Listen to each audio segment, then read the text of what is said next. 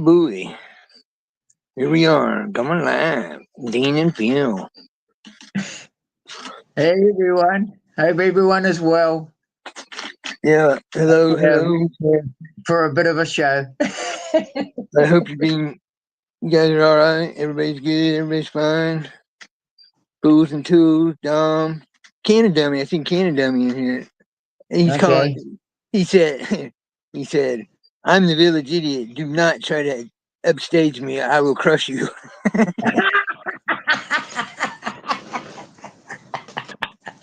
on your Canada dummy. I believe him. I believe him. We'll leave it at that then. Yeah, I believe him.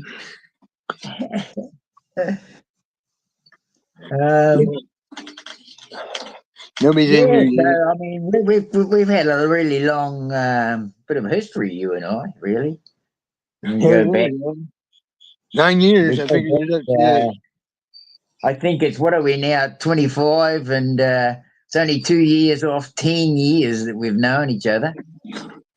Yeah, exactly. So it's been a long ride, a good ride. At times, it's been a very testing ride. That and the last one hurt. The 2 years, 23 months gone. That hurt. But I think though, like when I look back over it, like 2017, I was hard out in Facebook. Hey Deane, you want to wait? I spent a couple of years with the Jehovah's Witness, and I came out of there with a whole different perspective, because I didn't feel like I felt there was too much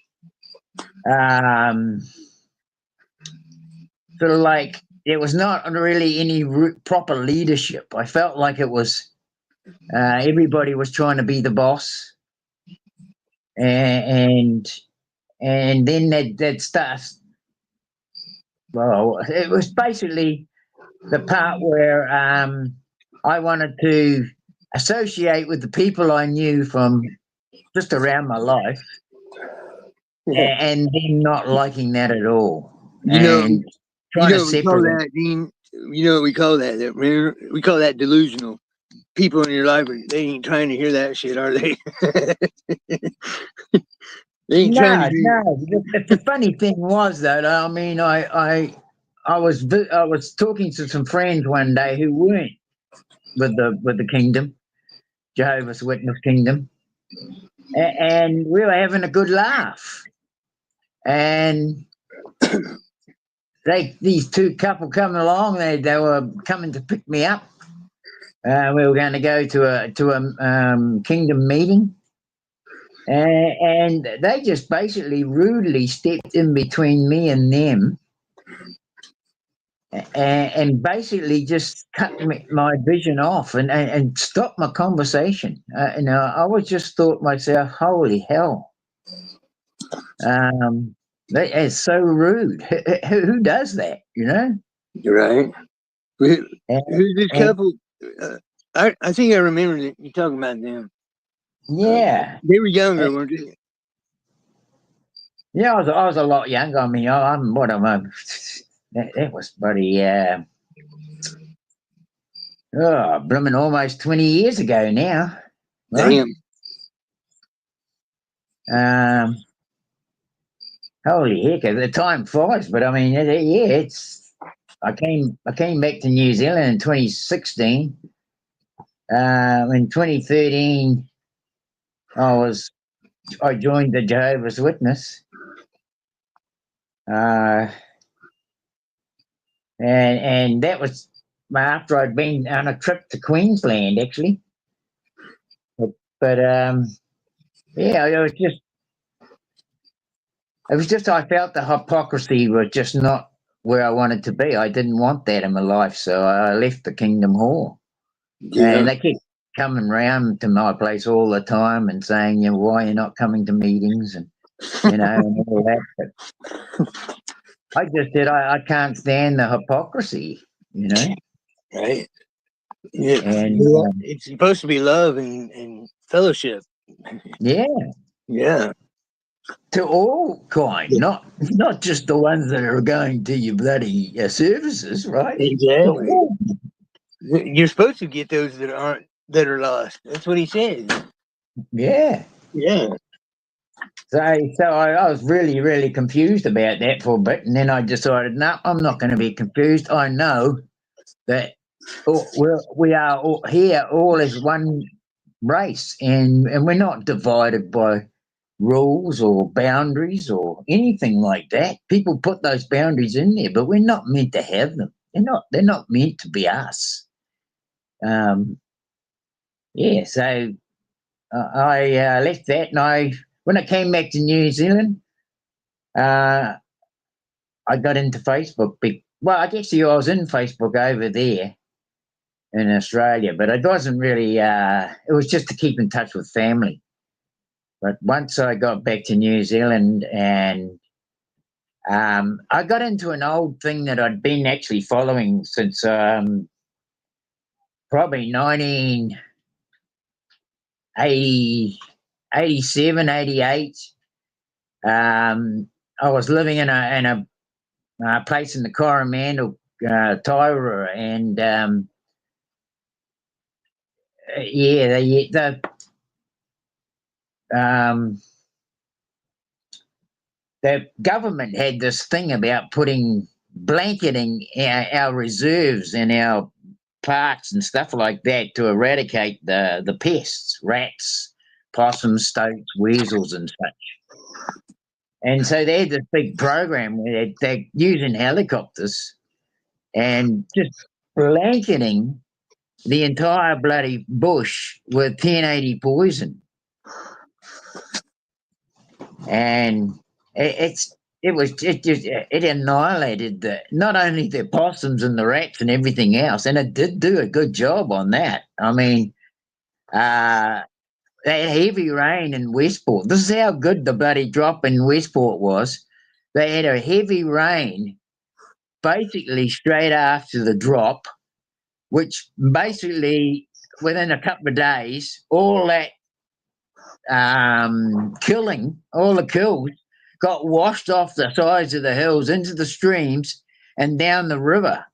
And they came out into the Buller River. They reckon there were just the whole banks were just lined with rats and other dead vermin. And I mean, just millions of them. And, there was obviously a bloody problem there. But it didn't just annihilate that side of things, it annihilated the bird populations as well. And I mean, I remember as a boy, you had to go. Sometimes you had to go down to the river and let the river noise take the sound of the birds away from your ears because you couldn't talk if you're up on the hill properly. Sometimes in the early morning, those bird song was so strong that it just took over your whole thinking, right? But to think of it now, you go in the bush now and you hardly hear a whistle or anything, and it's quite a shame. It's quite hard on your senses, especially when you've grown up. To accept that I thought it would never change. Right, I never thought it would change. Right. And so I got back into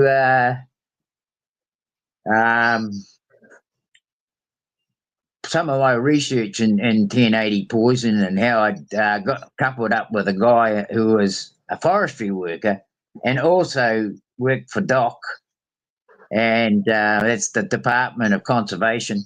Okay. And he was doing tests and manual drops in proper confined situations to kill possums and rats and things without letting the birds get at it. Right. and so that's how he wanted to deal with it. He didn't want to do it the way the mainstream was going about, buddy, you know, um, using helicopters and 1080 poison and pellets.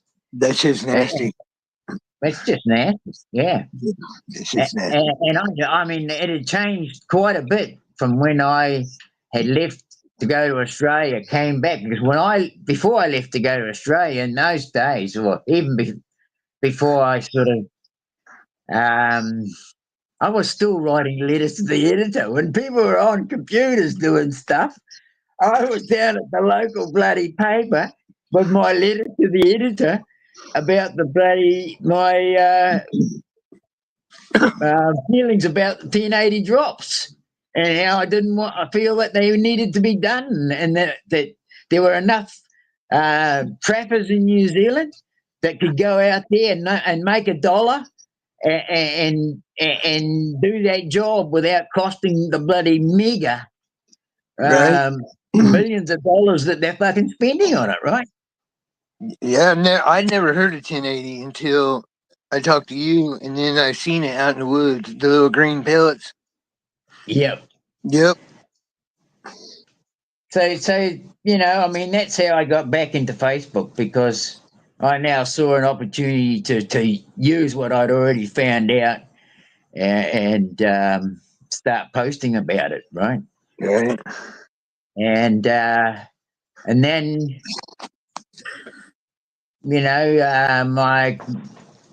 my Christian heart and my kindness towards other people, and seeing all the sadness in the world, and how countries were being subjected to tyranny and suffering and everything like that because of a government system. Right. And it started to bug me. That's when I started to just to see things from a different perspective. I mean, and before that, I was just a country bumpkin out in the bloody scrub, um, living life and doing it the best way I could. And I'm still doing it the best way I can, but I've got a whole different perspective on what things are now compared to then. But getting back to 2017, and I actually wrote a bloody prayer from Venezuela, and it was quite a long one, and it had my heart in it. It had my heart in it, and Now, that's when I think I met you. okay, so yeah, I knew we met, and then we were together for like a year, and then we got into it, or you got mad at me. We didn't get into it. You got mad at me for holding information. I got mad. I told you to fuck off. Yeah, because you thought I was holding information. Like I had all this secret information. Yeah. And then, okay, I Dan. thought you were a fucking agent for the government. Jesus. But I thought the Venezuela thing, that's when I called you back. I said, or where was it? How was it we got back together? Well, I you called, said to me that if you only knew how much that prayer has gone out to people, Dean. Because I didn't know how much it had gone out to anybody. I just, yeah, yeah. that's right. And it was you that said, do you realize just how much power you have when you gave out that prayer? And I had no idea Yeah, about what I. yeah, because Trump was, yeah, they were blockading them. They wouldn't let them sell their oil, and then when the ships come And in, George Soros was buddy running the paying people to take that ride to America, right? yep, Yeah. yeah, it's fucked up.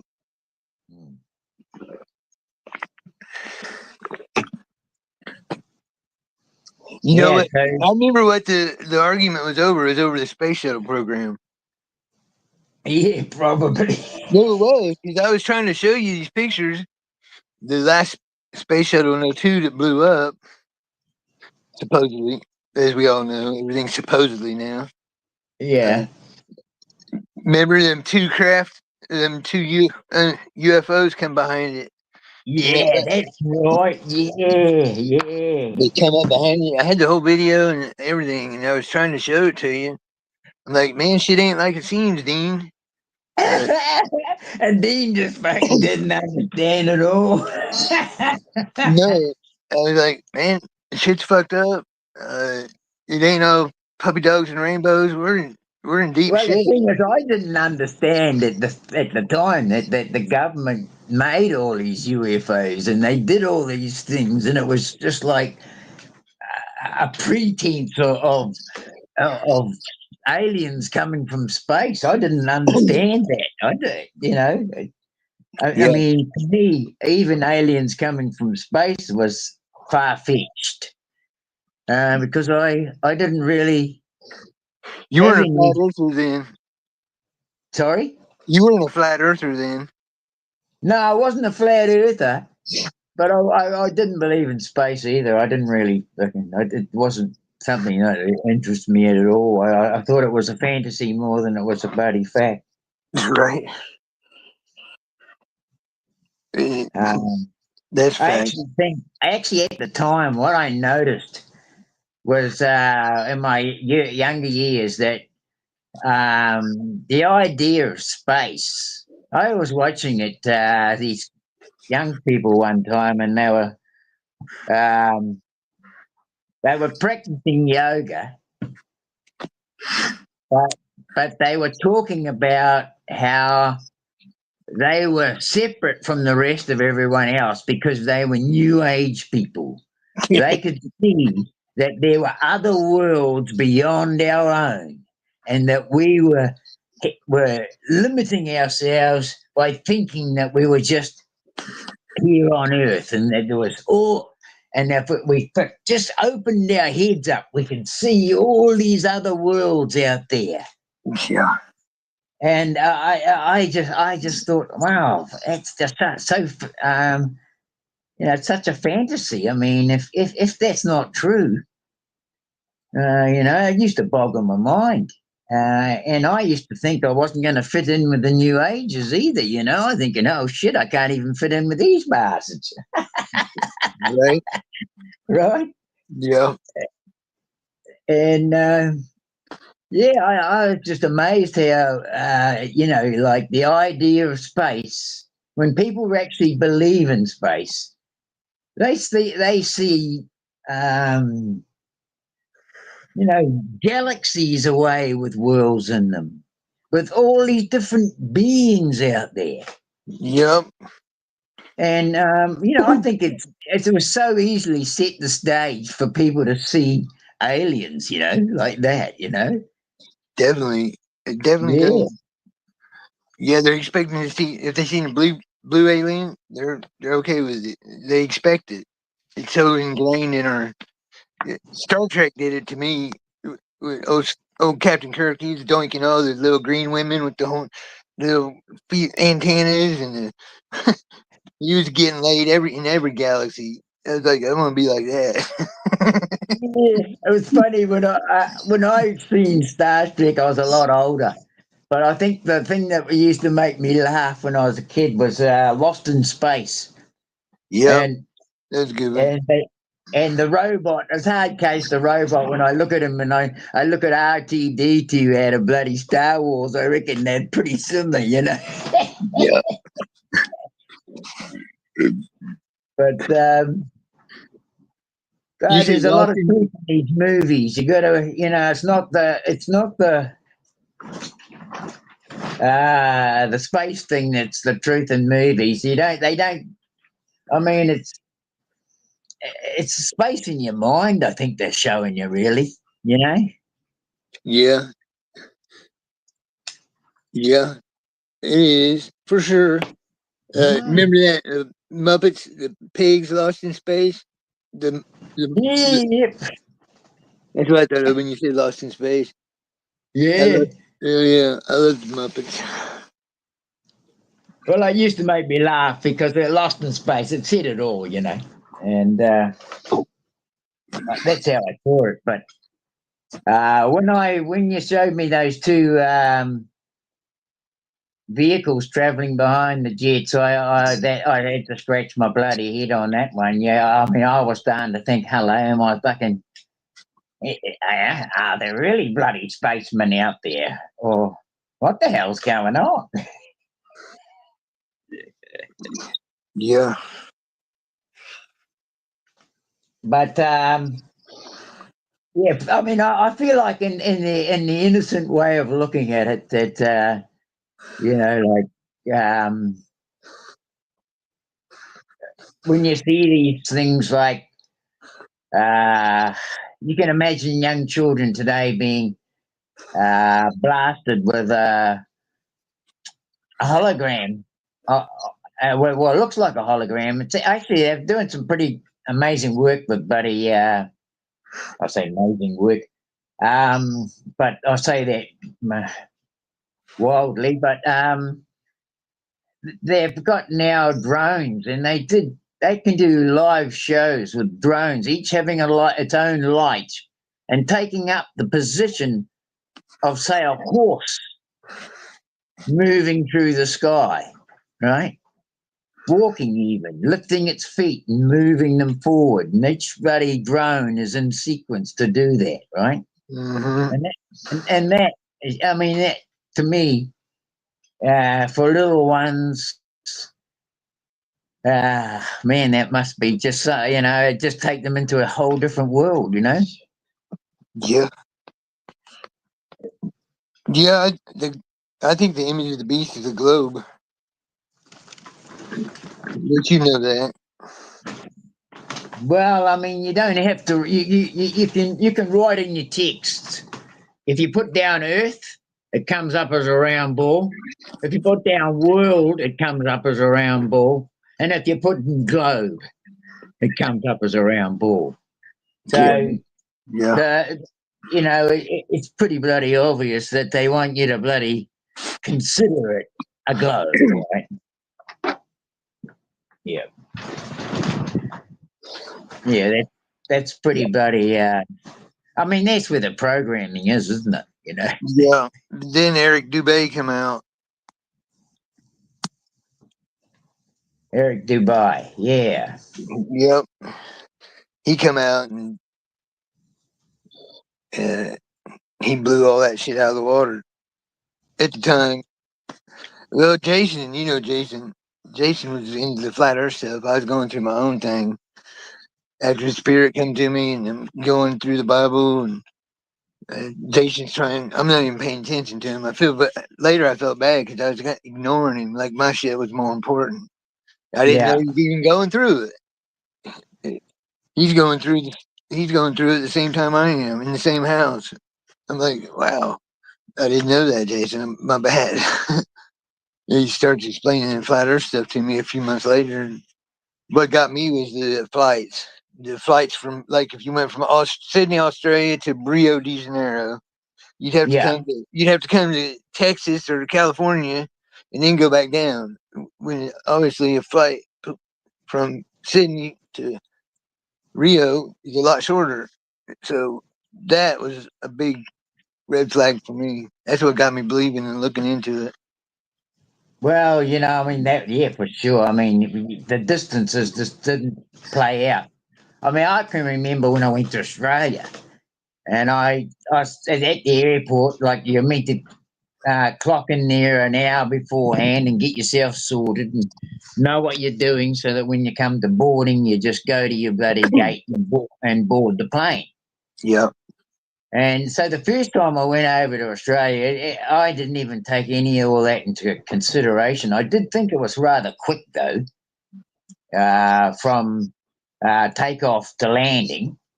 But I was more conscious of it the second time I went over, and I just thought how much time I spent in the air when I got off the ground, left New Zealand, got up into the clouds, looked back, see the land disappear.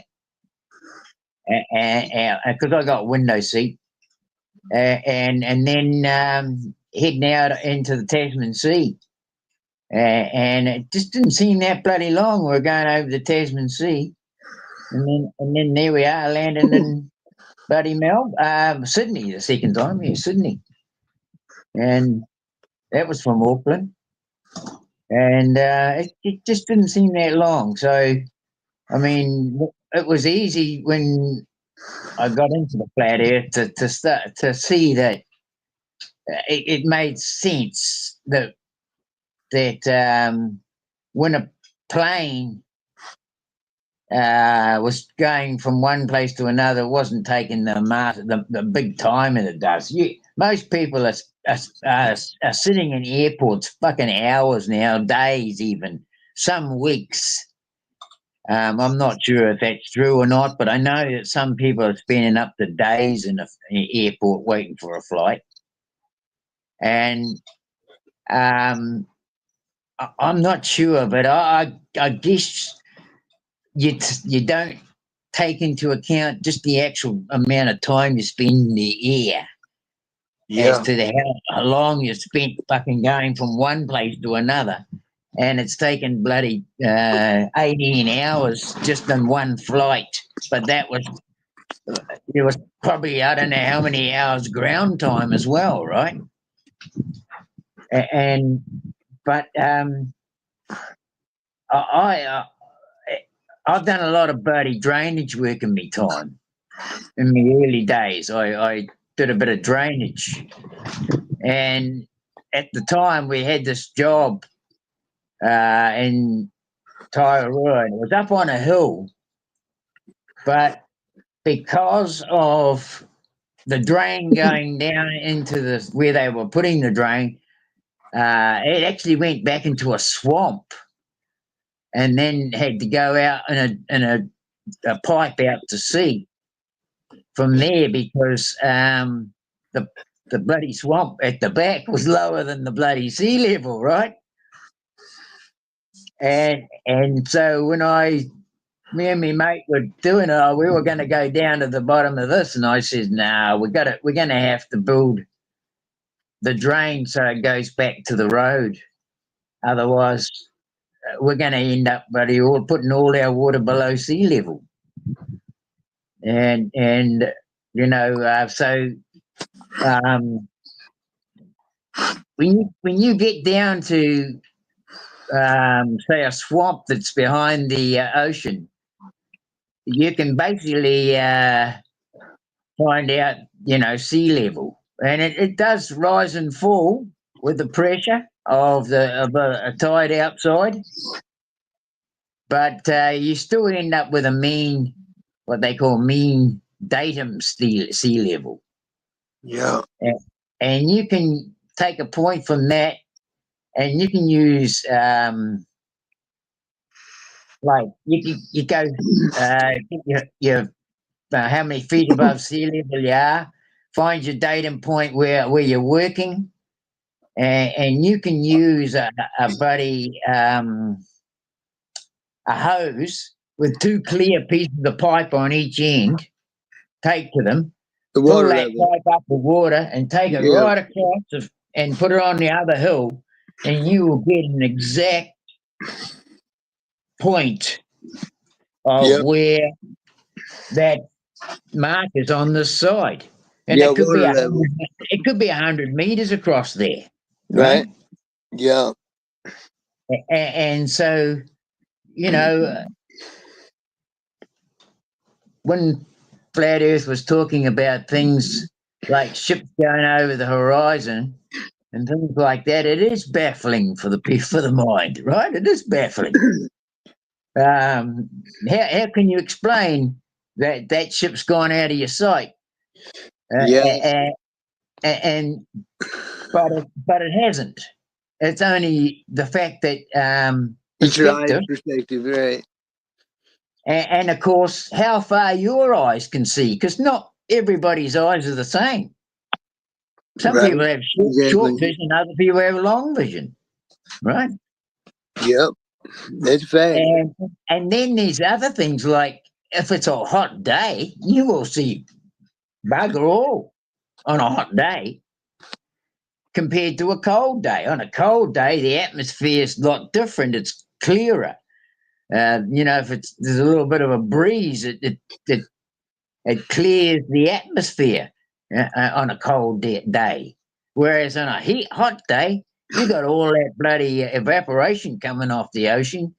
It's like a like a mirage when you're driving down a highway. There's no water on the road, but it looks like there's a bloody lake right across it, right? Yep. So that same kind of um, vapor as it evaporates just changes your whole outlook, your whole vision, even. Absolutely. Yeah, because So the moisture in there does a lot to your vision, of course. yeah, how you perceive Absolutely. what the image is, of course, yes, Yep. yeah, and yeah, so that was always a good one for me. I mean, I've always seen those sorts of things and knew what datum was and sea level and um, I mean, when I was a young fellow, because where we lived in the country in the back of Caddy, Bay of Plenty, we were right up the end of a buddy road with the last house.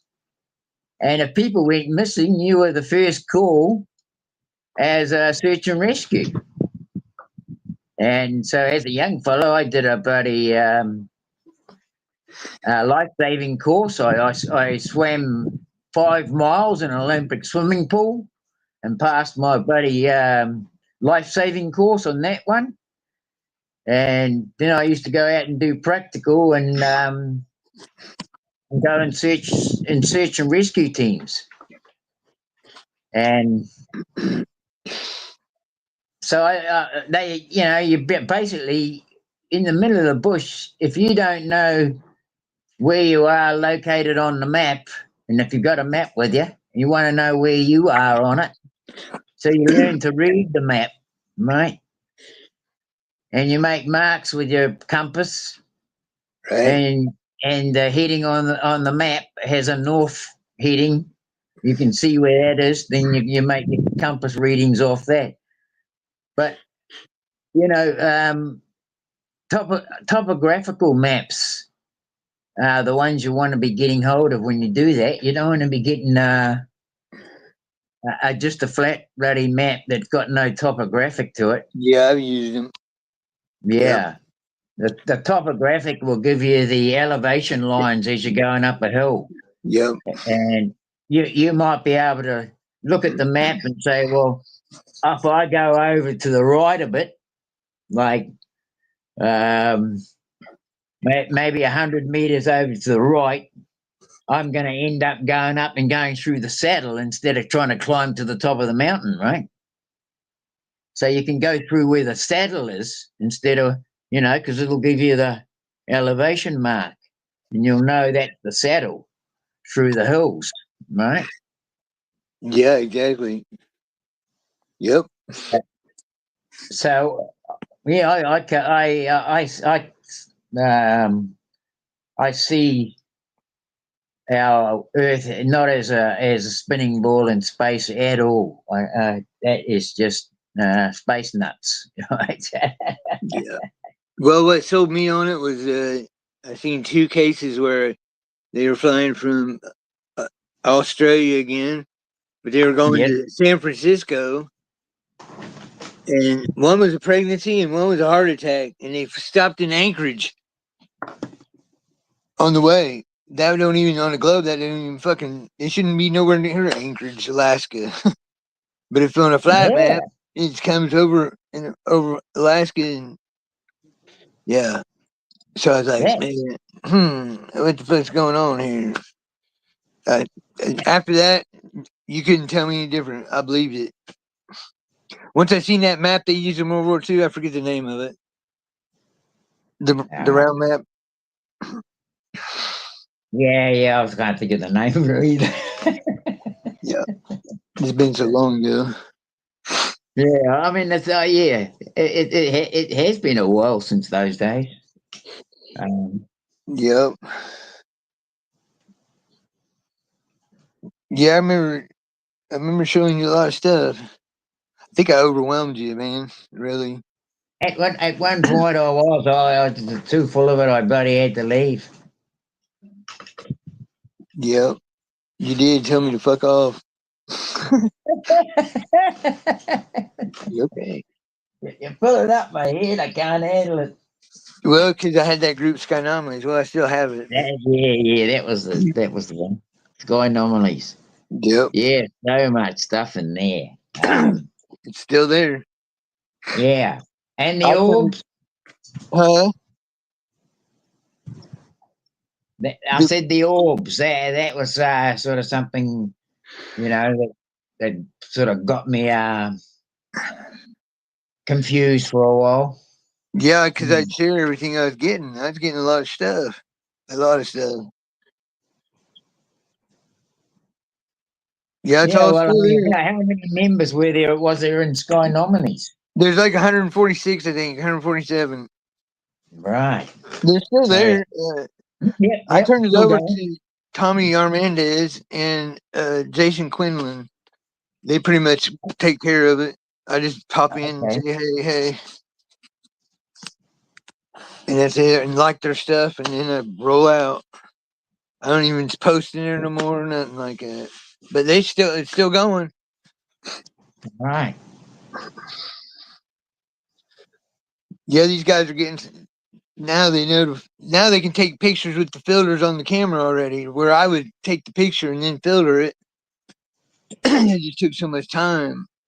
Right. And I'd filter. Other people would ask me to filter their pictures, and like, man, okay, I couldn't say no because you know, The I get, workload got too big. huh? The workload got too big. Yeah, I get 5 to 20, 25 pictures a day. That's a lot Yeah. of, especially when there's craft in them in the clouds. That Yeah. takes time. That takes a lot of time. I've filtered them and screenshot it, and then take that screenshot and then refilter it again. Right. I got pretty good at it. Old girl taught me. I forget who it was. This girl taught me that how to do the contrast and all that. Okay. That's how I learned it. I Yeah, forget who. I'm only just starting to mess around with that stuff. Um, yeah. Yeah, we. You were into the flat Earth more than I ever was. I know enough to argue it if somebody wants to argue back then. I just what I do. I find the strongest points like the air is pressurized. You can't argue with that. You have to be in an enclosed system if the air is pressurized. Exactly. Then I say, well, if you take an aquarium and you or a sandbox, anything that's open, anything you think you can pressurize and seal, but keep it open. You let me know how that works out. You do that, and I'll believe in round Earth. Yeah, there's so many layers to that shit though, like the globe thing, and it's all there if you know. It's even in it's even in the statutes and uh, the federal statutes. Low Earth orbit. They can leave low Earth orbit. It's all right there. I think it's 52. It's in like 49 and 52. Title 49, title 52. Both space programs, the early one and the space shuttle. And then you're talking about Musk. They say in the code in the statutes that they were going to be in Mars by 2025. Right. Yeah, I think they meant to say Iceland or it's Greenland. Which is it? Greenland, isn't it? Yeah, Greenland. Yeah, it's fucking They got crazy. they got a lot of stuff in Greenland. There's a lot of stuff up there.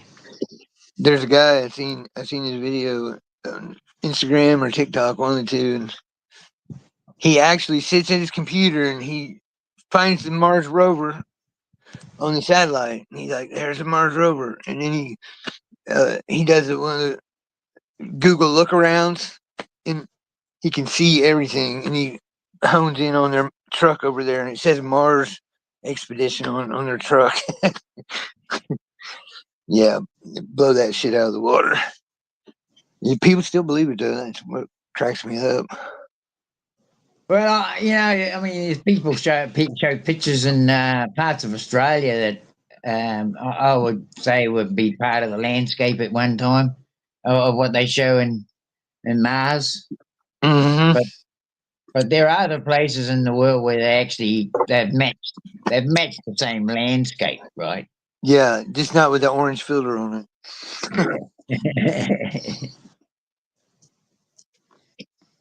Yeah. it. Right. Case. What are you doing? Getting your smoke? Yeah, I thought I'd roll myself a durry. I got the little puppy on my lap. Oh, King God, Yeah, King King God King dog. King Gold Dog. I'll get him up here. King Dog. Yeah, baby. Woo, woo, woo. King. Hey, King. Give him a whistle. Give him a whistle. I can't. I got no teeth, man. What are you talking Oh. about?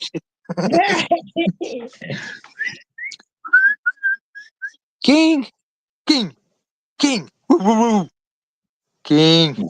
He's looking at That's his too mum. far away. You gotta get closer. King. What are you doing, buddy? King. He was looking. He was looking. You see, I can't tell all that hair in his eyes. You need to get your dog a haircut. You need one too. Long hair. Oh, yeah, that's the second time this week I've been told that. There you go. There you go. Why are you rolling it? The last fella had a bloody hand shearing piece for sheep. And he says, "Here, we'll start the bloody thing up and goo this fella while we're at it." Yeah. Yeah. I'm going to tell everybody what I made when I made them post tonight. Okay. What happened that I told you earlier while you're Yes. rolling that. I went through Google and I found everything about September 23rd, and I had a video that had a bunch of movies and TV shows talking about September 23rd. The TV and movies, a lot of them talked about asteroids, aliens, shit like that.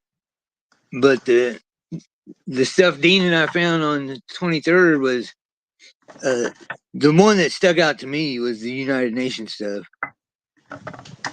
I don't know if everybody knows it, but Pope Leo had a prophecy. He had he prophesied on the 13th.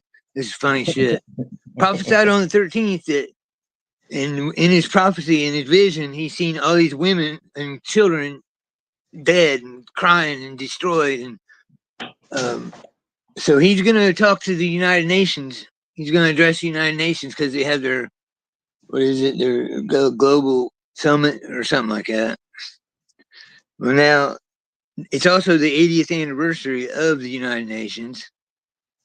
And they don't mention it in Pope Leo's article, or as a video, actually, that Trump's going to be there. And he's giving a speech about make America great again. But here's the kicker. Israel's going to be there because they've gathered, they need 70 nations to get their no-hide laws going. They got 40. I don't know if you guys are familiar with no-hide laws, if you are or not. If you're not, look into it because you need to be. So, and they're going to have a Palestinian, these 140 some countries signed or made declaration to make a state of Palestine. So you got 3 events that are all on September 23rd. just so happened to And I coincide also on got September what was 25th. it? Basically, the Catholic Church is going to fall because I don't know if everybody knows this either, but the Mormon Church is going to be the new Vatican. After Yeah. that's what they're wanting. The Mormon Church to be the new Vatican. That's why you got all them Mormons down there, Dino, Yes. in New Zealand, and you got your 12 apostles or 12 disciples or whatever they call that. Yep. Yep. I think it was is it What do they Jacinda call them, Ardern? Dean? Is it apostles or disciples? The Mormon Council. Yeah, I think they're apostles. No, hang on. Are you muted up? No, you're not muted up. What are you doing, No. Dean? Can you not hear You hear me? me? Yeah, I can hear you. What you got, buddy? I can't hear you. Uh-oh. What's that? How's that? Is that better? No. Ah. See,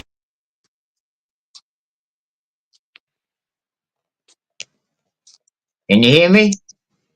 What'd your dog do, bro? Can you hear me, guys? Check 1 2. Check 1 2 3. Maggot, you hear me, bud?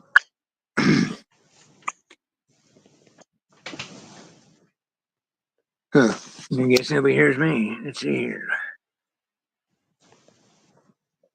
There we go. I can hear you. I can hear you. Okay.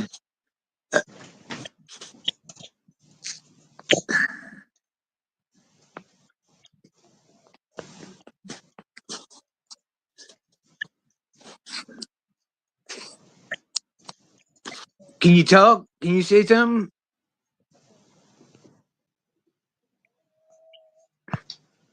I'm not sure what happened to my mic. Nope. I can't hear you, bud. Yeah, that's funny. That is weird. Audio. Okay, hold on. We're having technical difficulties. Okay, since you can hear me.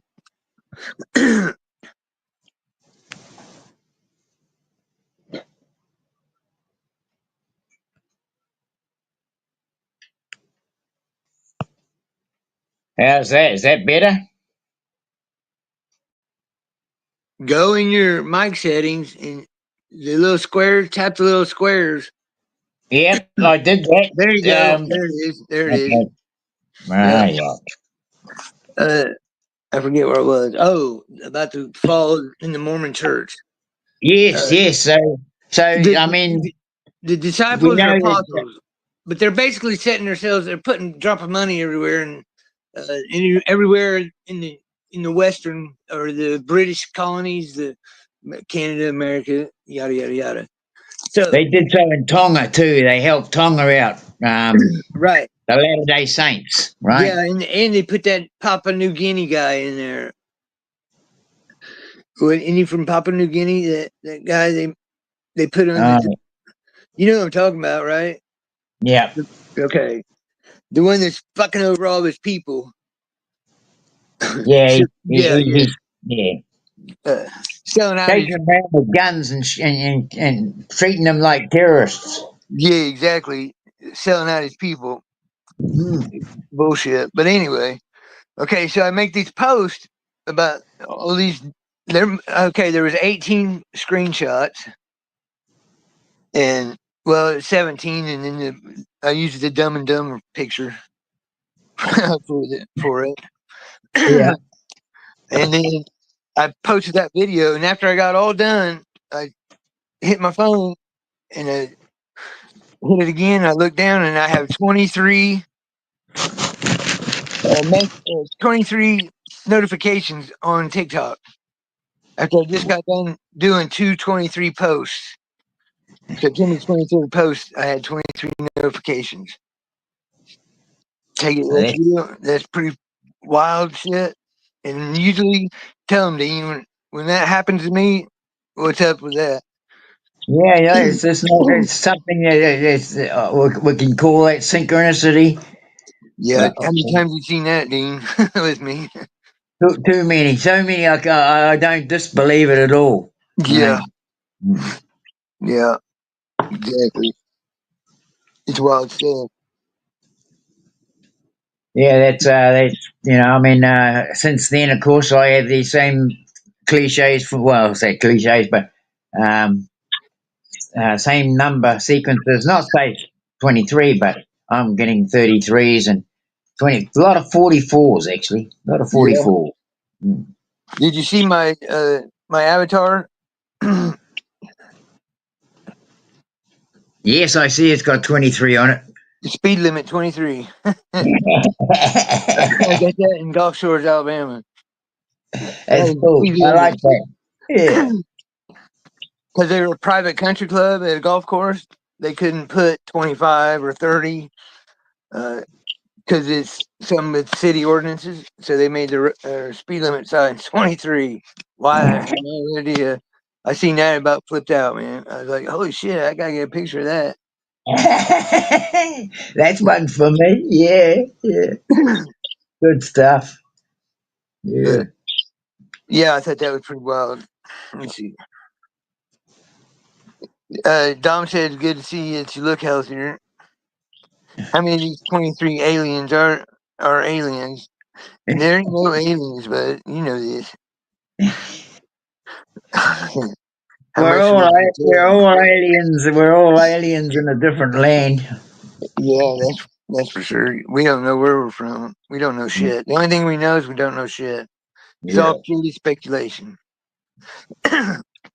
Well, that's not true. We know things. Yeah, of course. We definitely know things. But like I was talking about earlier, how I, I, I mean, to truly be a one connected world population, people wise, um, you know, there'd be no boundaries. You couldn't have a border. There's no way that I mean, a border to me is segregation, and if people are talking about unifying the whole world, well, just think about all that. You're going to have to take all those borders away and stop the segregation, right? Yeah, what's weird about here's what's weird about the everything they the new world order wants. We talked about this. Everything they want is everything that I know we're gonna do. Like no food, everything. Basically, everything should be free. We should be eating fruit and fucking in the garden. Period. It's what we came here to do. We didn't come here to work our asses off. Well, I mean, it's just like the old Tesla with his buddy Tesla Tower, right? He had plans to give everybody electricity. They didn't have to pay for it, right? It was going to be there, and that Yep. was his plans. And they took those plans and demolished them. Why? Because they knew they were going to make a buck out of it Yeah, and, absolutely. Is and hold everybody to ransom. yeah, use their minerals to do it when you can reach in the air and get it for free. Yeah. Well, that's the thing. I mean, you look at some of these big power lines. They call them, are they pontoon type power lines? I mean, you look at the shape of them. They got a point this way. They almost look like a star. Yeah.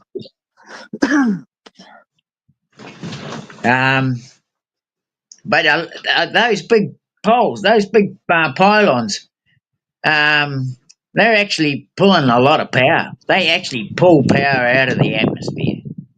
Yeah, Tim gonna tell me what you think of those. He thinks I they're all Tesla coils. All the high power lines are Tesla coils. Yep. I'd even say that the new towers they've all put up are Tesla coils myself. When you think about it, the amount of power consumption they use, I would say people get fluctuations in their power all the time. That's because there's surges being sucked out of the system, right? And I reckon it's coming a lot from that sort of stuff these days. Is these big bloody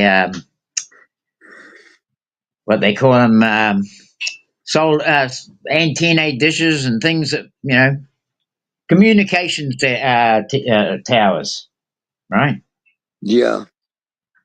Some of them are 200-300 feet high. Friggin' you know. You Yeah. see those guys that go up and fix the bloody thing up there, and he's at the top. He's right at the top, you know. They do 'em- They run them with helicopters here. Oh yeah, Yeah, a lot of them got on a harness, hanging out the helicopter on the power lines. Yeah. yeah. Well, that makes more sense, doesn't it? I mean, Yeah, I had a uh, friend that actually did that. Yeah, that was his job. right? Daryl was his name. Yeah. Yeah, he worked about 8 months at the most and made big money. Big money. Yeah, Yeah. big, Like 150 grand a year, and that was fucking 20 years ago. yeah, yeah. Yep. I knew his wife real well. Lori Dunwoody was her name. But yeah, big money.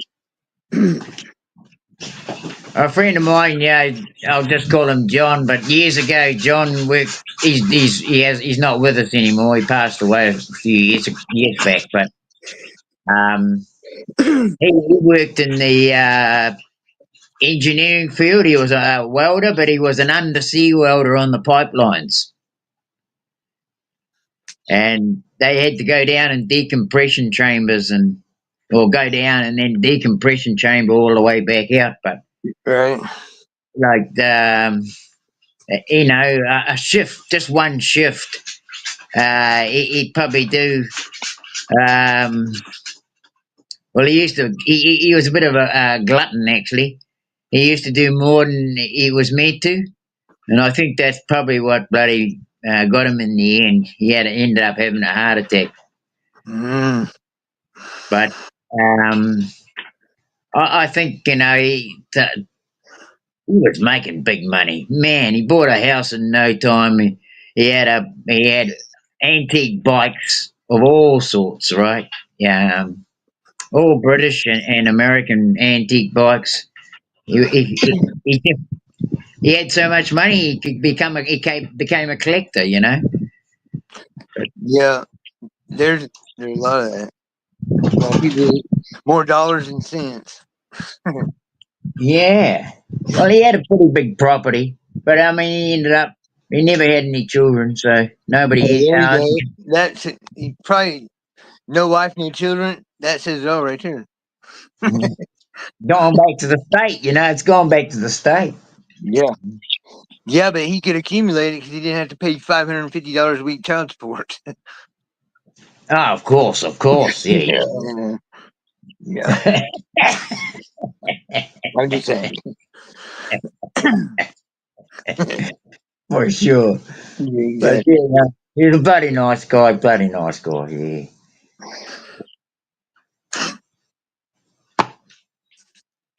And probably people will say, wonder why I say bloody, but it's just a part of my lingo. It's like saying fuck. Bloody LA, mate. Fucking A, bloody hell, mate.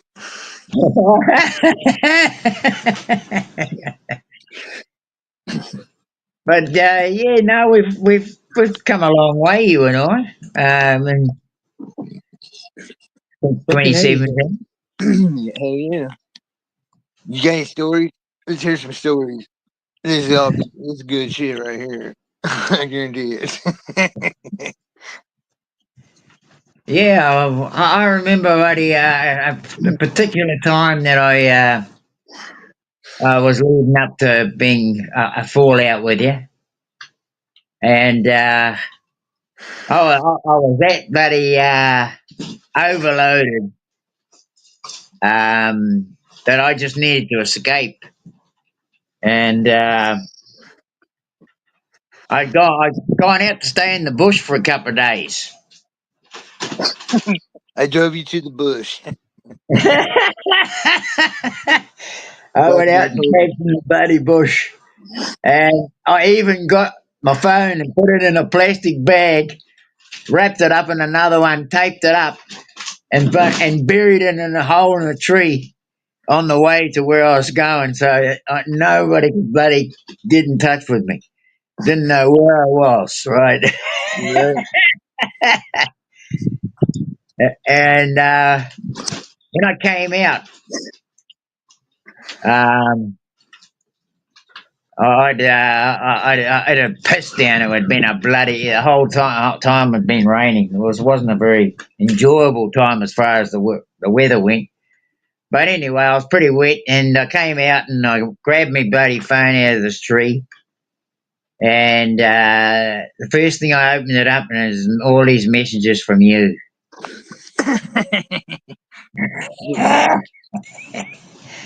And Oh, I just fucking lost it. yeah. We got talking on the phone, and I ended up telling you to fuck off. Just to fuck off. I don't want anything to fucking do with you. You're driving me fucking nuts.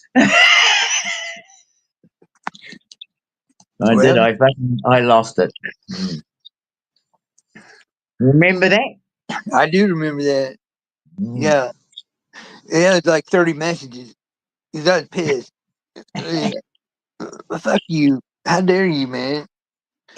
You blow up on me and then you ignore me. I'm trying to work it out with you, and you're. I didn't know you went to the bush. I just figured you were being a dick. Oh, nah. I wanted to ring you and tell you to fuck off. Yeah. But yeah, I was just that bloody.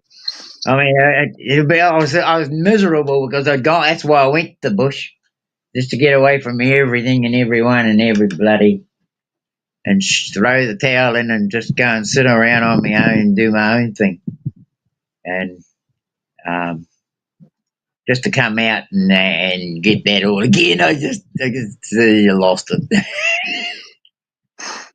Welcome out.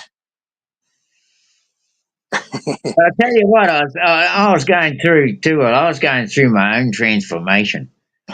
Um, I mean, Yeah. it's like hitting a brick wall, and just not having any answers for it. Well, I give you answers. You just didn't like them. Yeah, yeah, I know.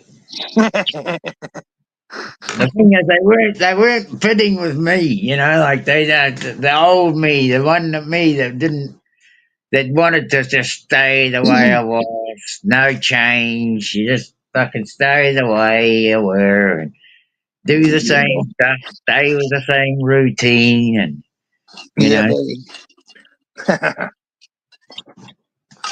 Mm, wrong. Not happening, Dino. Well, I've been breaking pattern a lot and lately. We went for about 3 years of that. Where we get to a point, and then I'd give you stuff, and then you would be get overloaded, and then you get. It wouldn't always blow up, but we'd have to take a break. Then it Yeah, went real good. Then it was like excellent for like 3 years. Like when we would talk. and then you buggered off to bloody jail. You bugger. Yeah, but I can't help that. That's just doing what I have to do. Yeah, Like, I know. But at the time, like it was. I think the first time, actually, the first time you went to jail, oh um, yeah, that was a bit of a gap, and and when I was at Jason's, yeah, the yeah, one yeah, I got them charges dropped. They would deal with Dad and I when Dad attacked me. yes, yeah, Yeah. yeah, And then I took off to Alabama and Florida for 4 years, and then I come back. You remember that? I was on my way from Florida going to Missouri to meet this chick. And yeah. That's right.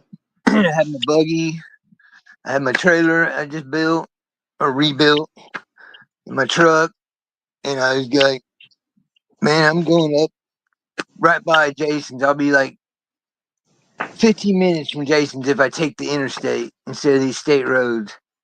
Yeah,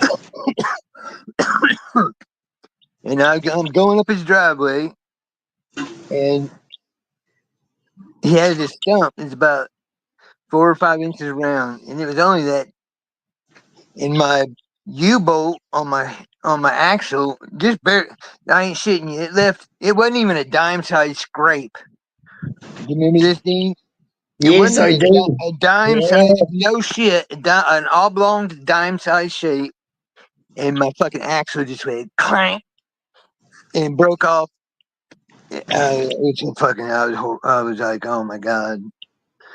And I was standing there for a fucking year till I got it fixed. But then yeah, and that's when Dad and I made it up because my friend Liz called me. Dad's always had a thing for her. And she's like, I'm going to call your dad. I've been following you, and you ain't crazy, and you and your dad need to make up. This is bullshit. She's a yeah. nurse at the hospital. And Right. yeah, so she called Dad, and she had Dad call me, and we made up. And then we were together for a year. To the day. It was 10, 20, 21 at 8 o'clock at night. I got there. And then he died 10, 20, 22 at, they pronounced him dead at, I think it was 4:30. So like 3.5 hour difference from exactly a fucking year to the date, to the hour. Wow. Yeah. Oh, Lonnie. Man, that bloody foot of his, though, that was bloody rugged. I told him not to sleep with that chick. I kept telling him. I'm telling him about spike proteins. I said, don't let him jab you with the fucking ethyl oxide cotton swab. Don't let him test you. And here's what happened. They were getting ready to do the cotton swab. And I called Dad. I said, where you at? He said, I'm at the emergency room. I said, okay, what are they doing? He's like, uh, I'll be all right. And he hung up. And was calling him back. And he answered like 10 minutes later. He's like, I left. I said, what'd you leave for? Because he was getting his foot looked at. I said, "What'd you leave Right. for?" He said, "I didn't want you to come down there and ripping everybody's ass and telling them about their vaccines." Cause he goes, "I know you're right, and you know you're right, and I don't want you getting arrested at the hospital." So he left. But he didn't tell me what his foot was doing. He just said he made it sound like he had a stone bruise or fucking stepped on something. Right. I didn't know it was a diabetic fucking pinhole in his foot. Then he come in the bedroom. No, he come out of the bedroom. I was at the kitchen table, and he comes in. And he's barefoot. He's like, "Look, it was just not the pinky toe, but the next one." He's like, "Look at my foot. Look at my toe. It was started turning black. Right. It's going black." Like, Dad, what the fuck? I said, "Let me see your foot." Nobody knows I was a medic and a firefighter for 9 years, so I have medical experience. I was like, Dad, let me see that. I said, man, this is from your diabetes. I said, you been testing your shit? And he's like, yeah, I've been testing it. I've been good. Da, da, da. Yeah, he's such bullshit. Lonnie is something else, wasn't he, Dean? He was. Man, I give him hell though, wouldn't I? You were, but he's a good man. He took it. He Yeah, loved you. He loved you. I loved him too. People don't know it. We were business partners for 21 years. When you work with your dad for 21 years and he starts costing you money in like 4 and 5 years in, I was like 21, 22. I'm like, this father son shit ain't gonna cut it no more, man. I'll tell you, Dad. You cost me like $1,500 last week. I think I'm overriding the son part, and you're my partner. Okay, partner. Okay. He laughed. He's like, fair enough. I said we can be son and dad on the weekends, whatever. But when we're at work, yeah, we're partners, man. I'm gonna start costing you money. See how you feel about it. Yeah. Yeah, and he was so. Oh, Maggie, we appreciate this. Hey, Lapis Blue, look at it. Oh my gosh, look who's here, Lapis Blue. Lapis blue. And Hey. Ant and Lapis Blue come in. That's cool shit right there. Uh, Dad would love to dig Hope out. you're both well. He would dig the subgrade out. I 2 or 3 inches of pea gravel subgrade. I get there, I'd order the gravel and figure it up for the job, and I already have it ready to go. He's like, I need another triaxle. I'm like, another fucking triaxle? At that time, triaxles were like $350 with the gravel and the delivery. I'm like, Dad, that's $350, man. What the fuck? Oh, I dug a little deeper. He just didn't like to get off the bobcat or set some string lines up. He just thought he could eyeball it. Like, Dad, come on, man. So I got a guy, a little Mexican guy, just walked around with him. All I did was a laser. Doot, doot, doot. I cut that out. But yellow on him was something else. He was a hard working motherfucker. Let's see, I think he worked 37 years, 36 or 37 at General Motors and poured concrete Whoa. for 37 years. Yep. Well, it's hard work. I know that one thing with concrete. Well, You have to be strong, you have to be fit, and you have to be on your game. here's the thing with concrete, it's not really hard work if you know the timing and you know the Yeah, product. yeah. You people make it hard. I can, Well, it all depends. Like in the early days, if you were pushing a bloody wheelbarrow and you had to bloody run well, up a ramp, yeah, you know. yeah. Of course, those times, and I've had those. I've been finishing concrete so fucking going at it so fucking hard. I start seeing spots. And I can't quit. Hell no, I can't quit. You know that. Yeah. Once it starts going off, it's going off. That's it. It's done. Yeah. Yep.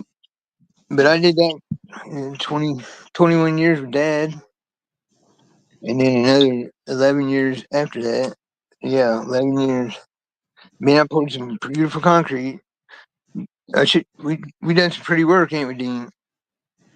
Yeah. I mean, I've done exposed myself. I've done quite a few exposed jobs, and yeah, if you get like, I mean, I've always had the idea that um, I'm going to make the best job I can because that's what I'm being paid to do, and Yep.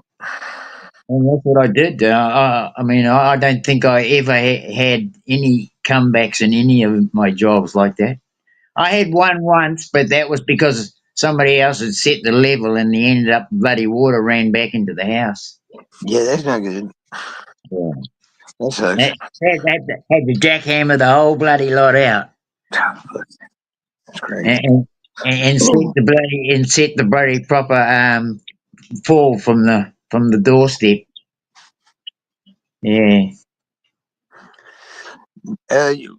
I've used Coca-Cola for exposed ag, surface retarder, of course. yeah, Sugar. yeah. Coca-Cola. Because I always use a pressure washer. I would wait. I would put Coke, spray Coke on it, and then cover it with plastic, and then come back and then pressure wash it. I always get the best finish like that. I got some beautiful work. I love pea gravel exposed with a ashlar slate stamp border of like two tone, like a light brown and a dark brown at a 45-degree angle. I got one right down the road here, about a quarter mile on a Yeah. lake. I did it at a home show, and then I did it like 3 doors down. The guy was he runs the UPS depot in at the airport in Uh huh. Indianapolis. Yep. Mike Harleston, something like that. Yeah, Yes, I mean, like I've seen some of your stonework as well. Very impressive, very, very impressive. thank you, Dean. And, and I know what it's like when you've got whenever I did stonework, I found that if I had a vision of what I was going to do in my head before I even started, I'd Mm-hmm. actually go to the quarry and pick the stones that I knew would Exactly. give me that finish, right? Exactly. That's Mm, the way you do it. yeah. Yep. Yeah, you seen that bar I did at Jason's. You seen that every step of the Oh, way. beautiful, beautiful. Yeah, absolutely beautiful. Um, that's the kind of stuff that you see in some of these big fancy homes today. It's. Yeah. Yeah. I was part of a stone house, building a stone house, and it was all just facade, really. It's just stone on the outside. But Yeah. we the guy even had a helicopter, so he had these huge big entranceway into his helicopter pad, but undercover, and Okay. we had to do three buttress pillars from ground to the roof, one on each side and one in the middle.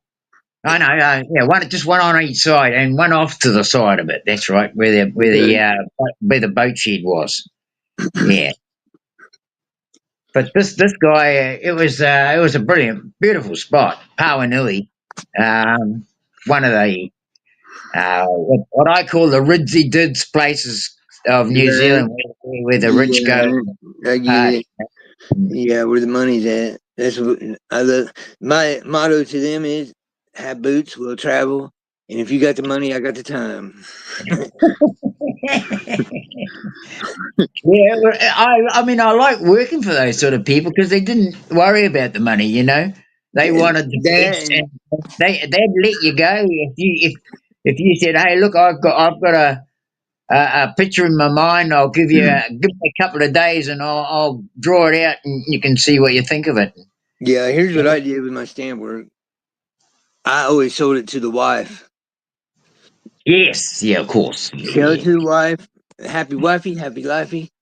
I've even told guys off to the side that were cool and be like, dude, you let me do this. You get a blowjob every morning for like 6 months. I can guarantee it. Awesome. Yeah. Uh, Yeah, I've had some good customers, and a lot of them just turn me loose. They're like, "What do you think?" Because all my work was word of mouth. I didn't advertise it and nothing. I started in a '79 Thunderbird and an '86 Ford F-150 in 1987. By the time I hit 1994, 1993, 94, I had, let's see, Dad and I had four work trucks, two dump trucks, two bobcats, a backhoe. We had the backhoe and one dump truck already. wow. And I had like 12 sets of stamp mats. Those things are like $4,000 or $5,000 a set. Because I never rented shit. I never rented tools. I hate, it was the stupidest thing ever. People do that. I'm going to buy it because once you buy it, you got it. Yep, and you just keep paying it, right? Exactly. Yeah. And then it's making money for you. Once you've paid it, it's making money for you.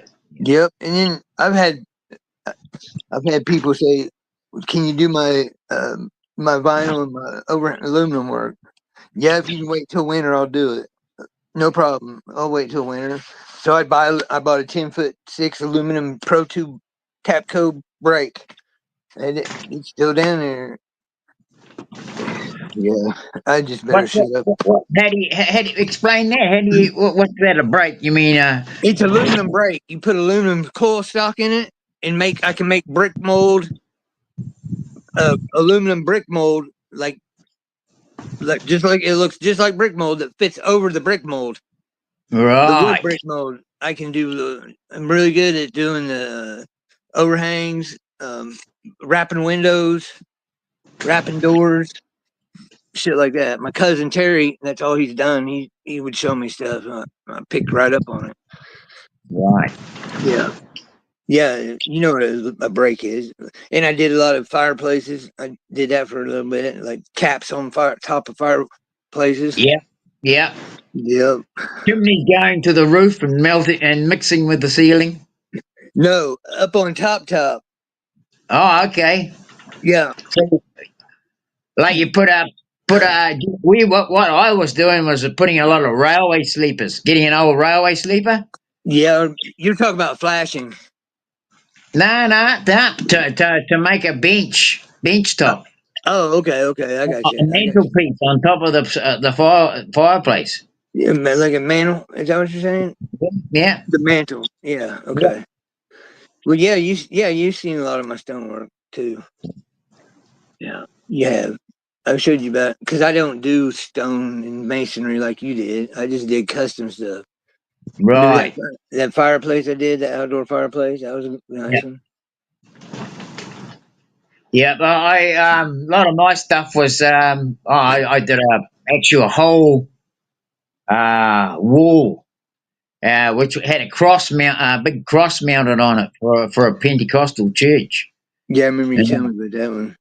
yeah, and that Yep. was 3.5 meters to the roof. Yeah, Yep. we were working off of scaffolding, and the guy making the mud, he had to put a bucket with a rope on it, get it out of the wheelbarrow, and we'd pull it up. Yeah, that makes it slow. Hell yeah, it was a Yeah, I long wouldn't do time. stuff like that. That's too much. That's too much. I ain't doing that shit. I'll do little work, little jobs, custom. Just because I don't want to hire a mason because I have to work around him. That's how I started laying block. I couldn't. These block layers are shit. I went to. I was a dick, man. I've had guys because I use the L block on top when I do a foundation for a garage. Yeah, yeah, I know what you mean. I turn the L block Yeah, inside and put the floor on top of it. yeah. Yep. Half these masons that say they're masons, they cannot lay a fucking solid L block. I don't know what it is, why. I know what it is because it's heavier than shit on one side, and they're like 90 fucking pounds, and they can't. They always got them. Well, you do that, you just top sill plates. I Done. I came to the Yeah. job. I looked at it. I looked down it. And like I didn't say nothing. I just started kicking them off the fucking wall. He goes, "What are you doing?" I'm like, "This shit ain't passing. If it passed, I wouldn't be fucking kicking it. You want to lay him? You want to lay him over, or you want me to do it? I'll do it. You can go home. You got the line block laid. That's good enough. I'll lay the L's. Yeah, that's the old Phil. Though. Phil's a dick. Yep. Yep, definitely changed. See, and you get mad at me. And you met the nice Phil. A what? I said you go to get mad at me, and I was the nice Phil. I wasn't the asshole.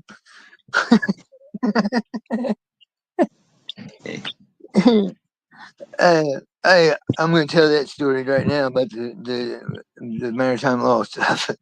Yes, yes. I told him, Deane I was going to tell the story because I didn't know if he would be like, okay, but nah, maybe not that one because this is fucking hilarious. I started getting into the maritime law, sovereign stuff because of Robert Clough. Remember? Yes, that's right. Robert Goff, yes. He was into it. I've always had somebody around me that was like huge into shit. And that's all he did.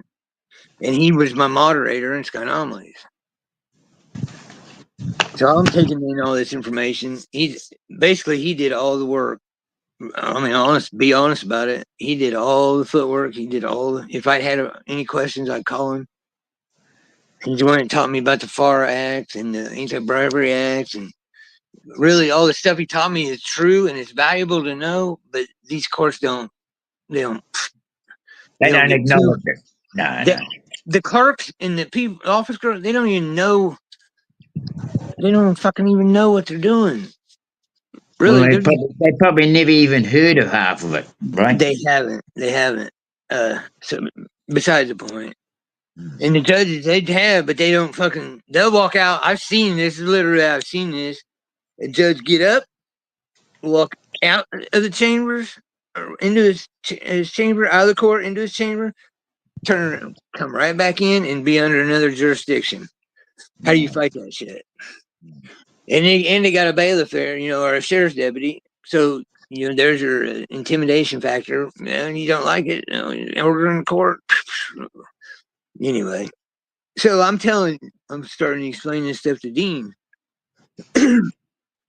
and I'm going to turn it over to you after I get done saying what I'm going to say, because I'll let you tell that part. Yeah, so I'm talking to him about it. we're talking. It's like 3 or 4 days we've been talking about it, and all of a sudden it fucking clicked in his head. He said, "What the fuck am I even alive for?" And he starts. We're on talking to each other face to face on FaceTime on Messenger. On Messenger. On Messenger. Yep, we were talking on Messenger. Yep. And all of a sudden, his phone's fine. Everything's fine. I see his hair fine. He's screaming, fucking. He's screaming like he just got attacked by a fucking. I don't know, a fucking a mountain lion. I mean, it's hilarious. I never heard nothing like it, and I honestly thought you were hurt. I thought, what the fuck's going on? He's hurting himself, or somebody's there. And then I see Mal comes up to the phone. She's like, "Honey, he'll need about 3 or 4 days. You call him back." I'm like, okay, but we hadn't known each other that long then, and then you'd never done that, and it fucking blew my mind. I'm like, God damn, Deane, calm down, dude. If you let me finish, I'll show you the beneficiary signature that cuts you off all that. I just did. I didn't know about the purple ink at that time. I knew about the signature, just not the purple ink. No, that's not true. I don't That's know not really true. I didn't know about the what, signature yet. I didn't know about the signature yet because right. I didn't learn that until like 2019. This is it. 2020. This I'm talking about happened in like 2018. It was right after we got back together after you got mad at me and we didn't talk for a whole fucking year. Yeah. Yeah. Well, that was that. I mean, a brick wall. I ran into a fucking brick wall, I gotta and damn guarantee it. and I just couldn't believe that that was fucking what the deal was. That I was actually a fucking slave to the system. That I was fucking Yeah. that everything I did, I was doing it for them. I wasn't doing anything for myself. Fucking waste of time. It was all a waste of fucking time. I was just fucking. I was gutted. I was absolutely fucking gutted. I laugh about it now, but yes, you were fucking gutted, all right. You were fucking gutted, stuffed, unstuffed. You were Oh, always up, down, sideways. You were a distraught motherfucker. I was. Oh my god. Fucking, I was distraught. I was fucking really upset. It took a fucking long time to get over that. Yeah, yeah. Yeah, I mean, even after we talked, yeah, you still were like had an attitude, a chip on your shoulder about it. yeah.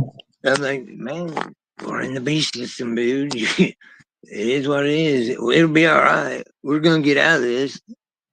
There it is, 7 years later, 6.5 years later. But it's looking good. It's looking better. Well, the thing is that and, until I came to terms with my place in the fucking scheme of things, because I mean, at that point, I was starting to fucking scratch my head as to what I was fucking doing here. Well, Um, you did actually. and I just, it was just like, um,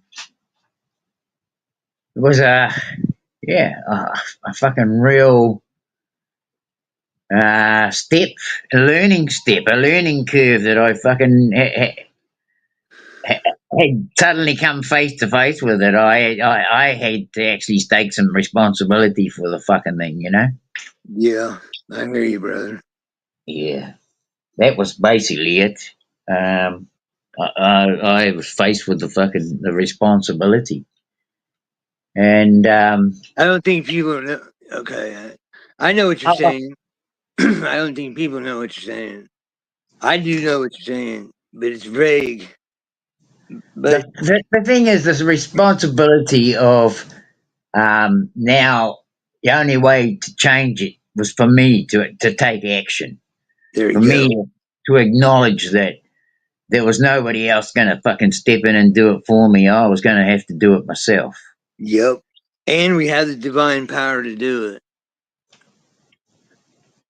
That's the big thing. We got the power to do it. Just getting other people to realize they have the power to do it too. That's the fucking problem. Yeah. You know? I mean, I ended up bloody in a court bloody year ago, and because of my accepted responsibility, I know that was the difference between that case being worse than what it ended up being. Huh? Yeah, they'd have fucked you hard if you didn't know the stuff we know. Yeah, exactly. They would have fucked me over big time, and I would have Yep. accepted it just like I had always done, never without a bloody clue of what I'd With a done. fucking smile on your face, with lube Yeah. on your ass cheek.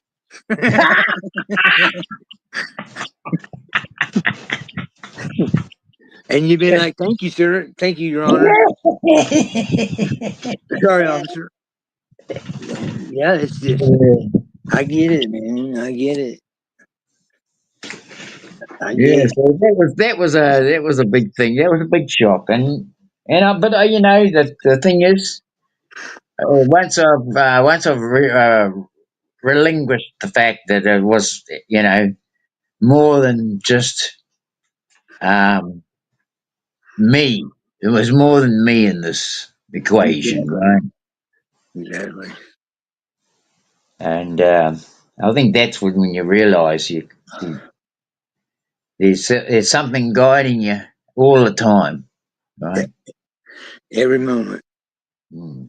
It gets, you've seen so much synchronicity, you've seen so much crazy shit that's happened to me that, like you said, it's so endless. You can't even fucking, you can't, You can't put a name on it or a word to it.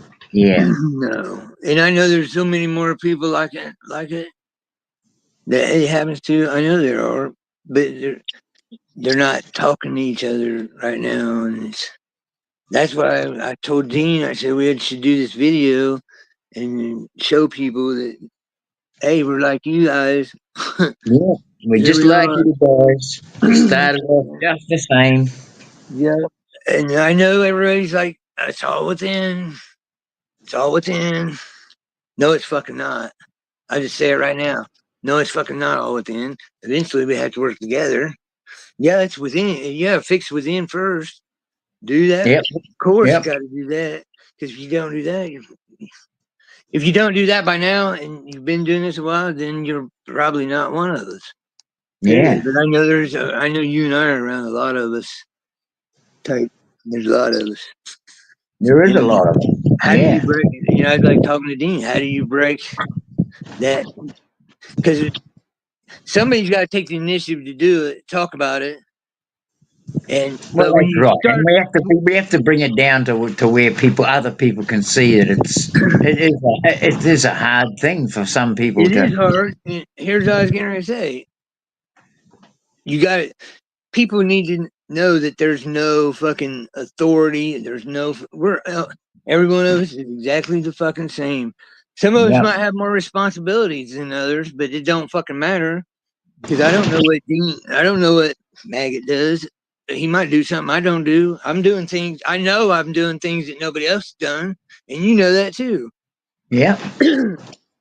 But it don't matter what I've done and what you've done and Maggot done and Fools and Tools done and Ken done. Anybody. We're all doing. That's the within part. What we're doing now. It's what we're doing now. Yeah. Exactly. There we I are. feel it coming. And tonight with that 23, because I don't know if it's physical or spiritual. I'm going to say I would bet on it's all spiritual. Nothing's going to happen the 23rd. I don't know that, but that's my feeling. It's all spiritual. It's just to align the shit for the future spells. That's that's what I get.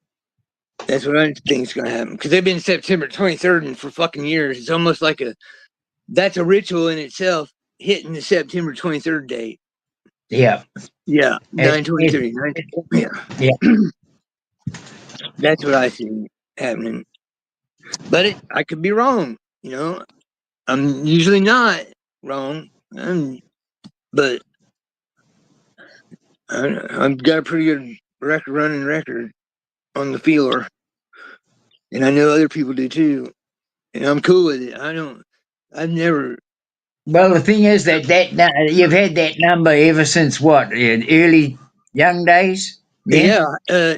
Well, I had it in. I'm trying to think, like my sophomore year of high school. Yeah. 23.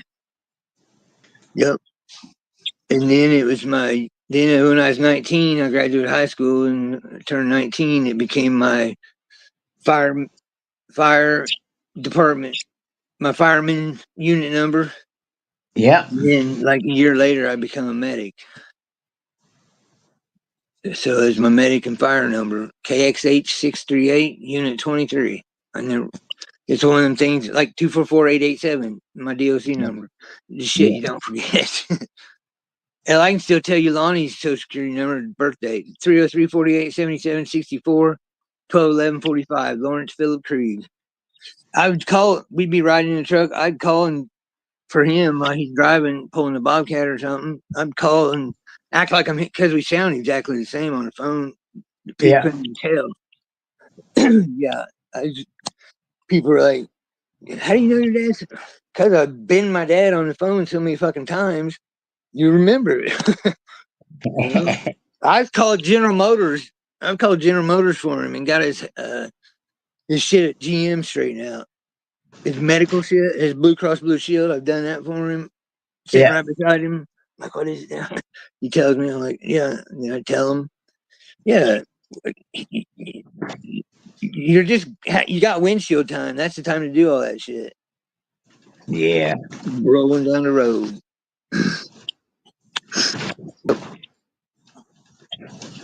Yeah, this is my best friend for sure. I ain't gonna even front like he wasn't. He surely was. Yeah. A You lot. know,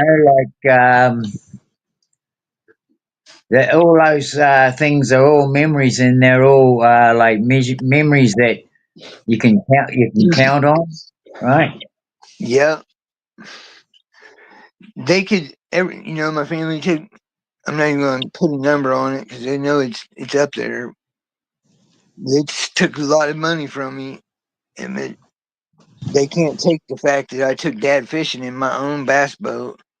The year right, it's like 2 months before he died. I took him fishing. So he always had a bass boat, and we always took his. Well, he had a bass tracker, a 16-footer, but it didn't have he had a trolling motor on it, but it didn't have an outboard motor on it. And I just got a bass boat. I traded, did some wheeling and dealings, and got some Yanmar diesel motors and this bass boat. And I fixed it up, and I got to take Dad fishing. We had a great time. It was fucking awesome. We didn't catch. He caught like a little yellow belly catfish, maybe like 14, 15 inches long. Yeah. I caught I caught what was it? I think it was a smallmouth or rock bass. One of the two. Yeah, we had a good time. Really good That time.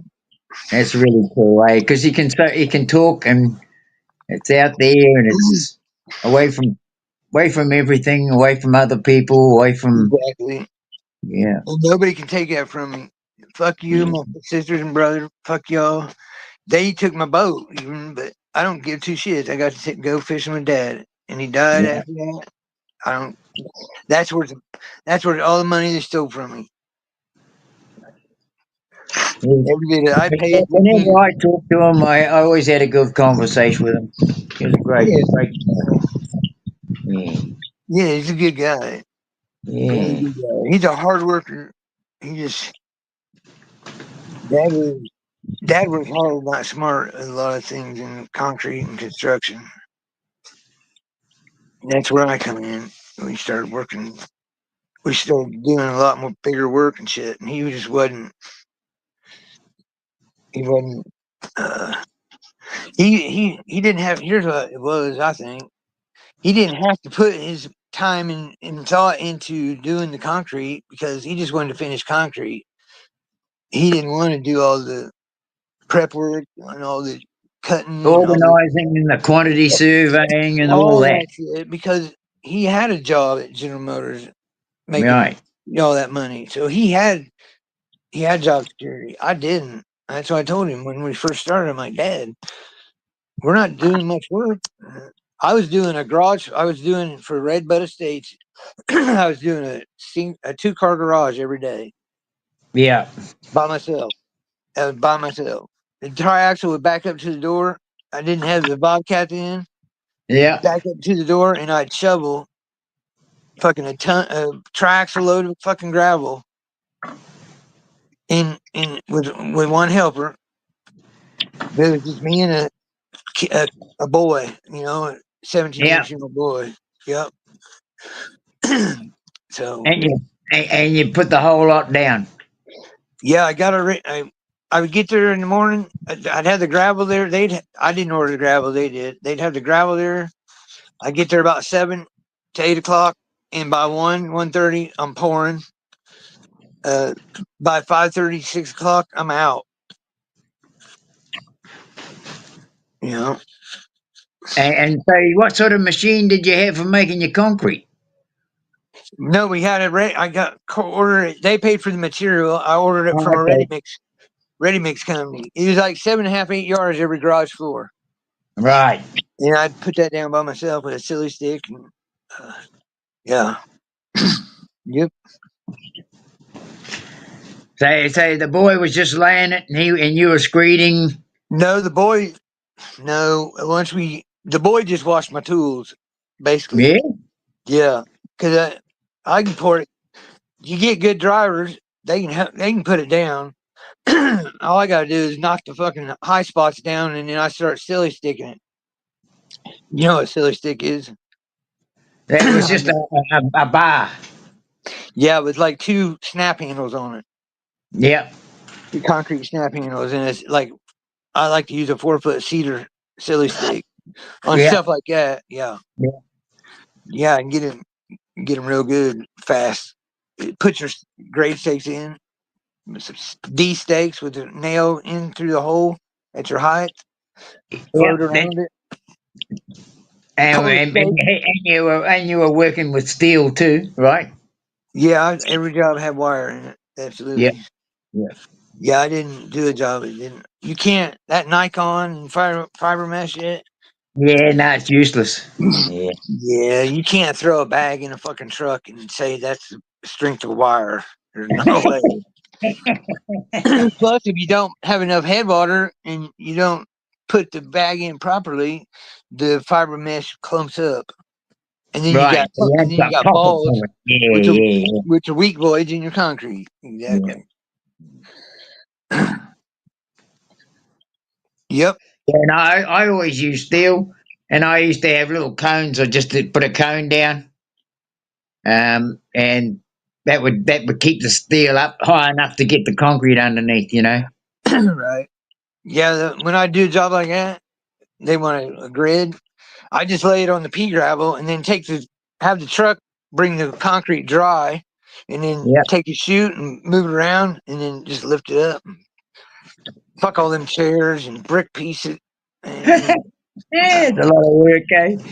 well, it creates voids in your concrete. People are like, use brick. I'm like, why do I use brick? I just pour the concrete dry, lift it up, done.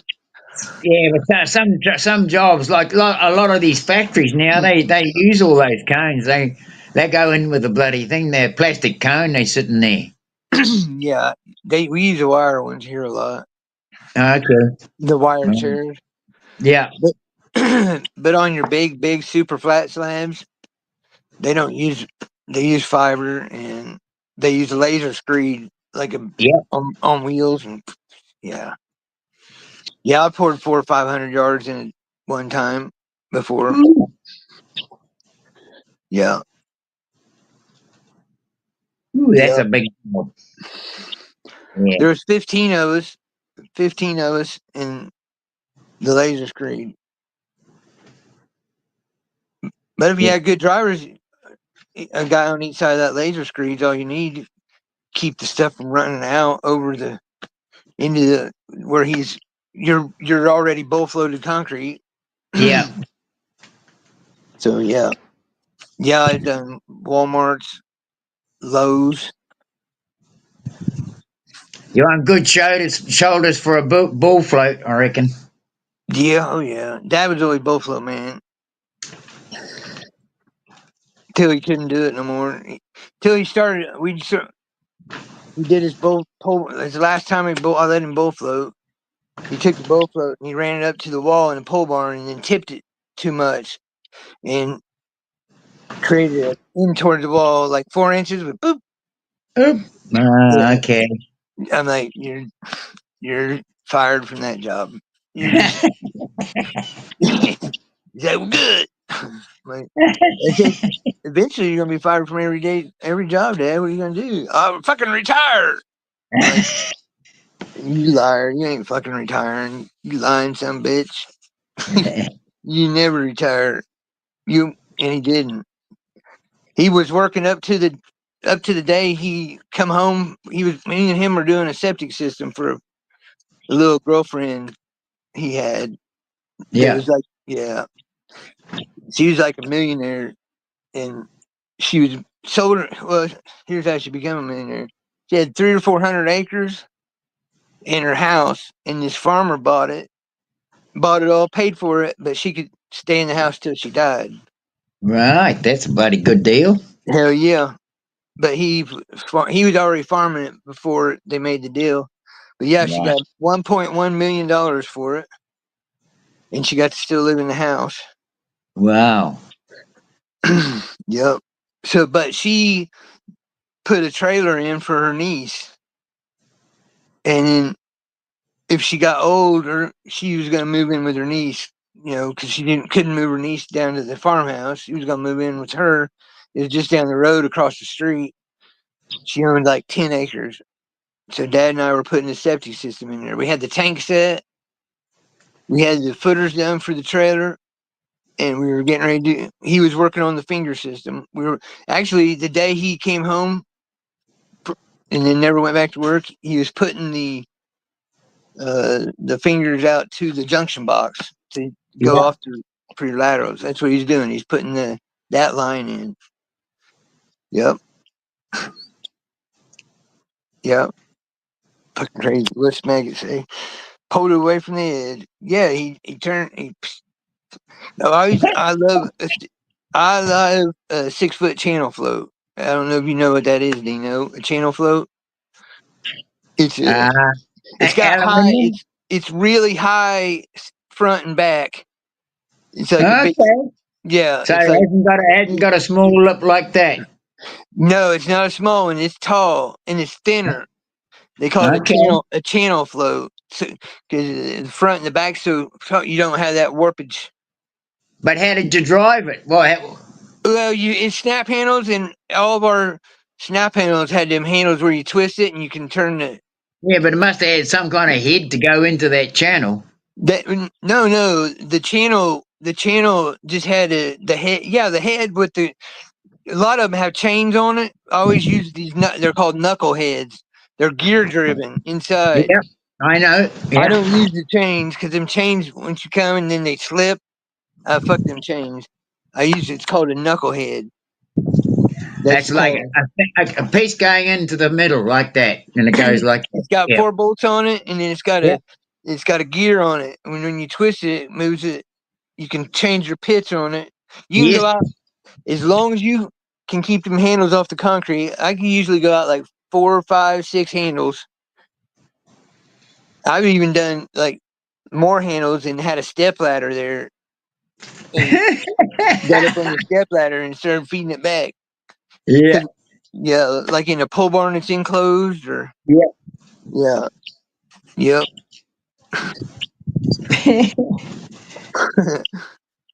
Yeah, funny shit. I had a Mexican guy stand there with the pole and hold my handle up off the concrete while I'm twisting it. And yeah, I've done some crazy shit, which I'm sure Maggie has too. Guarantee he has. But I yeah, can't. yeah, I loved it. I love doing concrete. I miss it. I really do. I miss the fuck out of it. I miss the money. I miss that. Yeah. Yeah. And here's the problem. It's not really a problem. Shouldn't say that. I spend it like I was gonna make it like that all the time. You know, you make Forever. Yeah. make Yeah. 6, 8 grand a week, and Ooh, yeah, yeah. yeah, I never got that big, but I mean, there was, 7 grand a week was about, what I was pulling. yep. Maggie just said it was my whole world. Yeah, mine too, bud. Mine too. I would do. I think Dad and I's best year is like 1.15 gross. 1.15. Yeah. Yeah. Now there's 11 of us working, and we were doing. I had this. I had a sweet gig with Red Gold Foods that I did all their smaller. I didn't do the big warehouses when they built new buildings, but if they needed a new brine tank pad with walls, I built.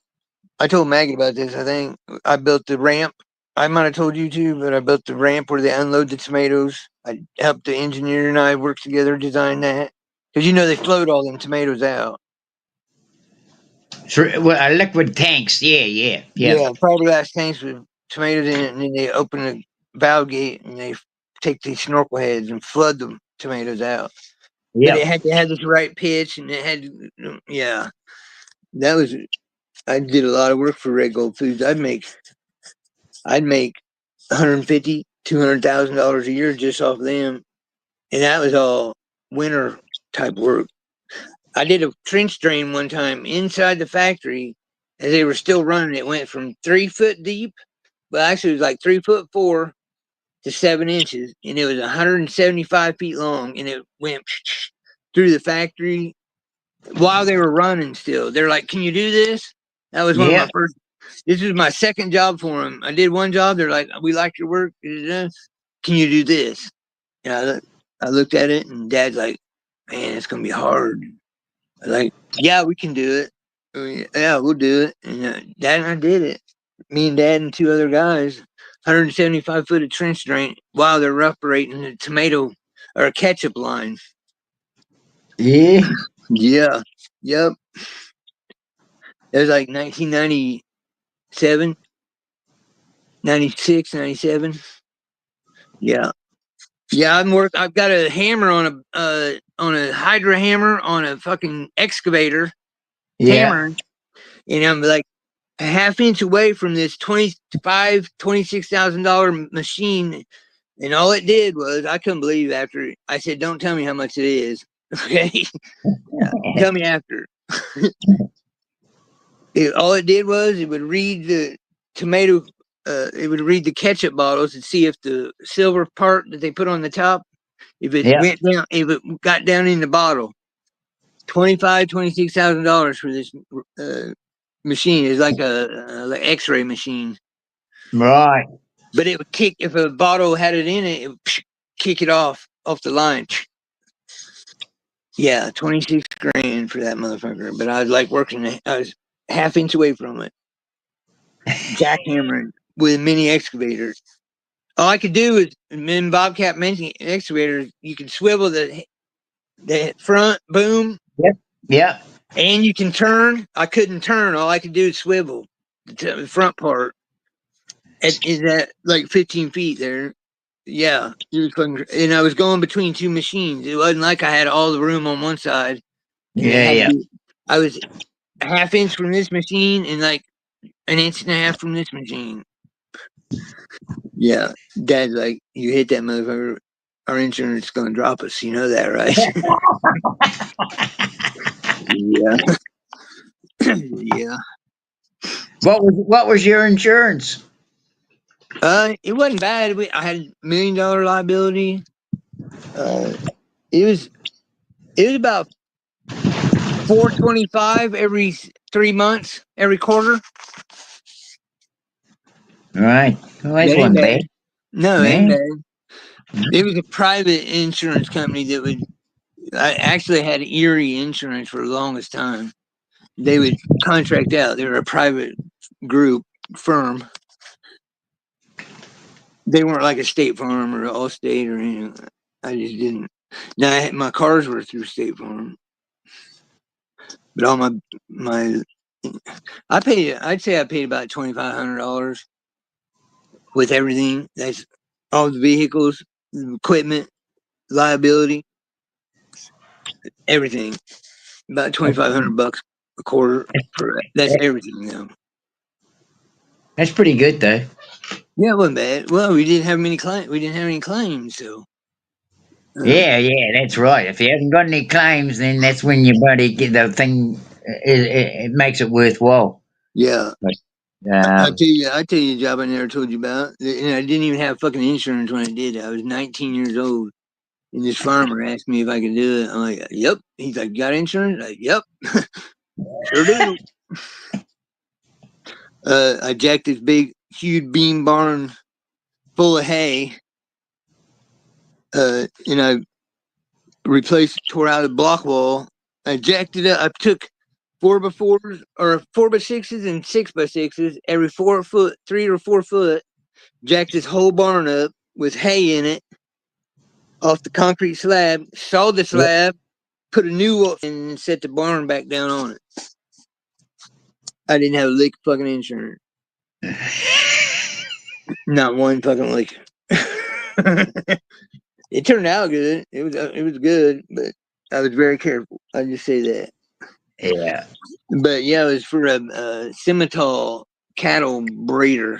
He Okay. owned and he was our hardware guy. He owned the True Value. It's called Northgate True Value here in It's Anderson. not bad beef, that actually. Quite nice to eat. That No, Simmental. Simmental's awesome. Simmental's Yeah. awesome beef. Mm. Yeah, he he was we were friend dad and I, or we were family friends. His daughter and my sister played basketball together ever since they were like 7, 8 years old. So we knew him. So if I fucked it up, it was not going to be good at all. Yeah, yeah. I think that barn had about 400 or 500 bales of hay in it.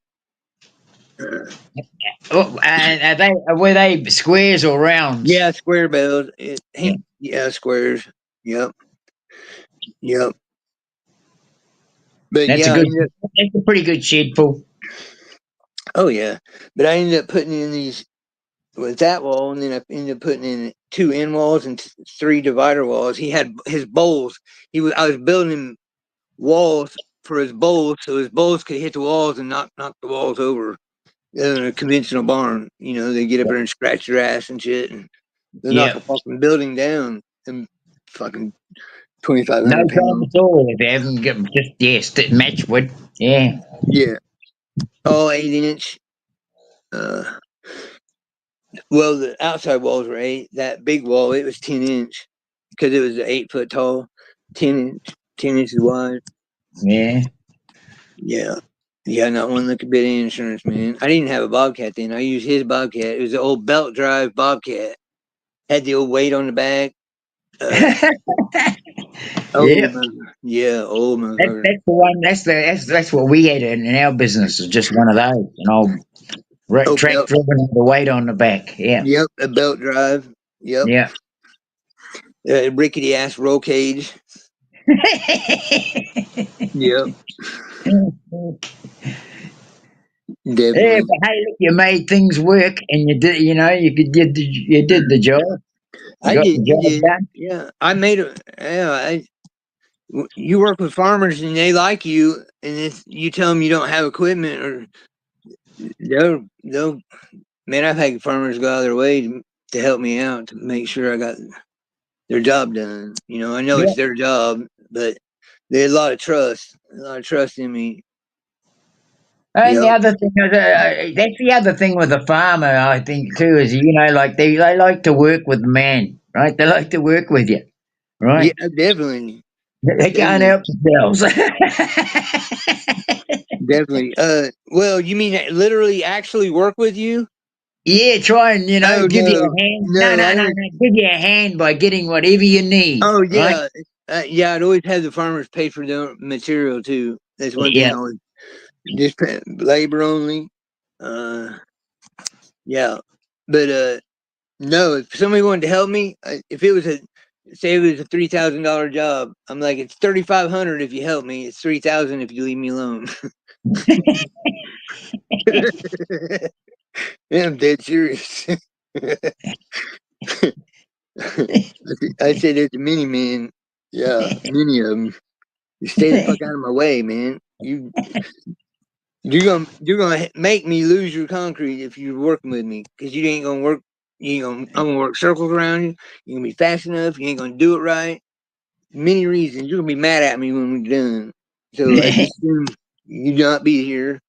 Yeah, Go to my dad, if a contractor came in to do something, he'd say, I'm your boy. Whatever you need, just yeah. I'm your gopher, right? I get it. I get it.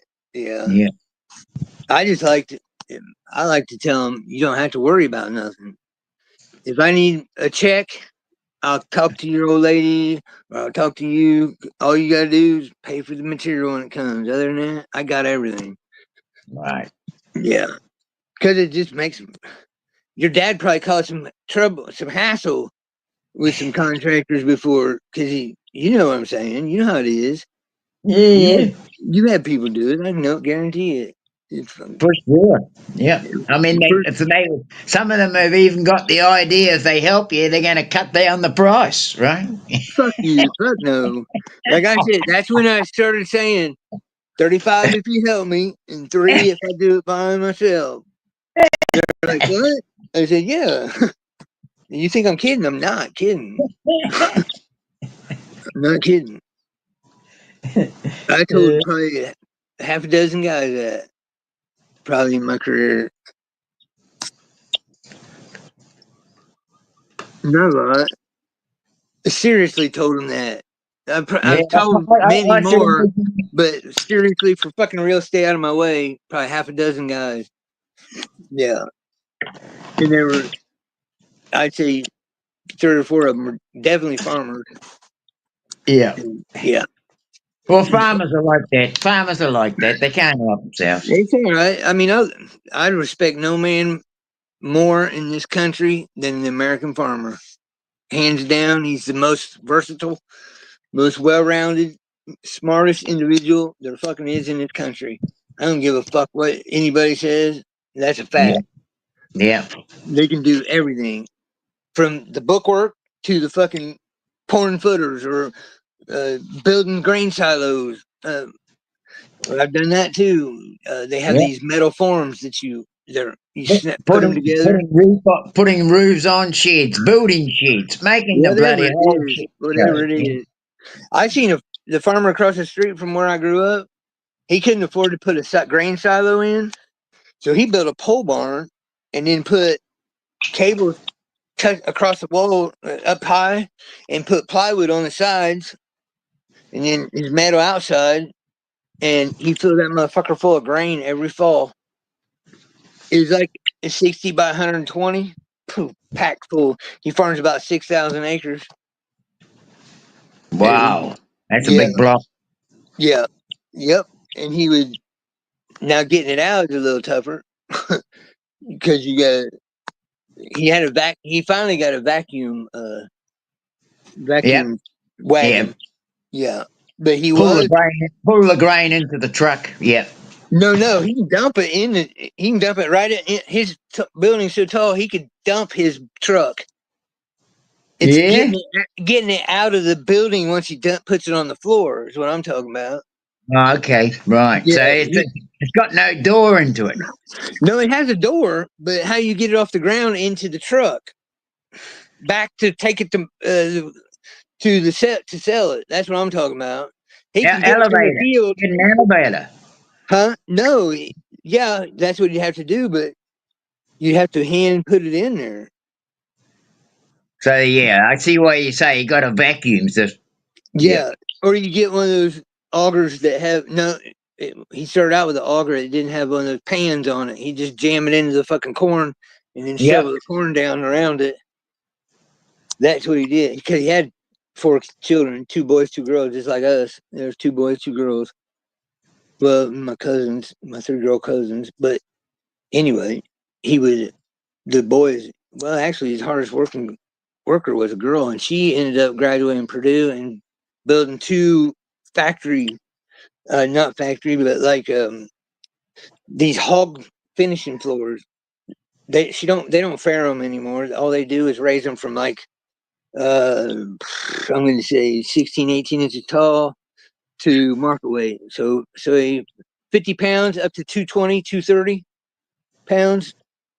And Right. they So put them in these, that's finishing at 220 pounds. yeah, 220, 230. Right. And there would be, I think there's 5,000 hogs per building. These I buildings used to run a truck. I used to pick up hogs from the farm and then run them to the meatworks but she built these buildings. They built the buildings and as an hour and a half.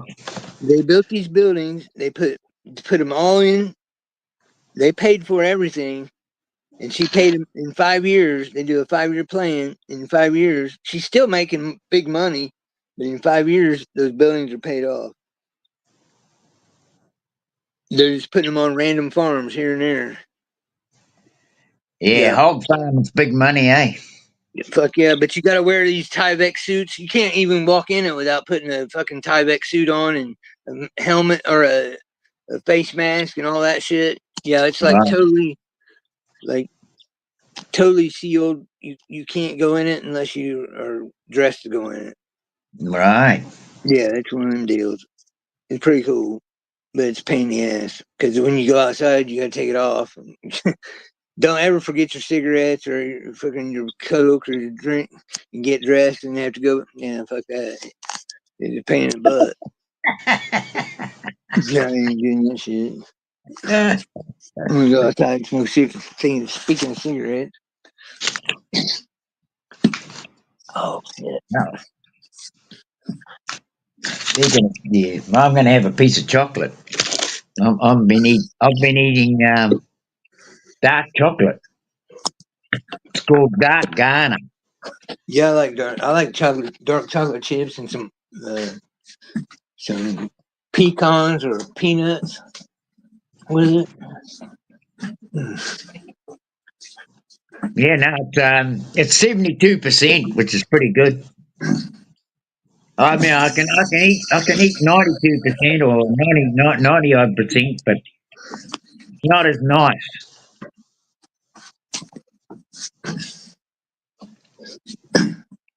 Good for you though. You get a lot of magnesium and minerals out of dark chocolate. Yeah.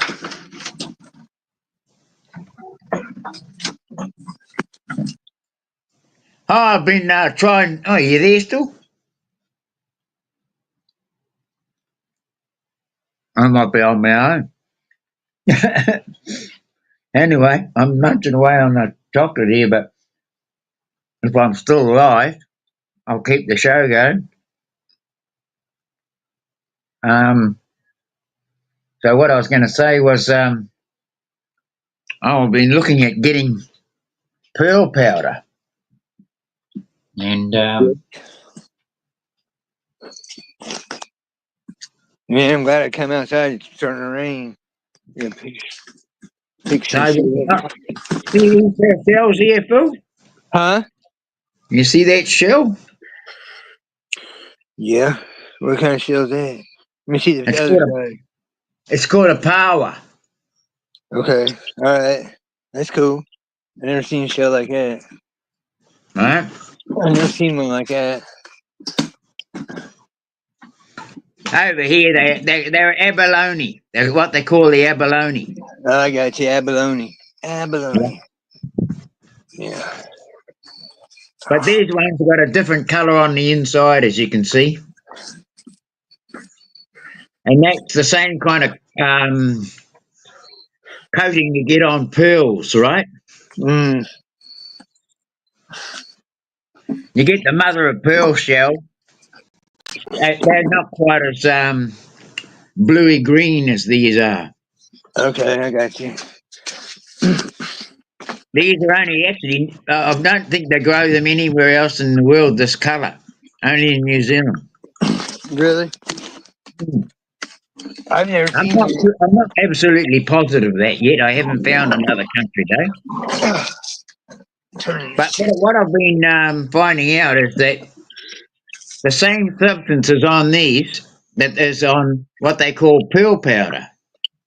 Okay. Now, people, they can buy powder in capsules. What do they do? Crush them up or something? Well, they actually crush the pearls, yeah, and the powder they use, um, because it's got a lot of minerals in it. You got all your minerals you need: the Yeah. magnesium, iron, zinc. Um, That's cool. just the whole range. I can't rattle them off at the moment, buddy. But I get what you're saying. It's packed full is what you're saying. You got a lot of shit yeah, in it. now people have been finding that it helps with your eyesight. Okay. Right? So I haven't been using it that long, but I am using it. What I do is I get the shell. I get a couple of lemons and I squeeze the lemon juice into it, and the lemon juice will start to eat into the pearl, Uh-huh. the membrane on there, and it'll start bringing out like a powdery substance. When you get enough of it, you can have it in a spoon. You can sprinkle it on your meal, right? Or you can put Okay. it in, or you can just eat it straight off the spoon. But I've How been much you gotta finding take? out that How much actually you with take a your time at a time? How much you take at one serving, one time? if I could, I'd get a teaspoonful. Okay. Because I was thinking like putting them in capsules. Yeah, Pills. well, a capsule is probably not quite as much as a teaspoon, right? But I mean, it's a viable unit because you can make a lot of them, right? But I'd recommend if you can get the stuff yourself, and even like your a cell like Hey, Maggot says that he's watching a Kiwi dog, a Kiwi buddy's dog, and yeah. he says he's a Maori. He said him and that dog just sit there and stare at each other. So Oh, he's been any Maori little trained. My bad, Maori trained. okay. There's It's a little snail shell, right? okay. Now, I these are common at the beach. You can actually go if anybody near the beach can actually pick these up. They're dead. Give them a good clean out, wash them properly, yeah. and then you can break them up and just drop them into a dish of lemon juice, Okay. and leave them to their own devices. And after about it doesn't take long, only about 8 hours, and you've got a lot of powder coming out, and Uh, I mean, that's just as good as buying okay. pearl powder or getting one of these, right? All right. And let me reclarify, or let me clarify. It's trained in the Maori language. The dog is. Oh, okay. It's trained in Maori, right? Yes. Yeah. That's why they sit there and Awesome. stare at each other because the dog's like, "What the fuck you talking about, man?" and Maggie's like, "Didn't you fucking hear me, dog?" There's my interpretation of it. Yeah, so it's trained in Maori. So yeah, you'd have to know Maori to be able to tell it to sit. Exactly. Yeah, Exactly. Yeah. Funny shit. That's good shit right there. I like that. Hey, Maggot's good people. Hey, Yeah, Maggot, it's yeah. exactly what is happening. I'm good at calling Maggot out. It's like I'm calling myself out. For real. I Yeah. ain't no bullshitting knowing a bit about it. Can I tell the story? On your maggot, buddy. I love you, mate. On ya. Can I tell that story, Maggot, the other day when I called you? Or yeah, we were FaceTiming, and it's a big jacked pit bull. He said it's a big jacked pit bull. You know what story I'm talking about, Maggot? That's funny shit, right? Yeah, okay. He said, yeah, bro. He gets on FaceTime, and I see the first thing I see is the curtains pulled in and tied up because he's painting the walls. I said, he's like, I'm painting. I'm like, we talked for a minute. I'm like, I said, you got a woman coming over? He tried to be like, no, a renter. I said, yeah, but it's a woman renter, ain't it? Because no concrete. I said, no concrete man's gonna fucking paint walls for any renter coming in unless it's a woman. He's like, he said, and you're the only one that called it out, Phil. He said, I said, well, like I just said, it's like calling myself out because I can see me doing the same shit. Same shit. It's fucking hilarious.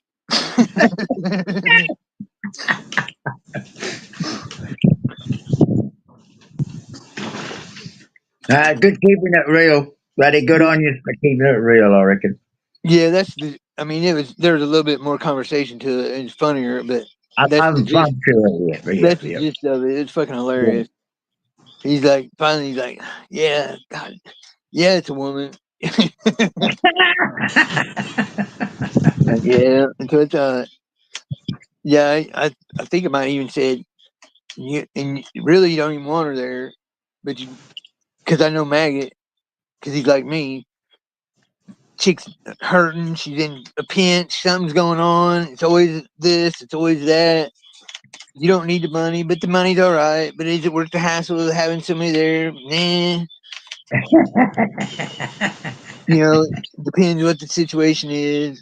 I'm like, don't fuck. I said, don't fuck her, Maggot. Don't mix money. Don't mix business with pleasure. She's like, I'm not. It's not like that. I'm like, yeah, I've said that too. It's not. And it always ends up is, you know. They're calling you That's by right. name when they first come, and about 3 or 4 weeks later, a week and a half, two at the minimum, they're calling you hun. And once they start that hun, then it's like babe, and next thing you know, it's like bed. I fucking already know, man. Been there, done that. But it's funny shit. Can't But yeah, help I was, human nature. huh? You can't help human nature. No, hell no. And you can't help but being kind to people that are in a pinch too, you know?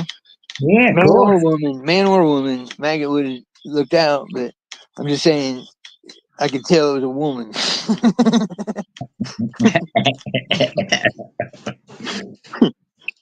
And from the looks of the paint job he was doing, it's a pretty neat job. So I'm really like, she's like mid range, good looking type, you know, doable. Because if she wasn't, it would have been no finish trimming out and shit like that. It just been soft paint job.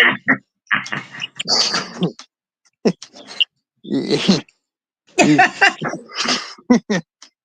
You're pulling all these bloody tricks, mate. well, like I said, I only know because I know because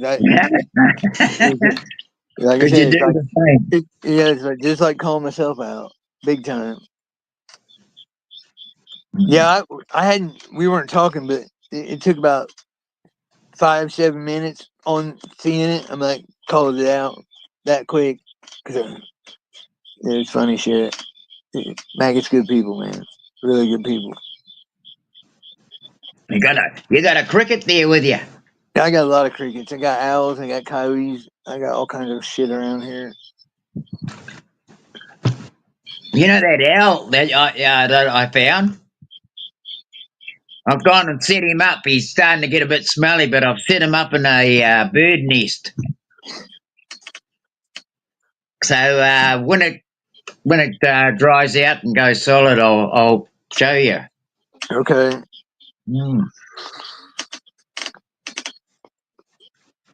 I was round at my mate's place the other day, and we're helping him get a bloody thing out of the back of his shed, and there's a blooming old dead rat there.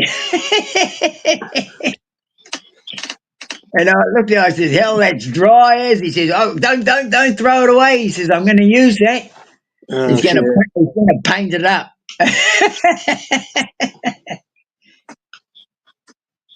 He's got all these. He finds these different frames and makes he calls them the motorbike the magpies. They're motorbike club. They got their own club, the magpies. And he just takes these magpies and he's got them. He got a little frame. He makes them out of steel. Looks like a magpie sitting on a motorbike or sitting on a bloody sitting in a truck. Or it's quite cool. Hey Dean, this is funny. You know how my mind. You know how what goes on with me. This is what Maggot said. He said it actually quite amazing how you worked it out just from me painting the room. You don't know. You don't know. I got superpowers, dude. I know shit.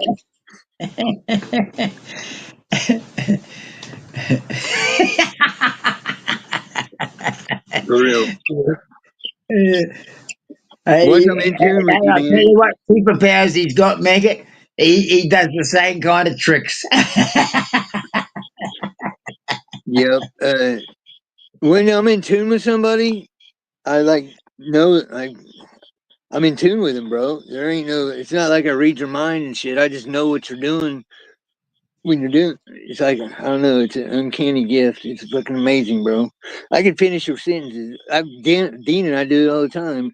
This is no Yeah. bullshit. I'm gonna tell you a story with Dean and I, and we did it for like 4 or 5 months. And about 2.5 months in, I say to Dean, I think we're controlling the world, bro. And I was dead serious because we would talk about something, and then 3 or 4 days later, it would fucking happen. Didn't it, Dean? Am I Yeah. lying? Yeah. Nah, it was. It was fucking nuts. It was fucking nuts. Yeah. Yep. And then I moved in with Dad. That's what happened. When I moved in with Dad, we stopped talking like that. Yeah. That's Yeah. why. Yeah. Then you started doing. Then we got on YouTube because I said to Dean every time I say something.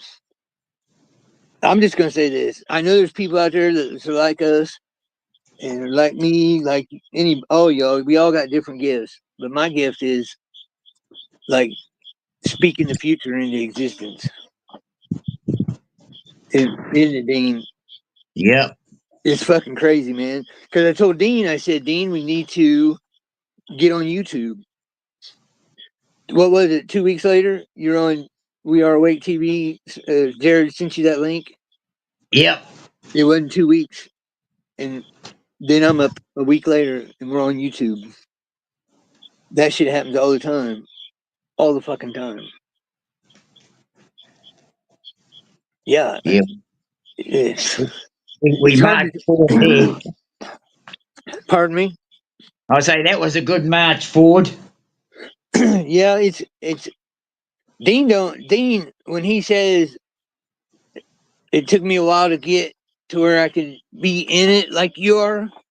Speaking about me, Dean was. I'm not saying he was afraid of it. He just didn't. He believed it because he's seen it. I don't know. I can't speak for you, Dean. I really. I'm not even. I would be doing you injustice if I try to even put. I mean, I could, but that wouldn't be respectful of me. Well, the thing is, for me, what I acknowledged was that you were now able to be able to show your truths and um, you know put the numbers together, and even like how many times you've taken the veil of Moses down, right? Yeah, these folks don't even know what that is. We never shared that with them. But that was a big. big moment for me was when you explained the Veil of Moses, right? And you've done it a few times on Yep. different lives. Yep. Yeah, And it's the biggest to me, and I think you agree with me. It's the largest curse going in this realm. I think it is. Yep, I cracked it. Yeah. Yep, I've never heard anybody else talk about it either. Nobody. It's like some things in that Bible is only I've seen, and it's fucking, it's humbling, but it's. Here's where Dean and I are. Dean and I know what we're supposed to do, and we're ready. We're either ready to cut ties with motherfuckers, or we're ready to bring them. Let's get together and let's start communicating. And if we're not, if it's not time to do it, we'll be that much fucking ahead of the time when it is time to do it. That's what Dean and I've come to. That's why we're doing this. That's period. That's why we figured we'd share ourselves with everybody. We really need to, people really need to understand that there is a bond over them. And that veil of noses when you really understand it, and how much how many people are under its spell, because it is a spell. It is a spell. It's not. Um, Yeah, this is how powerful it is, everybody. I could hold a white card and a red card up, and I'd say which is red and which is white, and they'd say they're both red. No bullshit. That's how powerful that strong that fucking curse is. Dean's witnessed it. It's it's fucking nuts. Here's what it is. The veil of Moses is if you believe the Ten Commandments and you think those are yours, and most people that we deal with now, they don't even they're not even into the Bible, so it doesn't really affect them, which is another sign that you're our people. yeah, But but literally they cannot. It's 2 Corinthians 3 verses 14 to 16. It talks about it calls in like 3 and 7 verses 3 and 7. It says that Moses is the ministry of death. It's the ministry of condemnation. But people will read right fucking through that and not even see it. You'll see death and condemnation. They have to because they're reading it. But when they get to the end, they read the Veil of Moses, which says, if you believe in the based on paraphrasing, if you believe in the Ten Commandments, that you cannot see the true gospel of the light, which we know now is not, it's a false light and it's bullshit, but you can't see the truth of, you don't need fucking laws because we are a law. We are the law. I don't need told not to sleep with Maggot's girlfriend or not to kill somebody or not to or to love my parents. That's fucking moronic. It's stupid. yeah, Uh, how people think they need 10 commandments. I would just call them serpent seed. That's what I started classifying them as at first. If you need those 10 commandments, if you need told to do that shit, you ain't my people. You're a fucking serpent seed. Uh, so that's where we're at, yeah, basically, pretty much. And it's fucking, it's very. I'll tell you, I'll just go ahead and name somebody that I know is of us, and some of y'all might know her. But her and I even got, and Dean knows this. I got uh, a message through her, and she didn't even know she was giving me a message. And it was a 2332 message. Kismet Cat, the lady Kismet Cat, the one that hangs around with Kimba. yeah. And then she hangs around that brown eyed girl, whatever. I forget her first name. But yeah, there's a lot. Candy. Candy, yeah, that one. That was all those ladies all hung out together, and I was in the midst of them, and I was trying to figure out something, and she told me. I forget how it came about. and I don't have that phone anymore. But she basically said, "Quit looking for what you or you're not going to find what you're looking for because you never lost it." That's what she told me. Yeah. I'm like, okay, cool. That makes it a lot easier. But she didn't even know what she was saying to me. Yeah, it just come out. The angel wings. Uh, so yeah, that's where I'm at. That's where Dean's at. That's where we're at. I don't know how you feel any different about it or feels the same about it. I don't know. I just nobody's putting themselves out there. So I Well, the told thing Dean, I is, said, "What if we we don't get in and start speaking it into existence, and speaking exactly, what we want into existence, yep, yep, um, because it is we're not taking responsibility for moving forward. I feel. right." And I'm gonna say this: it is our source mother. It's not a father. It's not a male holy trinity. It's not a fucking homosexual pedophile fucking male trinity. It's a mother, a father, and a son, or a Yes, child. Not even a son. Mother, father, child, trinity. The mother Trinity. is the Holy Spirit. Uh, Family, family first is the Trinity. that's right. And I won't even go this far to say it's Lilith, Tiamat, but they've turned her to where she's a demon, and that's not true at all. She was the Mm. first wife or the first woman for Adam, and she wasn't putting up she wasn't going through this shit. She wasn't going to do it. If any of you know the story, you know what I'm talking about. She just basically she stood up. That's the way my mom would fucking be. She'd be like, "I'm not fucking going in your flesh, you fucking idiots." And so that's that. And we know we're gonna stay here, and we know that I have responsibilities about cleaning up the earth. I got a lot of that in prison. I got to clean up the fucking island of plastic in the ocean and the chemicals in the ground. And I even get to, I even, this is going to be, That's the other thing that I really have sort of stood by all the way through that. Our thing is that we are responsible for looking after this our home here, yep, and it's not up to saying, "Oh no, it's the way of the world," and you can't control that no, stuff. fuck You that. can't think like that, because if you think like that, you've given up. Exactly, exactly. Yep. So, and I'll go ahead and say this. I, I know I've seen visions of it.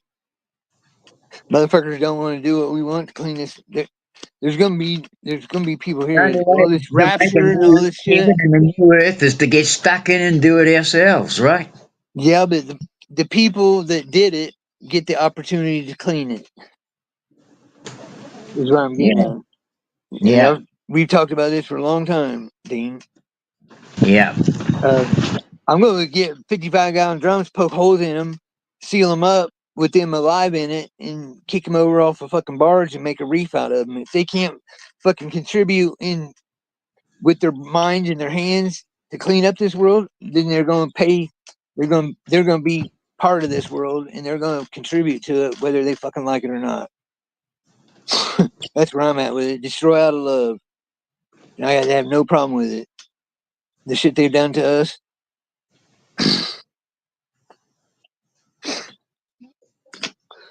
Okay, let's see what Angel Wing is saying here. We gotta change our ways. I don't have to change shit. I'm good. Um, the world, it's not going to change its ways. Oh, We got to have a oh. spiritual. There's a spiritual change coming, and it's been happening for a long time, and it's just so slow, but it's about to ramp up. Because if it wasn't slow, we wouldn't. Some of us wouldn't be able to handle it. That's the best way I can put it. Well, the Um, thing is, you can't. I mean, there are going to be stragglers, you know. of course, and there's going to be people that see people dumped off the barges, and they'll be like, "Okay, I'll do it." That's I mean, I hate to be that way, but how they treat us. And it's not an eye for an eye, tooth for a tooth shit. This is our children's Earth. This is our Earth.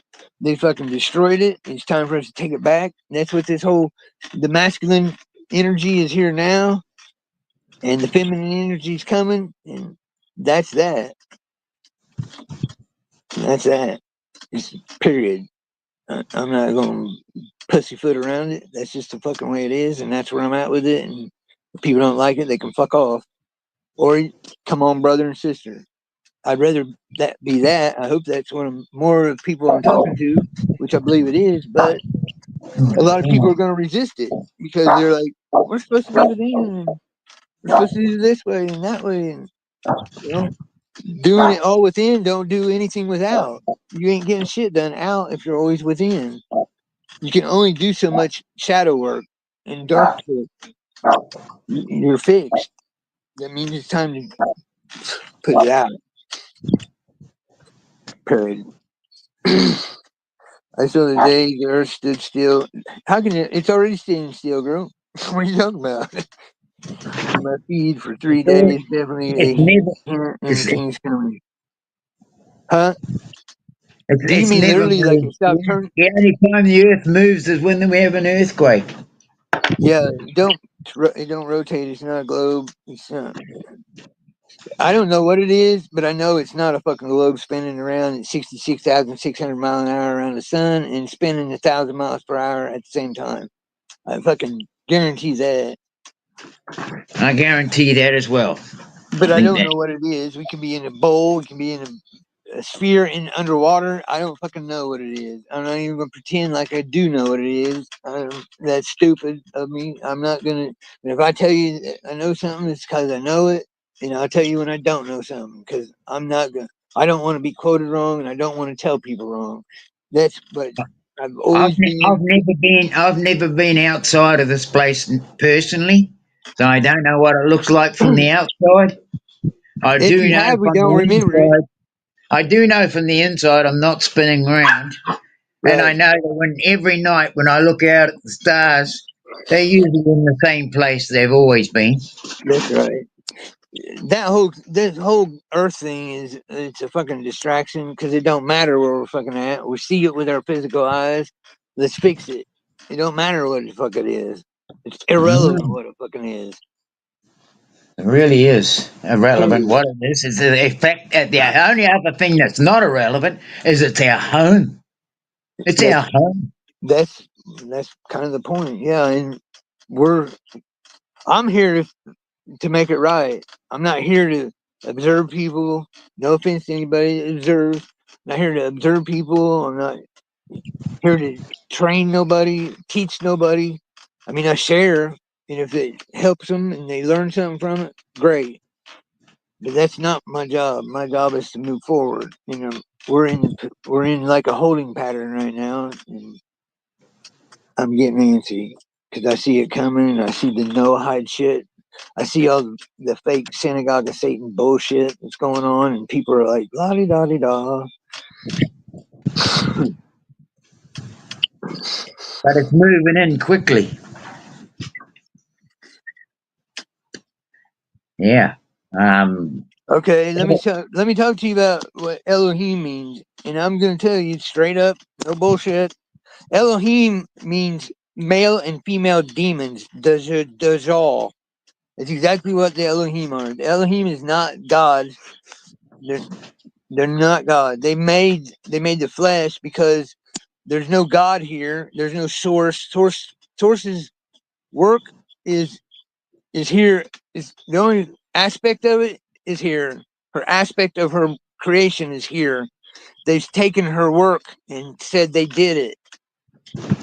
She's not represented here at all. And you got two demons, call them fallen, call them watchers, whatever. It's Semyaza and Azazel. Semyaza is pretending to be Lord God, and Azazel is being the devil, the adversary, Satan, Lucifer, or not Lucifer, the devil.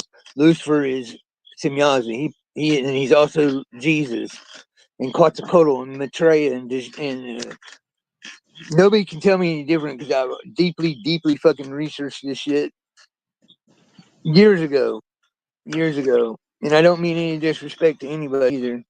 I'm just saying how I know it is, and I can prove it all. I'll give you my work. I have it all saved. If anything you want, I have it. I'll give it to you, no problem. Because I don't want people deceived. That's the whole thing here, and I can prove it all. I got a lot of work in it, don't I, Dean?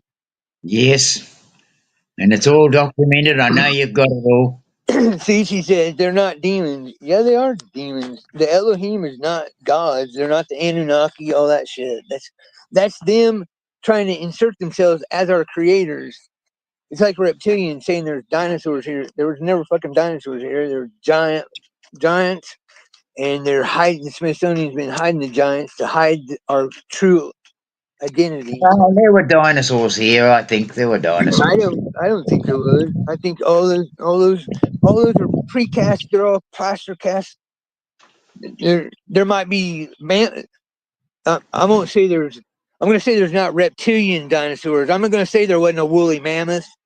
There wasn't a large tigers and lions. I believe yes, those are giant beasts here, but I don't think there's like a T Rex. Think of a T Rex. I don't know about a T Rex, but I do know there were like big um, creatures with horns on them, and that. Yeah, I do Uh, believe in dragons. I believe in the dragons. You have to. You cannot deny all the dragon symbology here. But yeah. the Elohim hunt, I'll show you. I'll prove it to you.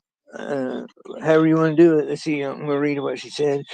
She says they're not demons. LOL in capital letters.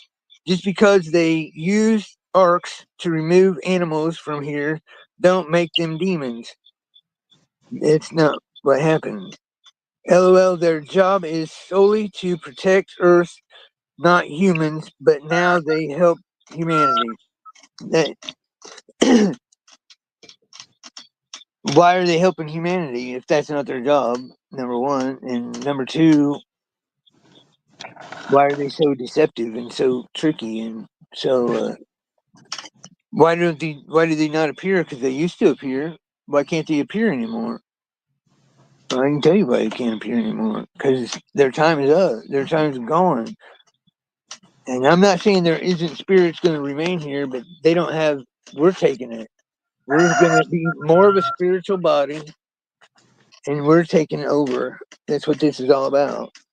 We're we're not here to collaborate with anybody. We're here to take charge of this place. Period. There, there she is. Well, we're Kismet here cat. because this is our home, and we want our home. We don't want people deceiving us and giving us lies about what it is and what they want us to believe. We don't want to be trapped into a set of Noahide laws that have no design of letting us have have our home. The law, these laws that are there, they're developed around the Noahide, the Ten Commandments. The Ten Commandments are the basics of all governance in every land. And if you're going to govern the land with laws that come from that are not the laws of man, but the laws of some other Yeah. Yeah. source, that to me is that is where we've got to sort that out. We can't live under that rain, right? Exactly. Precisely.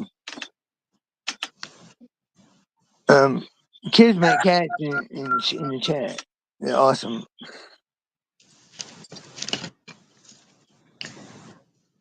Yeah, it's we've been talking about this for so long, and it's that's why we came here to YouTube, is so that we can share what we know and how we can go about it. And I mean, we can start really meeting up with the people that want to join up with us, I guess. Yeah, at least start talking and having conversations. We don't have to be like talking every day. I'm just saying, like, acknowledge each other. Like I did acknowledge Kismet Cat. I know she's my. If I get a message through her, I know she's my people. She's of my people. I'm of her people. Fact. Period. We've never really had a lot of interaction, but what she said, I resonate with, and what I say, she resonates with. We might say it differently, but in the end, it's the same. And if there are minor discrepancies, it's irrelevant. It can all be that's to be expected of all of us. We're not going to all align perfectly because we all don't have the same position, same job, however you want to put it. We don't have the same task, so Well, we're we going don't to have have the same different. circumstances. We all don't have the same And circumstances. that too. Thank you, Dean. That too. You know, the- it's just that's the way I feel. Fire, power, unite. Keepers of the fire. That's what the message I got. Yeah, we're keepers of the fire. And she said, fire, power, unite. Period. That's it. Thank you. Hmm. There you go. She says Leo, which I'm a Leo. 8-8 is my birthday. 8869. She said law enforcement officers of the common verse. I like that. Yeah. I like that. That's us. And it's time to bust ass. It's time to take names and bust ass. And I ain't got no paper to write no names down. So I'm all about busting some ass. That's right. If we speak from the heart only, that's all I've been doing tonight. That's all Dean and I've been doing, being genuine from the heart. And I I asked Dean to do this last week, wasn't it, Dean? Yeah. Last it was after our because Not Know asked me about the purple pen thing and what I did. And I'll tell you, Kismet, I'll tell you what I did. Um, I went to prison. It is the passion. Thank you. Exactly. I went to prison for 23 months. 23. You gave me a 23 message, and I might have told you. I told Kimba, but remember that time you guys first met me, and you said to me in a message in the chat, you said you don't need to look for you don't need to look for it. You've never lost it, and that was a message I needed right at that moment because I was looking for something because I was at a peak and I wanted to go because I was right there at the precipice, and that was when I needed to hear. I was thinking I needed something, and I didn't need it because I didn't lose it. So what she did for me that day, people can't even fucking imagine. It's awesome. Faye, okay, I'll call you Faye. I can do that. Thank you. You know my name. Settle down. Settle down. That's enough. So yeah, did Lapis? Who contacted you? Yes, the 23 is 5. A curveball. Yes, I'm 5. That's my birthday. My 5's my past. 23, 32. I see it all the time.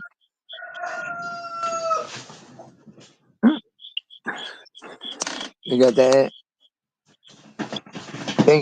Thank you, Lapis. I knew she. We talked. I've talked to Lapis.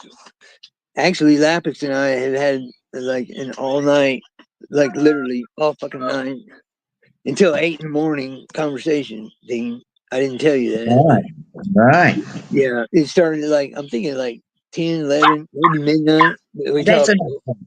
because I know she's my cuz. I wanted to share stuff with her, so I just started showing her the stuff, Dean.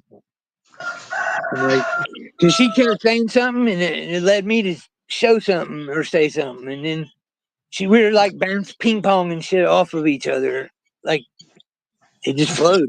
How do you not? How do you not acknowledge that? I DM, I do, and I even told Lapis, okay, Lapis, you're my people. I'm your people. No, here, this is what's going on with me. What's going on with you? She's like, I'm just sitting here waiting, basically. Like, I get it. I told her she needs to come around more, and she showed up. It's awesome. Yep. That's enough. King. Yeah. There you go.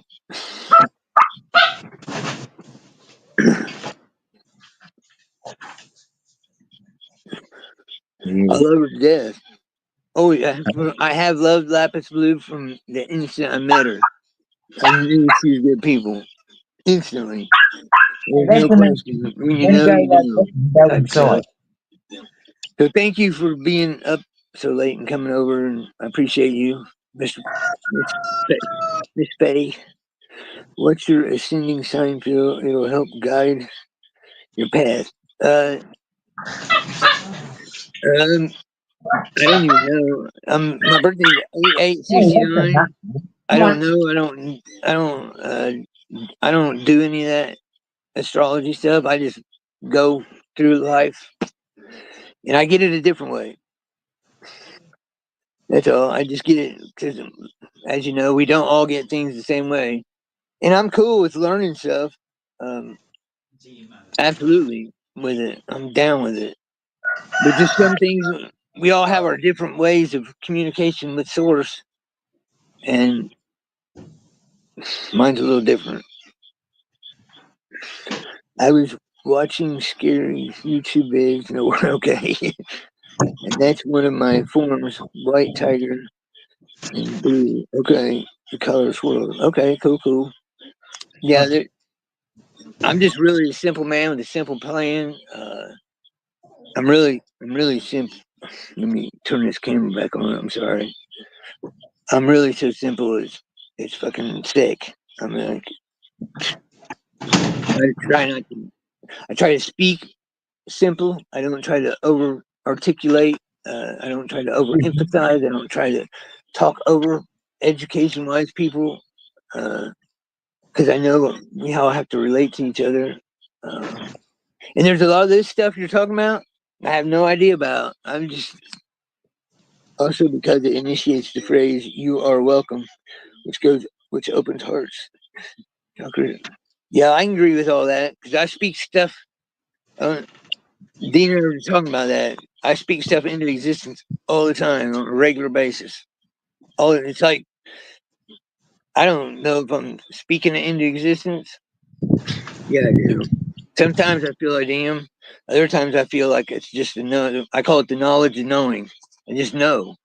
And anytime I do something like I'm getting ready to explain to you, I call it. I'm doing it accidentally on purpose.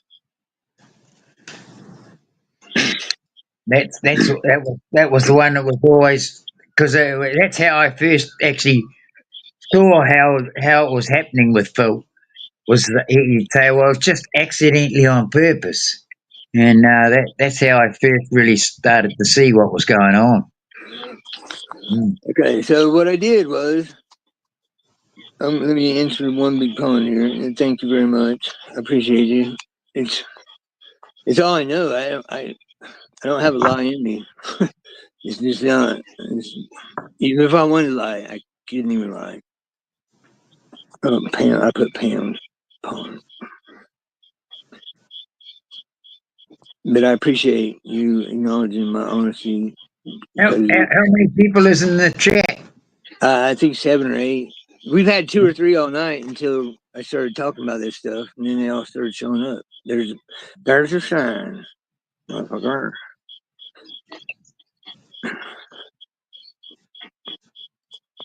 I'll put it in there. Hey, one big pond. Who do I know you? Is this another account you have, or because I know that it sounds so familiar? Do you know that name? One big pond, Dino. I just No, want I to. haven't. I I want to know haven't heard that everybody. one before. One big pond. Hmm, interesting. Before I tell the story about the purple pin and everything I've done with that, I want to say this: angel wings.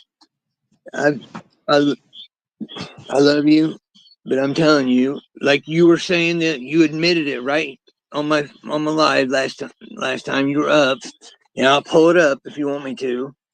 But you're using all these different uh, crystals.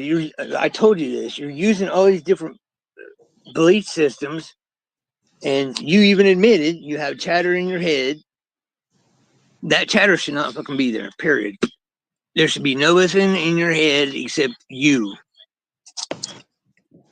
That's it. Period. I mean, there's no other way to say it. That's it.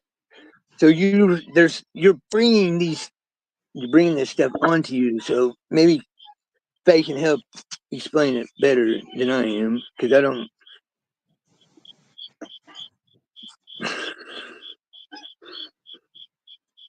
There you go. Exactly. That's a good point.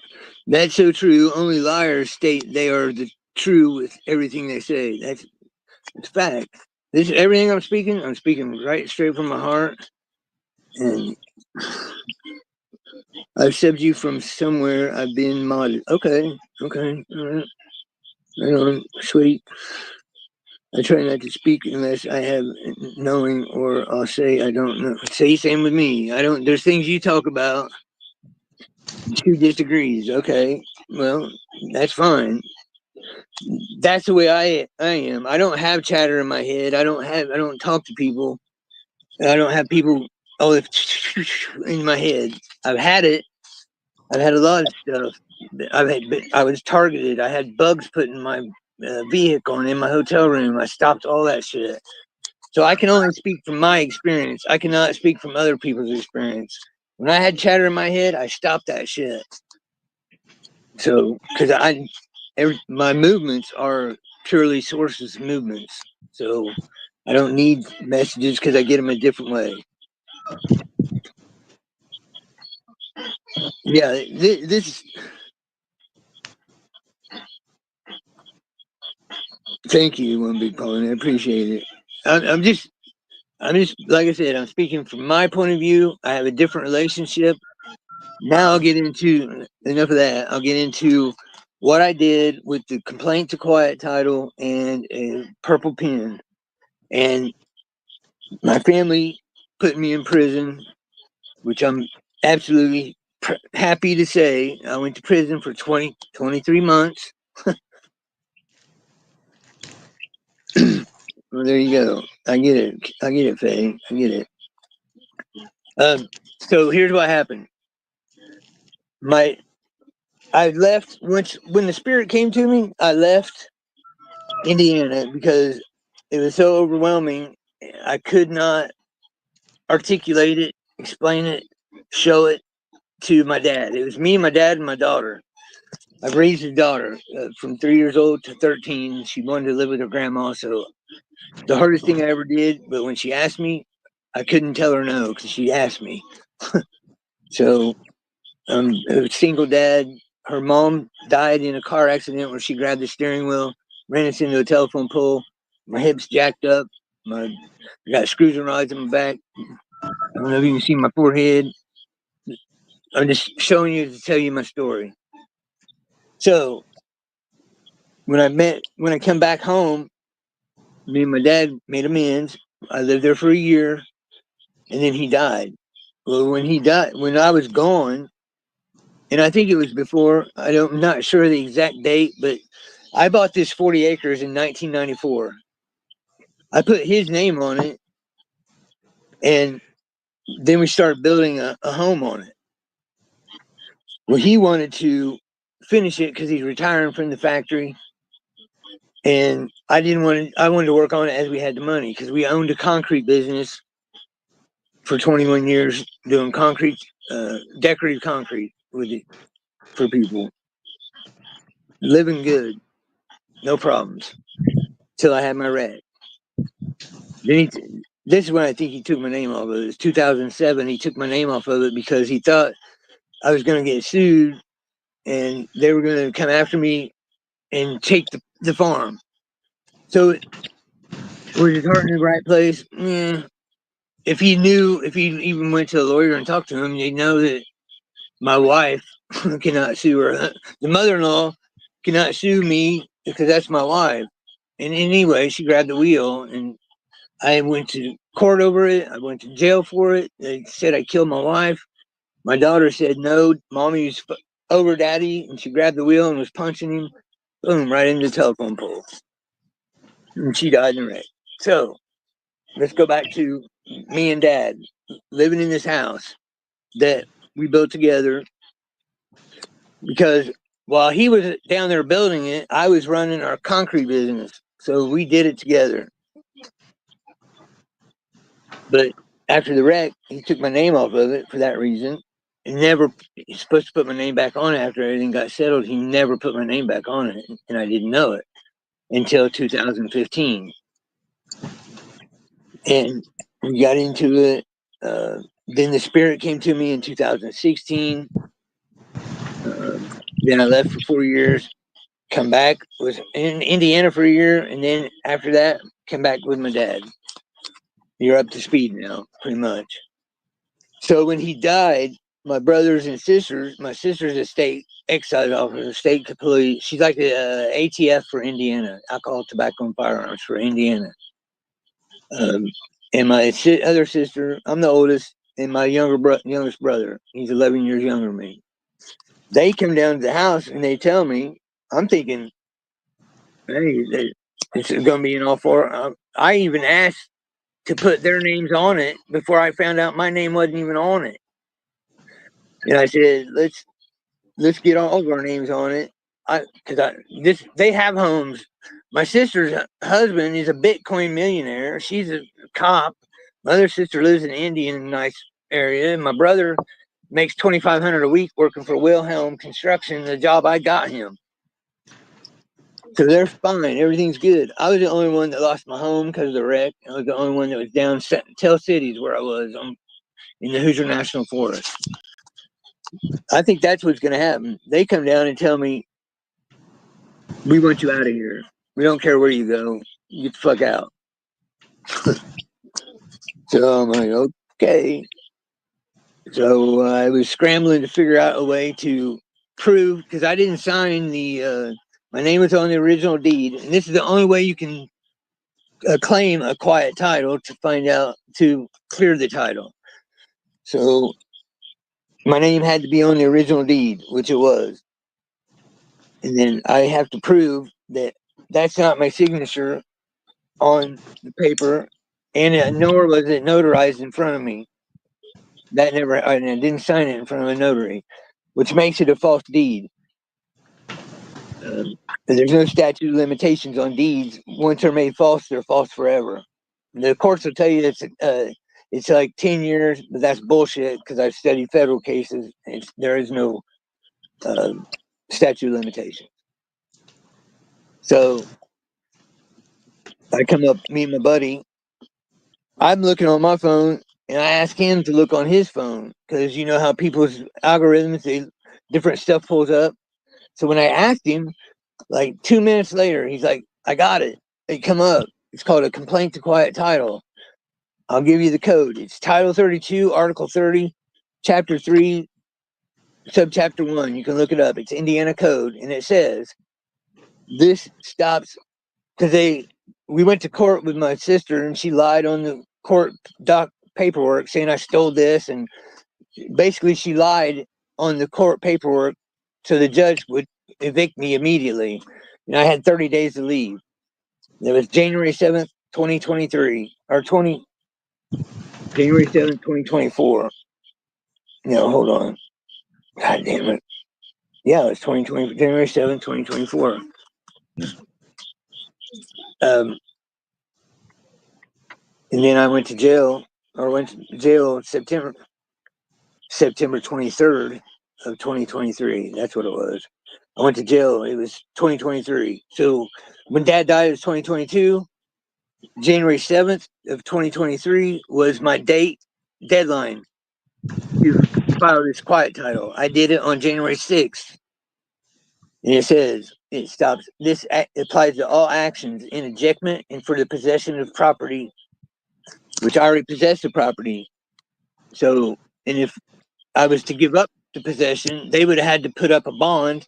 And if I kept the property, which I would have had to buy it, purchase a bond in case there's any damage to the property.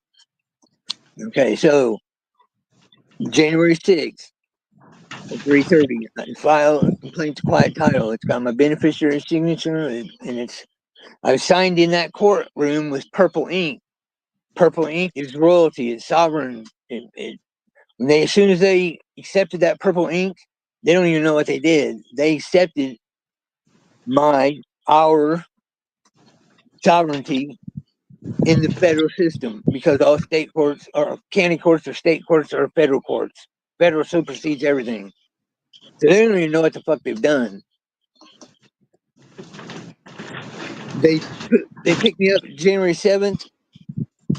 I was in jail for like 3 or 4 weeks. I got out, and they dropped the charges in September 21st. And I asked the judge. I said, "Okay, I'm going home.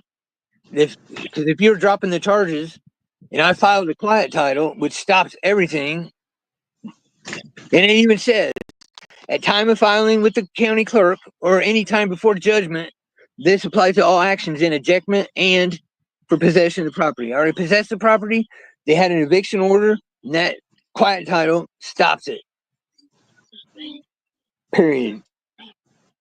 Then they tried to lie to me, tell me, no, you filed this wrong. You did this wrong. No, I didn't. I can fucking read. I'm not stupid, and I was led by the Spirit. Period. So what they did was they dropped the charges Friday. Then they come back out Sunday and pick me up again for being in my house. After I told the judge I'm going home, my stuff's there. Basically, at this time, when I had the wreck, my family stole a bunch of money from me. And now this time, they stole even more from it, probably double what they stole from me. The amount is irrelevant. I'm just saying that's happened. So when I filed the quiet title, then I learned while I'm in prison because I called my buddy up and I said, Bill, because they burnt my camper, they burnt his camper, they did so much wrong shit, it's unbelievable. Yeah, It's fucking crazy, wasn't it, Dean? it was. They took everything Fucking I owned. I come out of jail or out of prison with all I had on my back. That's it. I'll just say the amount. They probably got me for about 700 grand. The amount is really irrelevant. The property's worth about 550, 600, and they took all my tools, my vehicles, everything. They smashed my fucking truck. I find out they smashed my truck in a fucking junkyard. Everything to be against me, which I'm cool with because I know what I've done and it's for all of us. So when I'm in prison, I start reading up on it. I started doing a lot of case law. And I knew because I asked the spirit and then she gave me confirmation over and over and over because I wanted to make sure I was doing the right about the quiet title. I didn't know the power of it. And I knew the power of the purple ink, but I didn't know exactly what I was doing. So when you make a complaint to quiet title, you're not just only making a complaint to quiet title on that property on the quiet title, but you're claiming quiet title against all the earth. It says it right there in the Bouvier dictionary, in the definition. It says you complaint quiet title against all the earth. So I, through spirit, through me, and through I think this is why I'm okay with it. I know my family was used by the spirit to make this happen because this ain't my family. They look like my family. I still love them, but they are not my fucking family. They don't act like my family. They don't move like my family would have never. Like I said, I got my brother a $2,500 a week job at a union contractors. You think that he would kick me out and tell me you gotta fucking go? I don't care if you're on the street. It just would have never happened. So people have changed around me. I don't know if everybody's had that. I'm just explaining that I have. So, yes, I have made claim to the earth. And this is the fucking crazy part. And Deane can back me up here.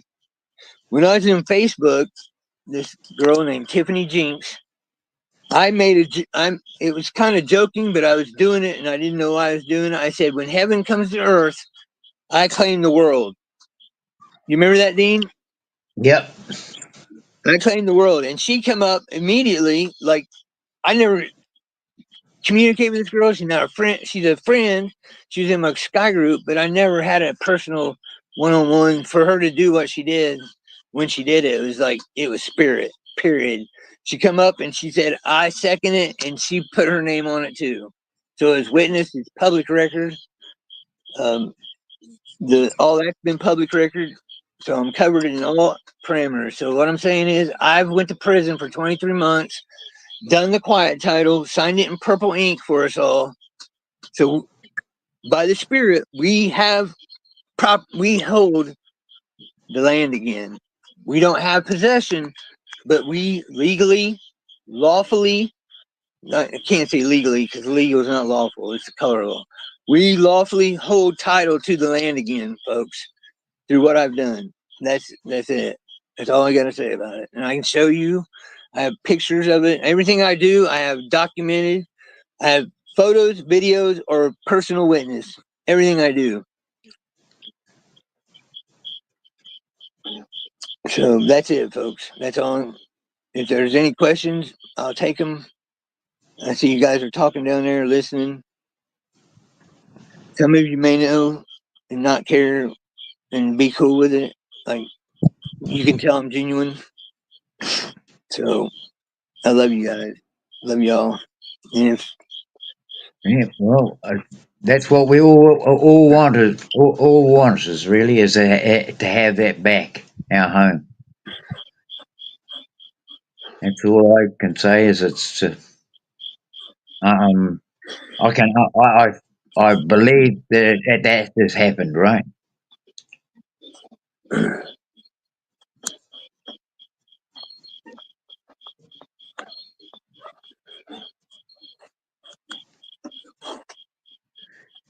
I wasn't looking at Definitely chat, y'all. I was into my story, and got our home back.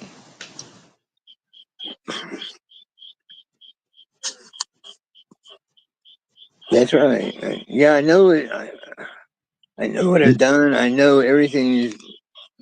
I know I'm part of this. It's all obvious as fuck. I have witness sitting right here with me. Um, yeah, I've done it, and I'm no.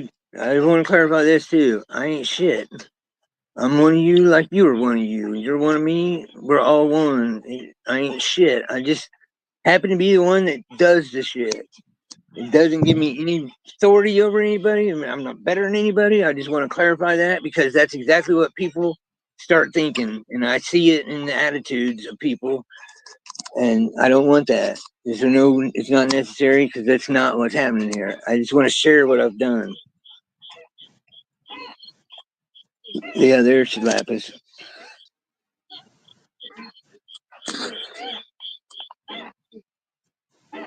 Lapis, like I said, Lapis and I've had deep conversations. I've showed her stuff. I spilled myself out to her. It's me going, blah, blah, blah. Genuine heart, like One Big Pond said. Totally. I'm being genuine as fuck. And yeah, this is it. It's time. I know it. I feel it. And it's why I'm here. I love you guys.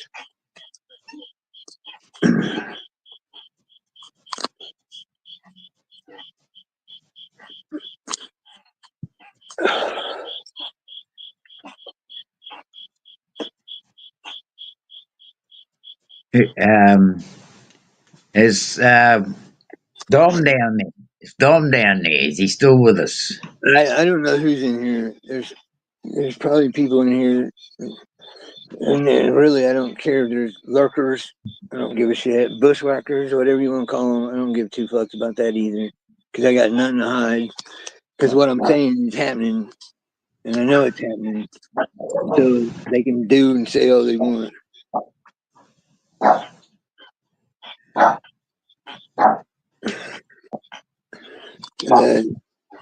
Thank you, One Big Pond. Only the policing gets in the way. What do you mean the policing? Us We got to. policing them, the people, or Please clarify, sir or ma'am. Are you, let me address you as who you are. One big pond. Are you a lady or are you a man? I'm sorry. I don't. If you told me, I'm sorry. I don't remember. My bad. If you did, pardon my dumbass. Wish I could read chat. I can tell you, I wish I could I'm just read. gonna read. I thought Deane might have been reading him, but he wasn't. It's cool. Big deal. I got this, Deane. While you're resting over there. I can't read chat. It's just there. Is it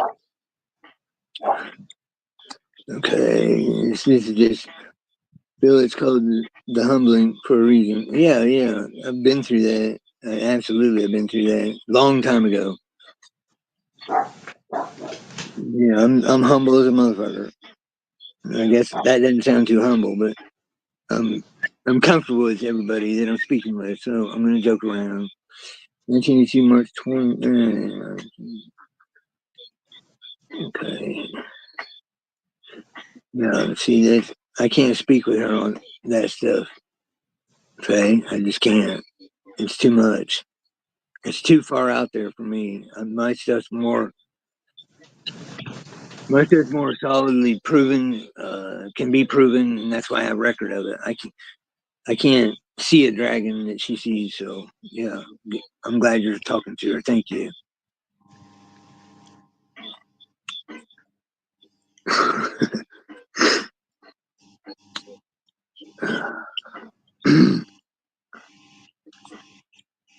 Yeah, yeah. I don't know if you're talking to me. Yeah, she cleared shadow. Now you have no thing. Right, absolutely. I'm definitely stripped of all anything of value. Yeah, it's been taken twice from me. All my, I had a nice weapons. I had about a $35,000 to $40,000 weapon collection. My prize piece was like a. It was if you've ever seen Saving Private Ryan, the guy who's the sniper in that movie. I had that sniper rifle. It's a $4,500 rifle. It's a Springfield 03A3 30-06 sniper version, only made in World War II, and they were especially made by Remington, I believe it was.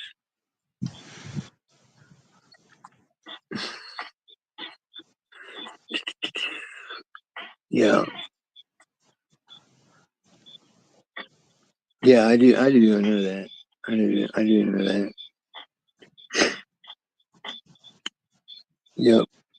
Yeah, I got no anger in me. And I just Deane can tell you, and probably Lapis can too. Prison, I had no problems in there. I was so calm. I could have never done that before.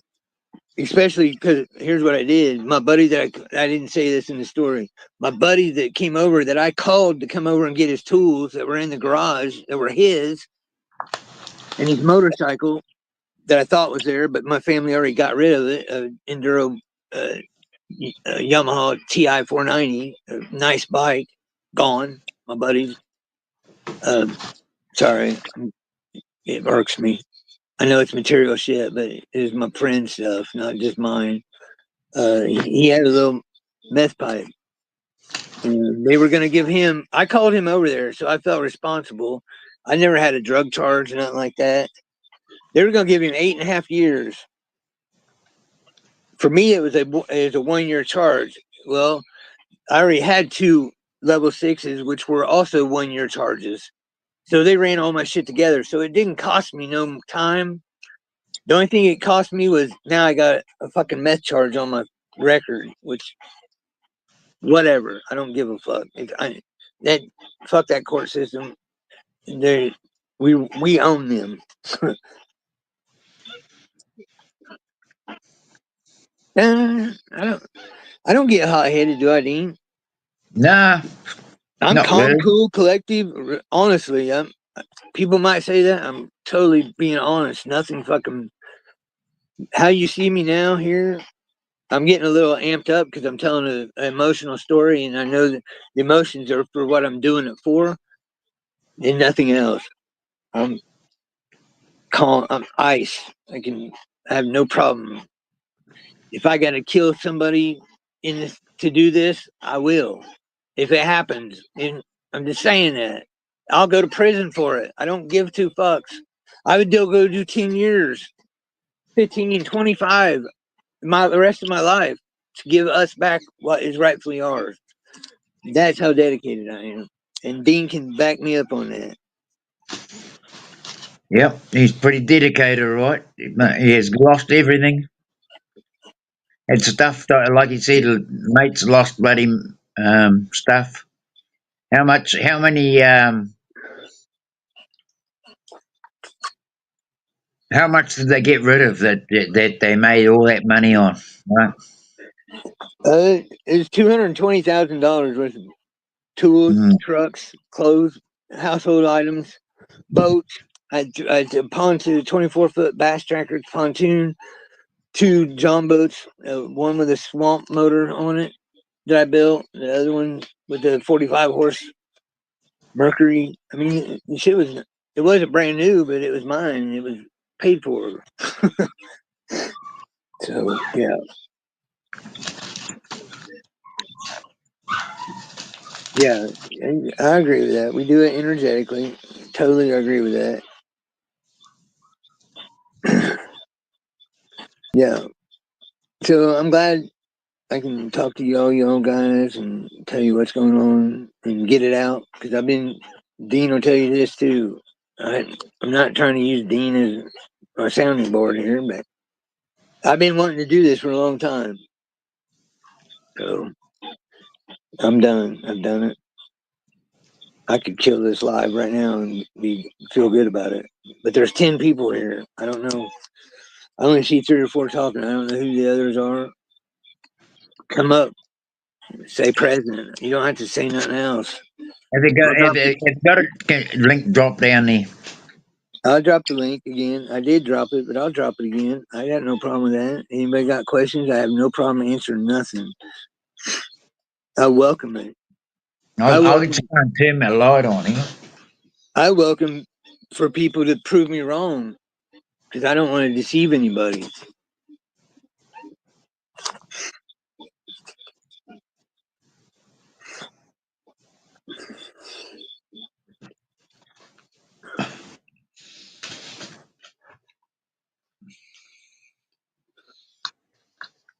Yeah, Angel Wings down there talking with Kismet, so it's cool. Nobody's gonna come up. It's, I Well, get it. I understand. I- There's probably down people down there. They I've can be got no reaching. hard feelings or bad feelings for anyone. No, Uh, absolutely not. No, hell no. No, it's just time. The division is happening. And I feel it. And that's why I'm doing this. Time.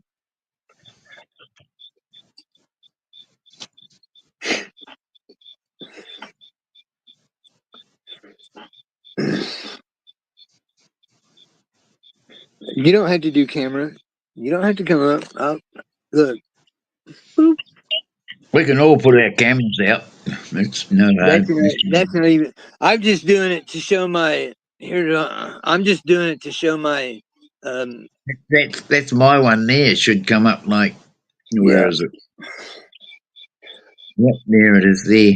to show my sincerity. That's why I'm doing it. Because who wants to look at a fucking avatar? I'll show you my face. I got no problem with that.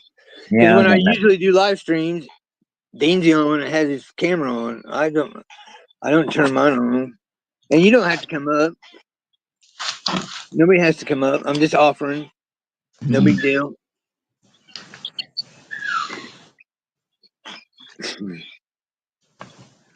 It's all good. Well, what's up, Dean? That was a bit much, wasn't it? Um, no, I'm all right. I'm cruising. I'm happy enough.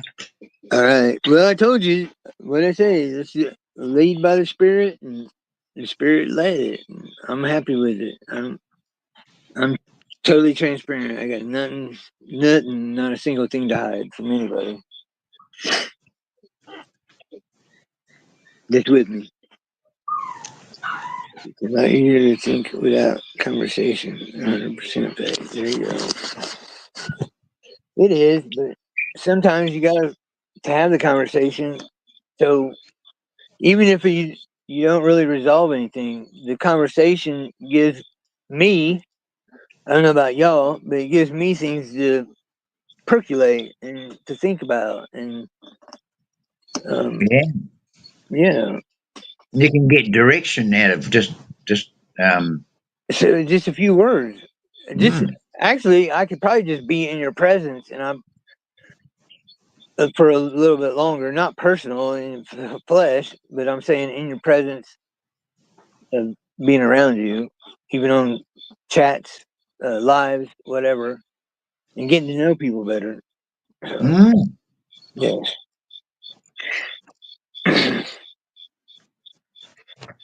I mean, there's a whole range of subjects that people can talk about. Um, Yeah. Yeah. on this conversation tonight, and I'm sure there will be a lot. Yeah. Yeah. Dean and I talk about a lot of stuff. Right now, it's the particle colliders. That's That's what, that's what we're working on now. what we're working on at the moment. Yeah, Yeah. there's a lot more in it. I actually don't know. I think I sent you a link, but a couple of notes I took when I wrote down. Yeah. Looking at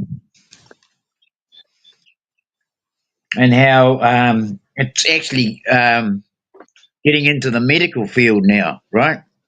Yeah. And they're using particle accelerators to, to I think it was what they how they put it was um, particle accelerators have two primary medical applications: producing isotopes for diagnostic imaging, and creating high energy beams for cancer radiotherapy. Yeah. Uh, hey, Dean, Angel Wings wants to come up here, but Angel Wings, I'll just be honest with you. I don't want to talk about the things you normally talk about. If you want to talk about something different, because I can't communicate with you on it. But I'll tell you when you get up here. I'm going to add you to the stage. Come on up. Hello. Hello. Hello, Angel Wings. I just wanted to come up and say hello. Jeez, calm I'm down, sorry. I'm Phil. just like in a really, you know, I'm in a really, not emotional, but a really kind of serious mode in my mind. So I apologize. I mean no harm to you or no ill will. I know you're good people. That's that's good enough for me. Like I said, I there's just, things that yeah, I can't resonate with some of the things you speak of because it's not my thing. yeah. I know. Yeah, How I'm that's pretty. have you been, I Angel Wings? know. I'm ahead of myself, and I'm really ahead of a lot of people, and I really got to bring it down a little bit just to make a connection sometimes because I'm just too far out there. I've done so much stuff, so and it's fine. I get it. Sometimes I well. just got to take a step back and listen. I wouldn't say ahead. Here's what I would say: we have different missions. We are doing different things. So I'm not gonna understand you. Like Kismet, I seen you guys down there chatting. Awesome. She can resonate with you, but her Hmm. and I can resonate with each other. But there's things with you and I just I can't. I don't mean any. And if I am far behind on it, I know that's not. I know the things that you speak on aren't my thing. That's all. It's just it is what it is. And It's no, just yeah, it's just a different kind of understanding. Really, it's just perspectives clashing. Really, it's no biggie. I can agree with that. And I think a lot of times with us Mhm. all That's a that good. we're speaking and saying the same thing. We're just saying it differently. I think that's a lot between us all. Also, because we have been, I'll say it, raised differently for one, and then we're raised in the spirit differently for two. So yeah,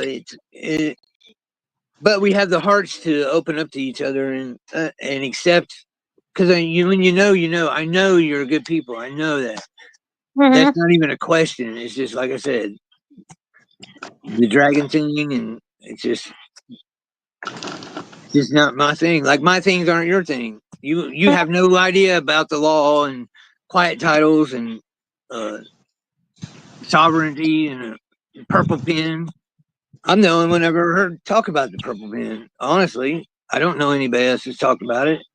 I tried to share it. Well, and that's your thing, and that's awesome to share it too.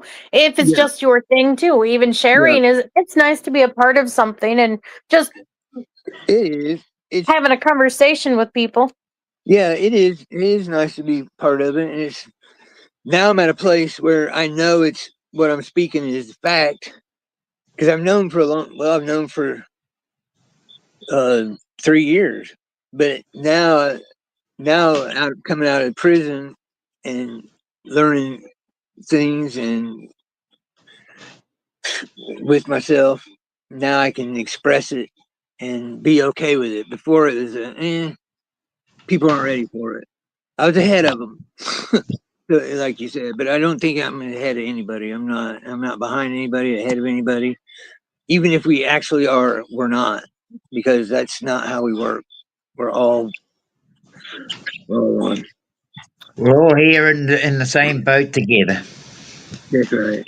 Yeah, Lapis said it right here. You got to talk. You got to speak human to some of us. Period. I know. I think sometimes I've gone so far into my learning that I forget to keep human too. Okay. Faye, do you want to hear what I've come up with on the colliders? I'll explain it, or Deane can. Either one of us can. We can do it together. Whatever. It don't matter. But I come up with this how long ago, Deane? It's been what, 4 years? I've been working on this. About Probably even before we got to YouTube. Yeah, definitely before YouTube. So like back when we were still working on Facebook and Sky Nominees, the groups, and getting information on just but anomalies that are not the normal, right? No, I won't be upset if you don't agree. That's what this is for. If we don't speak with each other, we're not going to bounce on. I am totally not like that. I speak my theory because it's what the spirit showed me. If you don't agree with me, we could both be right. It could be doing both jobs. But here's what I'll just start. Okay. The particle colliders, they're in 30,000 of them. I know a lot of them are smaller, but it wouldn't take many of the larger ones. And I believe that some of these colliders are ancient technology. They're not all newer technology. These have been around here a long time. Yes.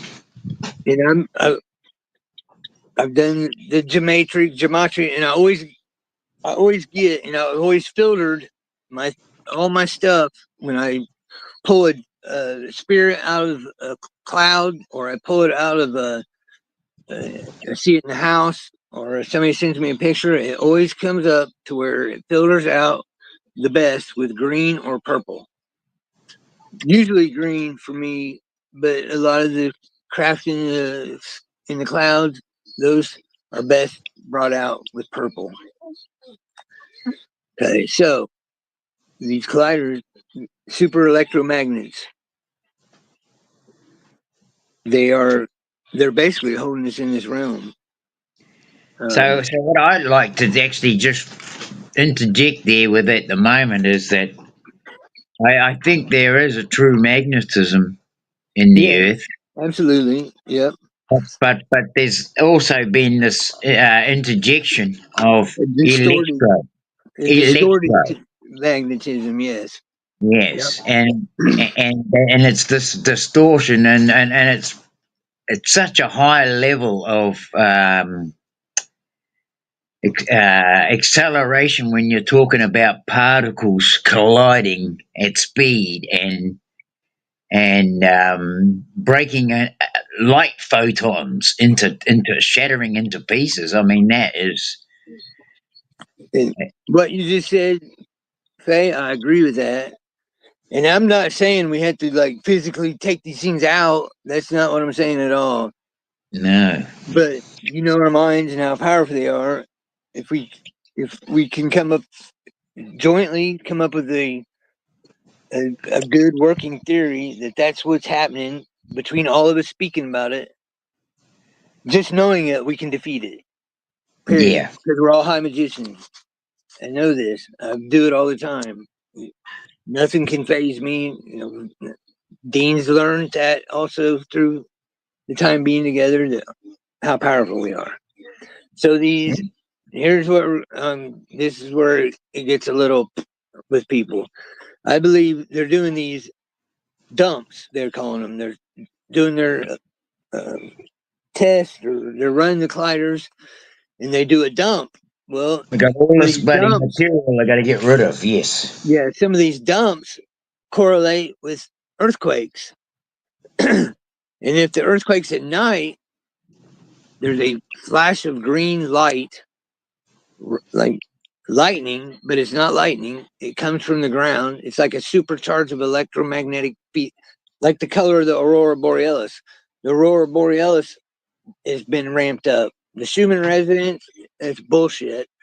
The the um, the stereoscope of the sun that they get, I believe they're looking down at the center of the Earth, and the energy's coming out of it. That's what creates the aurora borealis. It's the extra energy that comes out of it.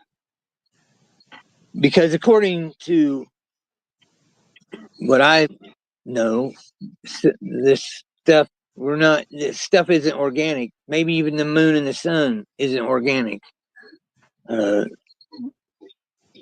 I don't know that, We- but We're talking almost nuclear fusion here, aren't we? Right. certain spins it all like DJ. I don't know what you're saying. Well, they've already admitted a lot of it is an AI simulation. They'll everything they do is like AI simulated. Who knows? All right, but here's the thing. You're telling me things that they tell us. They've also said that we can't do this and we do this and we're here and we're there and that we have authority over you and they have nothing over us. I don't believe shit they say. I'm going by my own observations and my own research. This is what I've come up with. It's not me listening to a video and saying, "Oh, this scientist is saying this." I just want to put that out there. I'm not saying, yeah. Yeah, I get you. That's definitely what I do too. I'm just relating what they basically through the words that they wordplay. They're basically telling you it's all AI, and it's not even. They don't even actually see that it's created with their telescopes, an AI version of what. I know they're not seeing these. I'm saying, but the energy is there, and they do dump it. Yeah. Yes, I get that. I get that. I understand all that.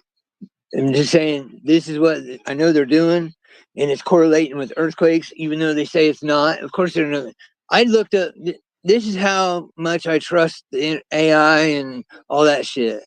I put in there in Google, what's the page number of Donald Trump's autobiography that says he has a Kabbalah teacher? I had a screenshot. It says Donald Trump does not have a Kabbalah teacher. That's a rumor. Basically saying I'm crazy for even putting that in the search in few words. I know because I have the screenshot of the page of the book. I just put it in there to get the name of the book, and because I forgot the name of the book, I had the page, and basically I said, "No, that doesn't exist." So I trust nothing in this world, not the people in it, nor the computers, the technology, none of that. Hell, how long did I spend trying to prove that AI is bullshit, Dean? 2 weeks. I fed it this big old fucking story, and it lied to me. It apologized to me. It gave me different names for the same character. It's bullshit. All that AI shit. It's AI, but it ain't I. The I in AI is not very intelligent. No, I haven't had visions of Yellowstone. I've had visions of other things. One of my major big visions was Deane was talking to me then when I was staying at my buddy Jason's. I seen the ceremony of heaven coming to earth, and I seen Mom standing there with a spear in her hand with these purple and a white energy inside of like a sphere with bands around it, and she's holding it up. And she's speaking words of heaven's come to earth. It's done. We've done it. And I'm standing up by the man, and I'm looking to my left, and I see everybody I know, and I'm looking to the right, and I see everybody I know. There's about 300 or 400 of us, and there's like a million people in the city, but the buildings are real narrow and tall. And I seen everybody that was here right now. I seen them all in like an audience, and we were on a stage looking during the ceremony. That's a major vision I did have. So I know we do it. That's what keeps me going. That's what drives me, because I know it's reality. Yeah, there it is.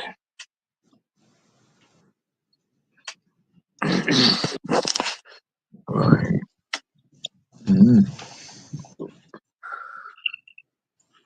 Grand vision, yes, and weather is air signs from Gemini and Libra. Winds and scale, Aquarius, water whisper. Yeah, I get all that. The orbs. Yeah, I see orbs all the time. I can speak to orbs. I can literally. I've seen them.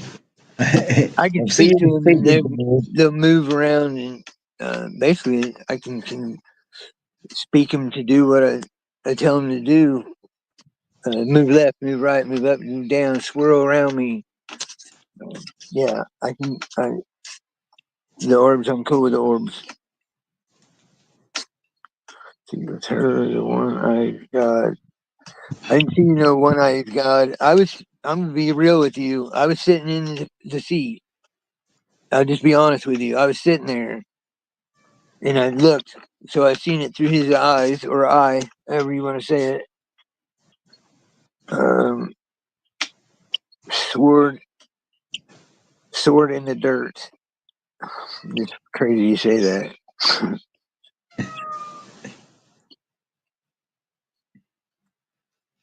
Yeah, that's funny you mentioned that because I actually did a sword ceremony with Yeah, rainbow colored titanium. You know how they use the heat to change the color to give it that rainbow yeah. color in Well, the titanium. Hey, yeah. I got Here's a the 20. funny thing is, I made a sword. Didn't I, Dean? I created. Yeah. I personally made a sword, my own sword. That got taken Cool. off of it. Yeah. Click the past energy for. Hey, Angel Wings, can you not talk to Kismet for a minute, please? Or FA, so I know if she's talking to me or not, because I don't know if she's talking to you or if she's talking to me. If you don't mind. I can't do any of that stuff. How do you do that? What's that, bud?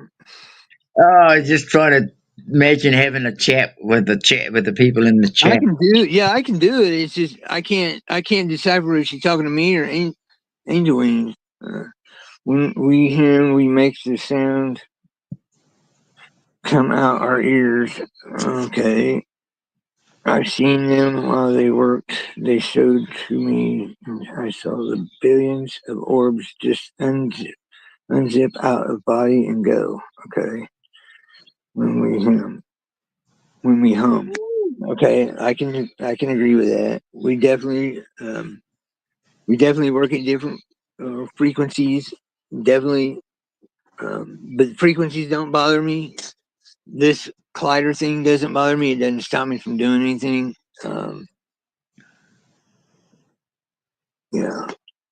So I think the more you know about these colliders and just the fact that this electromagnetic field has has a lot of consequences that go with it, and if you didn't know it was there and you started, I mean, people don't know that they're being manipulated to do all sorts of funny things. okay, But Faye. Sorry, Dean. I didn't mean to cut you off, but I never talked to him. I've only talked. She's only come to me. Source mother has only spoke to me. I haven't had no male figure show me anything. It's always been mom. Mom's giving me all this information. I've heard her voice. Actually, I've heard it twice. She's come to me twice. The first time is when she came to me originally. That was 5/18 of 2016. 5 and 18 is 23. 612 is 9. 23 plus 9 is 32. 23, 32. Just saying, just letting you know. His word is the sword. I get that. I understand what you're saying. Then she was there and all was well, and she showed me many things, Mom. Yeah, okay. Yeah, I get that too. The swords, words, yes, I understand. The double-edged sword, I understand all that. My thing is to communicate simply, not with a lot of. Uh,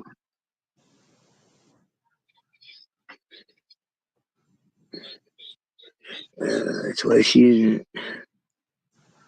Oh wow. Right. Well, what she was talking about, I can do that. I can send out Yeah. a frequency through my ears. I'm not exactly sure how I do that, but Okay. it's almost like I can make wings and my ears work or something. I can like use my ears to emit a frequency, but I'm not sure if anyone besides dragons or other beings even hear it though. But I'm just noticing I hear like something interesting in my ears when I do that. I hear you. I'm not Christian either. Definitely not Christian. I do know the Bible like the back of my hand. I do know the scriptures, and I can tell you, I can show you where she is in there, aspects of her in there. No, she's not mentioned, but things that she does and things that she is over are in there. They've just hijacked shit. So, okay. All right. That's cool. I really don't have much more, honestly, to be real about it. I said what I wanted to say. Um, yeah, well, I know everything is inversion. The dove is, they present the dove as a serpent, even on, I've seen it on swords. I started making swords and I started making bladed weapons. Yeah, I'd never done it before. I just started making them knives, tomahawks, swords. I made 2 swords. I got photos of all of it. This stuff I made. you were actually going to send me one if you could. Yeah, but I had it. It was, I just didn't have the handle on it. Yeah, I made. I took stainless steel washers and welded them together and made a handguard on a little shorter sword for Deane. I just hadn't put the handle on it yet, and that's gone too. Okay, I'm not. Here's the thing. I'll say this: I'm not worried about any gift that I have, anything that I'm not doing that y'all are doing. Um, when I'm ready for it, it'll come. If it comes through you, Faye, awesome. Just speak to me like you are, and but no, none of the things you're saying is like I have a different. I'm just different. You know, I don't. It seems like this. I'll just be real about it. It seems like this is more like of a female thing you guys are talking about. Like the males and the females have different gifts. I don't know how many males you have spoken with that are in my position, Well, but yeah, I get what you're saying. See, me and her connect a lot too, is because I think it's because the feminine energy tends to be more spiritual, whereas you can still be spiritual masculine, but your masculine tends to be kind of a different perspective in a way to yeah, of explain it. course. Yeah, That's what. yours is more like a physical, Go more inside. of a more of a touch see type explanation where we go through the energy more Yeah, I instead. agree with that too. I know we have both. I'm just saying that in the form of who you are, it seems that's what I'm seeing. I'm not saying that's what it is. I'm saying as of right now, that's what I've been noticing.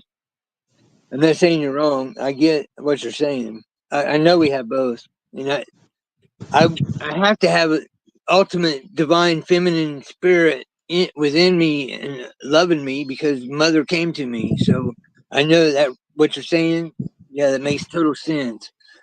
If I would say anything, I have more of the mother in me because I am the protector in man form, but I'm also I can be a nurturer, obviously, because I'm wanting to nurture this earth back to its original state. Yeah, I've already done that. Yes, I agree. The divine thing, I'm there. Yeah, that's what I'm. That's what I was trying to say about angel wings. I don't. She tried to. And nothing against angel wings, but when you talk, you try. It's like almost like you're trying to take me off of my path. Like things I have in my mind, and I know are right. You say different to me, and I'm not. I'm not Well, going to I'm not apologize trying to because that's take the way it anyone is. off. Yeah. Well, I'm not trying to take you off your path No, at I all. I'm know not you're going not to. trying. I know that. I'm just saying that's what happens. I know you're not trying. I Yeah. get that. If I thought you were Yeah. trying, I wouldn't have allowed you to come up here. Hon. Yeah. I just speak my piece But and share I my own know. I experience. know. I get it. I get it. But see, that it's causes uh, controversy with me because here we are. You're misunderstanding me. You think I'm saying this? I'm saying that. You know, like a bad towards you. I'm not saying. I'm just being real. That's just Oh, who I am. I'm just well, being I'm honest. not. And yeah, I Yes, know you and know see, I me. know you. I know you're not saying anything bad towards me, and Yeah. I was just trying to explain it from another perspective, is all. Yeah. See, I don't need that though. Not especially right now. I don't. Cause I can't resonate with your perspective like you were with her. Now, kid, Faye think she speaks. I can understand it.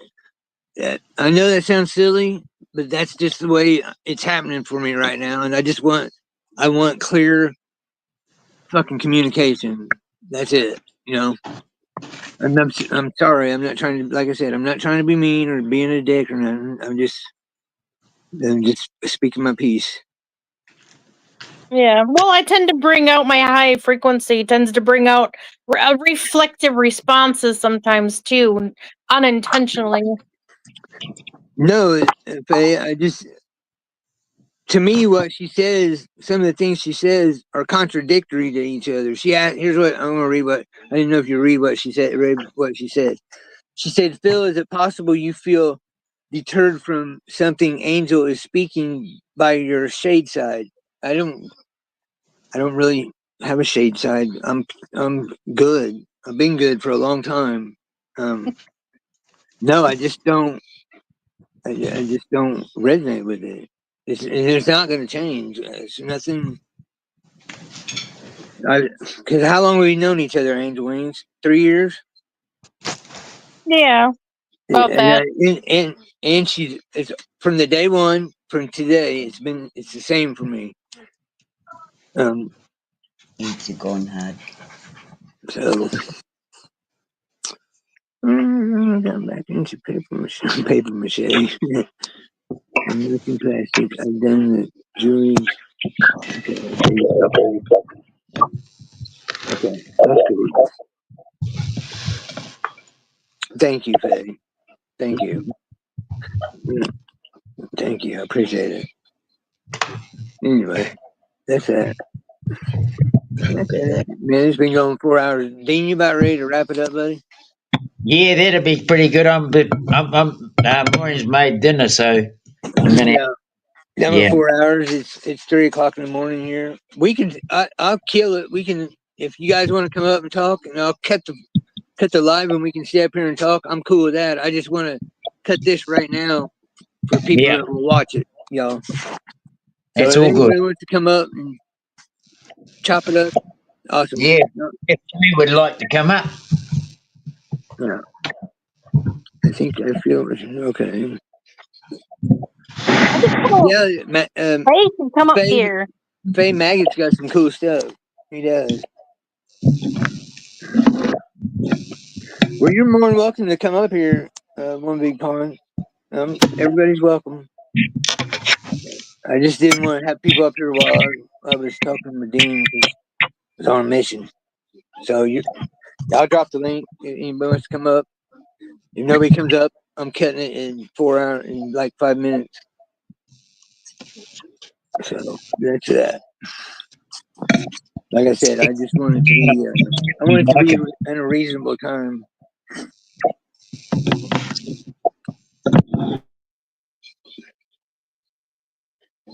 Oh, Maggot, my mate.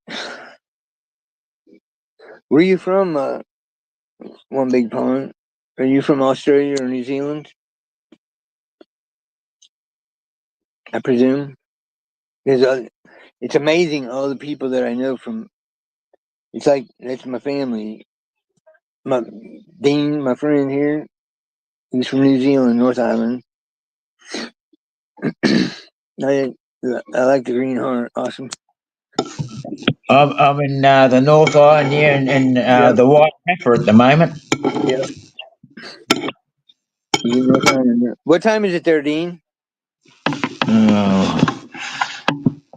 Looking at about 5 to 7. 5 to 7. There you go. Okay.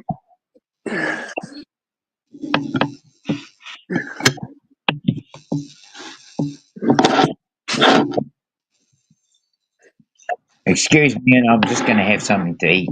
Yeah, you're good, Deane. No problem, buddy. No problem.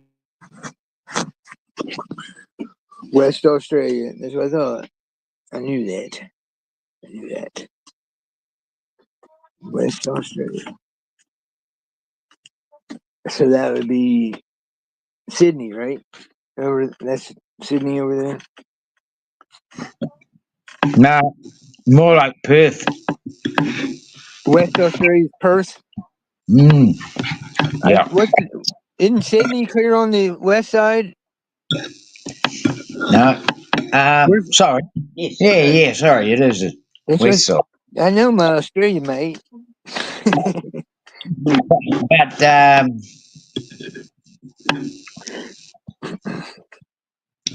yeah. But like you go up Northern Territory, you got no, the East Coast is Sydney. No, it's not. That's Melbourne, isn't it? On the east coast, southeast Melbourne. Western Australia is bloody Perth, probably Adelaide and out that way. Okay, I know all the cities are on the outer by the coast and inside like a fucking no man's land wreck. Which I do want to go there because I got a place to stay. I got a good friend there, and we'd be making some concrete fucking statues like motherfuckers.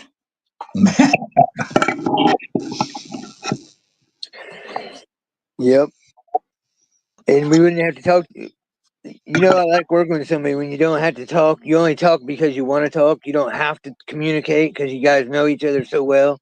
You're moving like it's like a dance. That's how Maggot and I would be.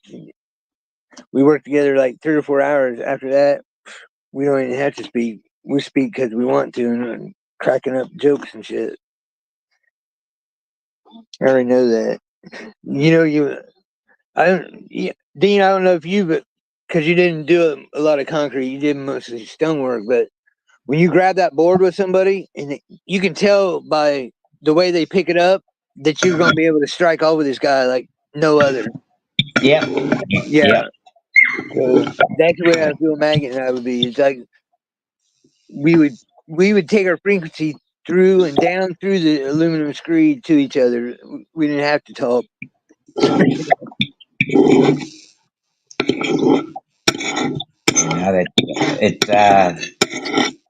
think a lot of work requires that kind of nature anyway.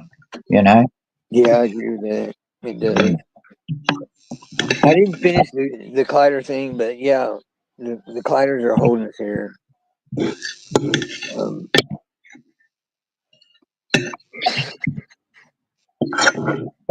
The thing is, they can do so much manipulation with that, right? Yeah. Hello. Hello. How are you? I'm good, thank you, Phil. And Deane, that scraping you're doing is damn annoying, man. Yeah, Deane, we hear you're cutting and stuff. Oh, sorry. It's all right. How are you doing, Mr. Left Right?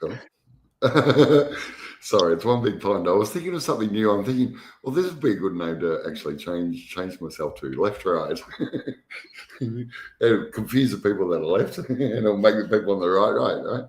Doesn't matter. Anyway, I'm just going nowhere.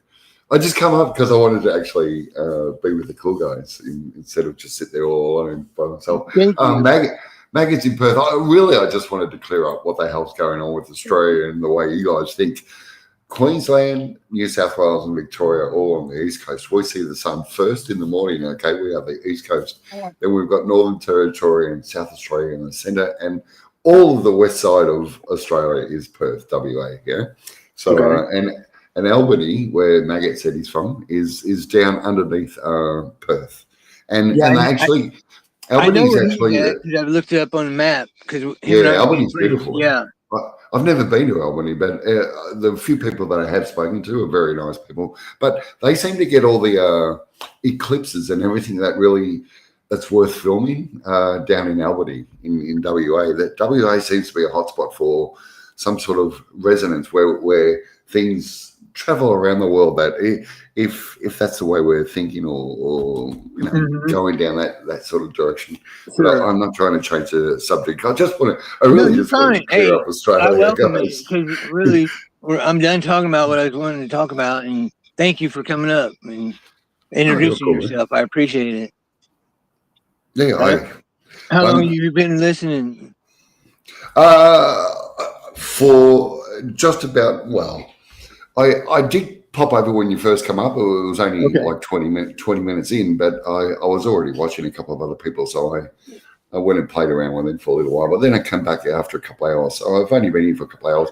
I'm not sure where you come up on, but when I'm moderator, I sort of click on everybody to see what their website's about or their YouTube's about. Okay. And if they've got some decent stuff, I generally sub to them, and obviously you have. So, but thank you. I seen you live today, and I just thought I'd pop over and say hello. So nothing. I've got no stake in what I was talking about. Is that what you're saying? I've got no means to upset anybody here. There's a couple of people that I've seen in other chats. In your chat, like earlier on when you first started. So yeah, everything's cool. I don't have a problem with anyone or anything, dude. Me neither. I love my Aussie and Kiwi friends. What I really loved hearing, Phil, was when you started speaking about the law and just changing people's perspective. They are so blind on everything. Yes. When it comes to our suppression and how much they accept their allowance or their, the allowance of the suppression is the thing that annoys me the most, and the double standards, of course. But we'll get to that later. Right. No, you're spot on. Absolutely spot on. And I understand that a lot of, I was saying, I don't understand angel wings and face, dragon talk and their spirit talk. But I see spirits. If you see my channel, you see that I see spirits. I have spirits around me all the time. Okay. So I'm in connection with that spirit world, but I'm also in connection with this reality of getting out of this reality. Can you create goosebumps without, Yeah. without being scared? Yeah, so you Yeah. can manifest. Yeah, cool. Yeah. What the best way I find, the easiest way to get goosebumps, if that's what you want to do, is going to a mirror without the light on. Just go and stand in front of a mirror and just stare into it. You'll be amazed how much your body will change and how your mind, it's sort of its reflection, and it really does it. It affects you. To me, it does anyway. I stand in front of a mirror. Because I don't generally look at myself. It's not that I'm ugly. It's just I don't need to. Yeah, I'm perfectly lonely. Let's put it that way. But no, you go and stand in front of a mirror, man, without the light on. So there's very minimum light. Like it's Okay. virtually dark, and just look into the mirror and see how long you can do it for. It's a mind cool. muck, that's for sure. Yeah, I like that. That's different. I'll try that. But there's things I can control in my body. Like I can make my pupils dilate. I can bring them from large to small. Without changing the light? Without changing the light. Yes. Okay, wow. Yeah, I've always been able to do that. I learned to do that. I'm going to be honest with you how I learned to do that. I'm an old deadhead, hippie, done a lot of LSD. And your pupils get huge. And that's what the cops look at. So I learned and trained myself to bring them back to normal. When somebody looks at me, I can bring them down. That's beautiful, man. That is a trip, especially if you're trying to trip someone out. You're staring at them and the pupils are going in and out, going, yeah, come on, man, come on, have a go. It's wild. It's just, I just think about it, and because I've had girlfriends, and they're like, "Oh, you can't do that. Boom, here, do that." I've also telekinetically spoke with women. Yes, I've done that a couple of times myself. Yeah, and what I find really hard, Phil, is people just refuse to accept that people can do things that they can't. Yeah, like absolutely. I think once we start changing the mindset of people or the world in that aspect to say that we're not all the same, we don't have to be programmed the same, we don't have to think the same, we don't have to work for a system that is purely unjust to us all. Only fits those that fit the model, or most kids who want to be workers, get out of work, get out of school and go to work, can see the lie that's being taught to them. Yeah. No, and you try to teach it to them, and they look at you and cock their head like you're a fucking moron. That's right. If we lived in a fair world where we were all creating for ourselves, you wouldn't want to leave school. We're just like, this is so much fun, We're creating a new world, but we're only taught how to think into this world that is so unfair. Who goes to work with a gun on their side thinking they're a hero? Yeah, and then their entire company supports them for the atrocities against humanity. And who walked up to a car with a gun with their hand on it and then calls you out for being nervous because here's why I'm nervous, because cops kill people unnecessarily. Right. And I know it happens, and you walking up here with your hand on your gun.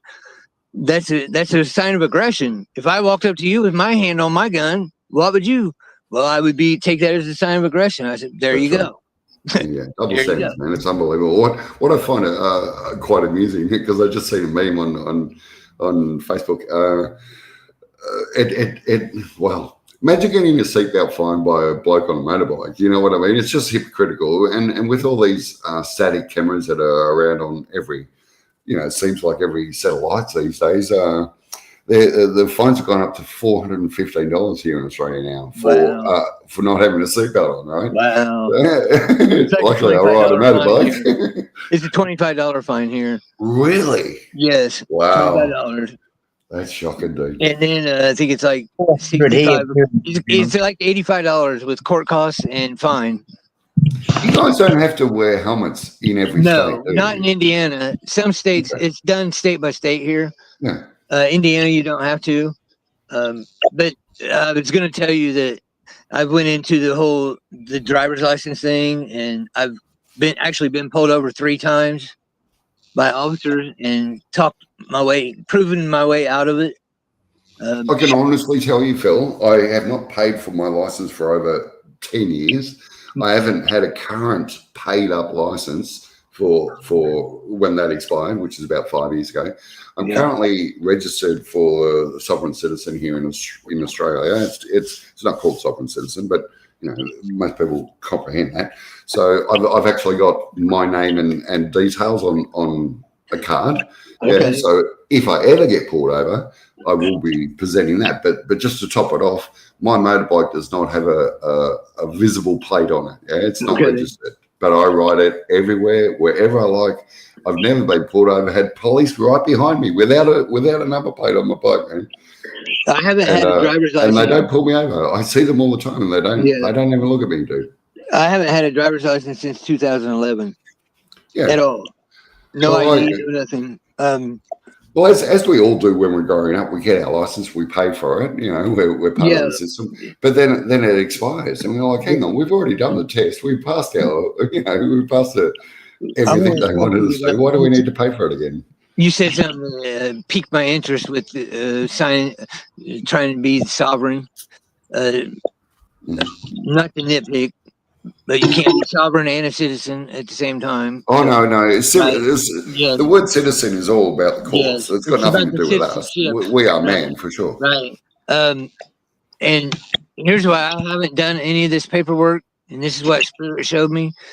If I try to get out of their system, I'm acknowledging an illegal system. I'm giving them, as soon as I file paperwork in their system, I'm recognizing their authority over me, because they're saying, I'm trying to get out of your system. You do have authority over me. What a lot of people don't understand is the police are so angry until you sign their piece of paper. Yeah? No, it's like coercion. It's like strong arm coercion. Of course it is. Yes. Yeah, everything they do is coercion. Yeah? Every part of their job is a criminal act, as far as I'm concerned. Absolutely. Yeah? But if you stand in your ground on your ground that you own with the truth, and know the when I see cops on their mic, I picture them saying, I need backup. I got a guy here that knows the law better than I do. Yeah. You know, so, and I don't know a lot of law, but I've been studying. See, in the United States, you can practice trust law without passing the bar. So I've been getting into a lot of the trust law, and understanding the Sestake trust. Yeah, I can tell you the last time I was in court, which was only a couple of years ago, I was up against an assault against me, but the police officer said that I assaulted him, of course. But anyway, we'll get to that later. The last thing I said to the judge, I said, if you say another word, I'm going to hold you in contempt. And I walked out, and I haven't heard a word from it. It since.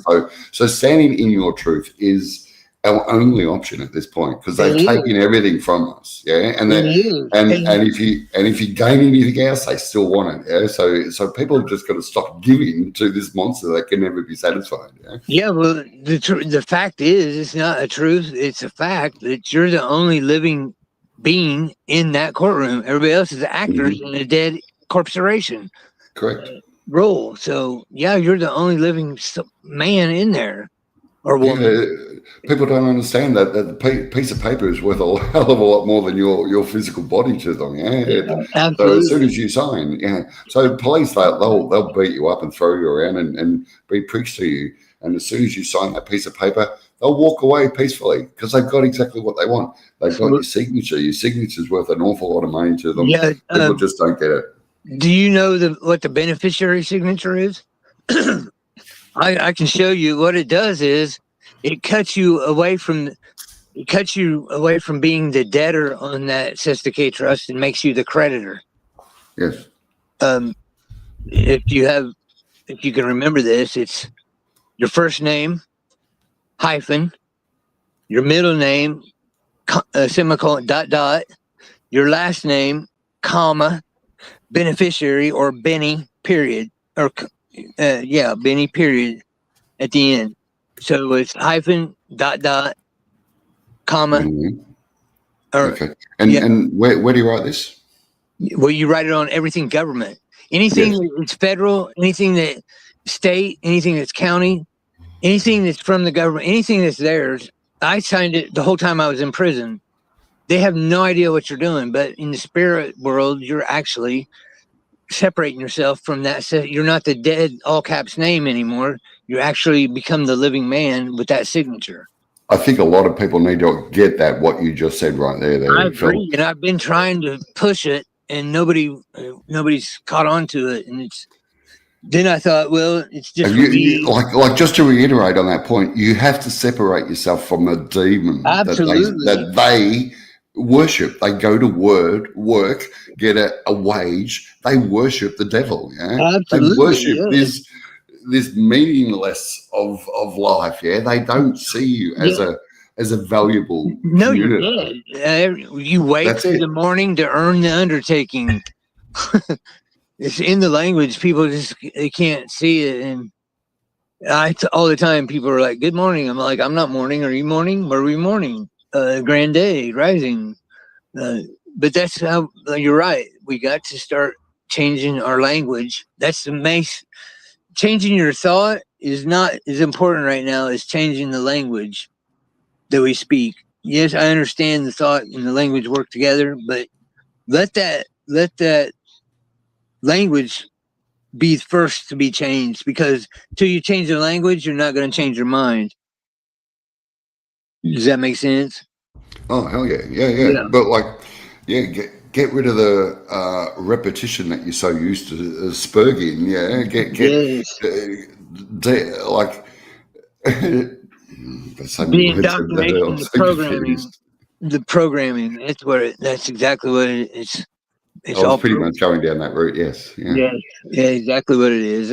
It's a mantra. They want you to repeat a mantra, and you live your life. And they'll give you the weekends off, and they'll give you a couple of weeks off through the year.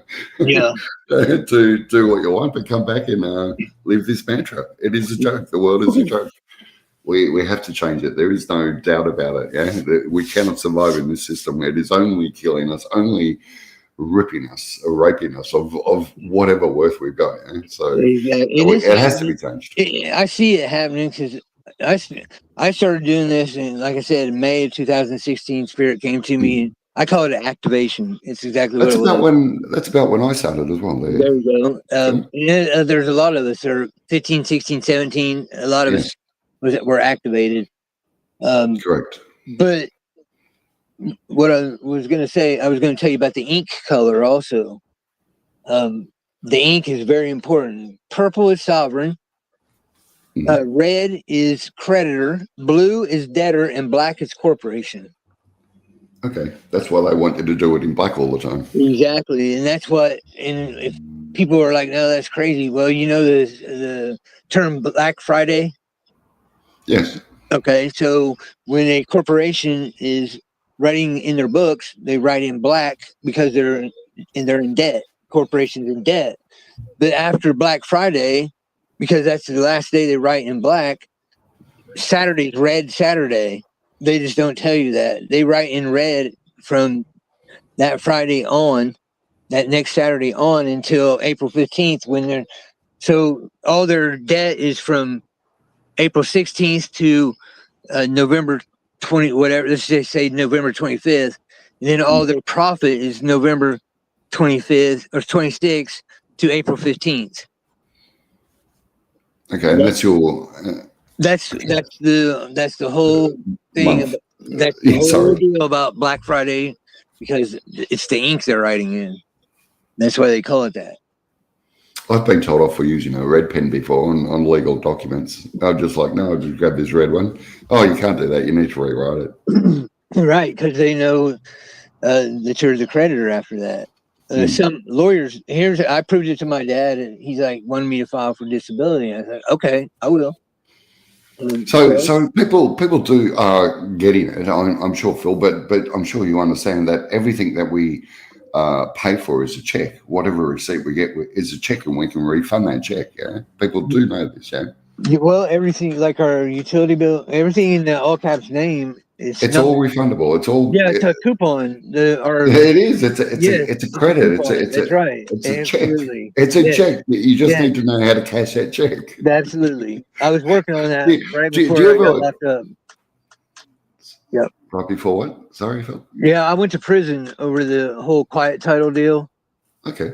And I don't know if you heard that story, me talking did about not. it. Okay, so what I did was I filled out a quiet title against all the land, on Earth. I didn't know at the time I was doing it, but the definition of a quiet title is to claim quiet title against the Earth. It was over a property dispute with my family, and I unknowingly, accidentally on purpose, did it against the whole Earth and signed it in purple. So the county has accepted my sovereign. Well, I'm not going to call it royalty because I'm not royalty. I'm sovereign. Like I said, purple sovereign. And the county's accepted because I paid to do the quiet title. I paid my fees. They clerk stamped it. So they've unknowingly accepted, like you and I were just talking about. They do things to us we don't know that we're doing. Well, that's exactly what I did to them. We're manipulated in so many ways as well. Absolutely. Also with the subliminal messaging and MK Ultra sort of stuff that they're giving us everywhere. Positively, yes. There is no escaping it. You just need to be aware of it. Yeah? Right. And of course, we can get out of the city and leave all the technology behind, and of course, we will find our peace there. Well, my friend Deane, who was up here with me, he's signed his driver's license in purple ink with the beneficiary signature. He's the only one that's really listened to what, because he's my mate. We've known each other since 2017. We've had literally 17, 18-hour phone conversations in one sitting. Wow. Talking about things like these. So he's in tune with me. He knows. This is FTW above you, yeah. Yes, Deane. yes. Yeah, That's cool. Deane. Yeah. Hey, Deane, I didn't come here to take over the chat, man. I'll just through my speaker. I think you were spot on, and I'm actually glad you came up. I've got very good speakers on my connectors to my computer, so those little high pitched noise scrapes and things, they sort of overpower me. You know what I mean? Because I'm in such a peaceful and quiet place all the time. So on the headphones it wasn't as bad, but through my speakers it was just scratching. It was overpowering some of the words that you were talking. I'm just like, it's really hard to hear you. So I had to say something. I'm sorry, Dave. You don't have to apologise. It's all good. Hey, I've always apologised. I've been told to stop saying sorry my entire life. I'm not kidding. From everybody in my life. Hey, well, why are you apologising? I'm sorry, dude. I don't know. I think I get the best out of people that way by apologising because I see the true them. The selfish people don't give a shit. You're already forgiven before you even speak, so you're good. Thank you, sir. Not by everyone, but thank you, sir. I do appreciate you bringing that up. So, I wanted to come up because you were closing, not because I wanted to be part of the show. No, I like the conversation where you guys are going. Very important. I can also say when I was in court and I told the judge I'll hold him in contempt. I did ask for an awful lot of money that day as well. He actually cleared the court. There was like 20 people waiting behind me.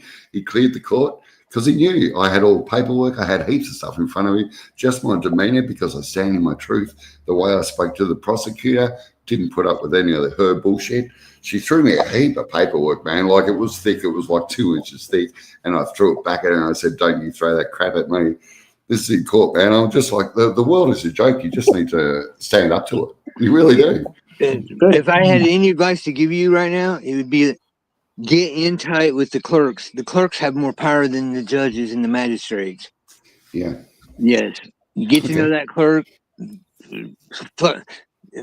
Damn, flirt with her if you have to. I don't care. Because that's what happened with me. The clerk, they were not going to file my quiet title because they said I'm too late. And it was like I had like a half hour to go, and I was like, "Hey, man, I've dealt with you before on things, and I know it's 4:30 when you." She's like, "You're right," and she got everything through. If I didn't know that clerk, that quiet title wouldn't have gotten done that day on the 6th, and my eviction was on the 7th.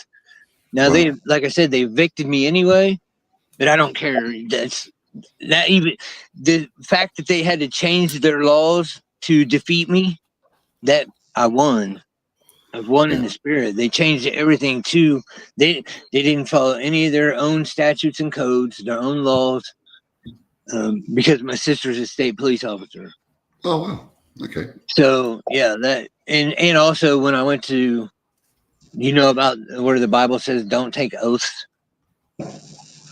It's in Matthew 5:37 and James 5:12. And it says, I don't mind scripture, but I've never read the Bible. Okay. There's so many people willing to talk about it that I get my information through them. So please carry on. Okay, and I know the Bible very well, but I didn't read the Bible or know the Bible to preach to Jesus Christ. I'm a Bible destroyer. I just want to clarify that, so I'm not trying to push nothing on nobody because I don't. You're okay. Hey, I'm open for the right religion. Just show me which one, because there's over 100. There are no right religions. There are no right religions. We're spirit, and it's in your heart, and we don't need a building or anybody to preach to us about nothing. We already know in our spirit. If you don't know that you are the light, you are the message to bring us all together. If you don't know that, there you go. You might as well be speaking to the numpties. You know what I mean? Yes. Go and pander to the sheeple, because they're the people that will like you. Yeah. Or you can expand and grow with the people that actually know. Yeah. Well, and I'm glad you said that, because that was when Deane and I were talking. I was letting him know this is. These things I'm talking about, people could look at me like I'm fucking crazy or trying to assert authority on people or show how people think. And I don't care what people think at this point. I just came up here and spilt myself, spoke my truth, and the people who need to hear it are here. And obviously you're one of them, and I appreciate that. And I appreciate you coming up. I've always said, do what you got to do, or do you, be you, because the right people will find you in the end. Absolutely. Unfortunately, I'm 55. I've had to go through an awful lot of people to find out that I'm more true than anyone I've ever actually had to deal with. And believe me, I've been in the building industry my entire life. Couldn't wait to get out of school. Seen the heliocentric lie at the age of 9 and called it out in school. I said, no, this is all a joke. You're all liars. There's no way I want to fit into this system, and just went out working as soon as I could. Yeah. Yeah. So I've seen lies my entire life. There's no one's going to convince me otherwise. Yeah. I might be the stupidest person in the world, but I don't care. I'm peacefully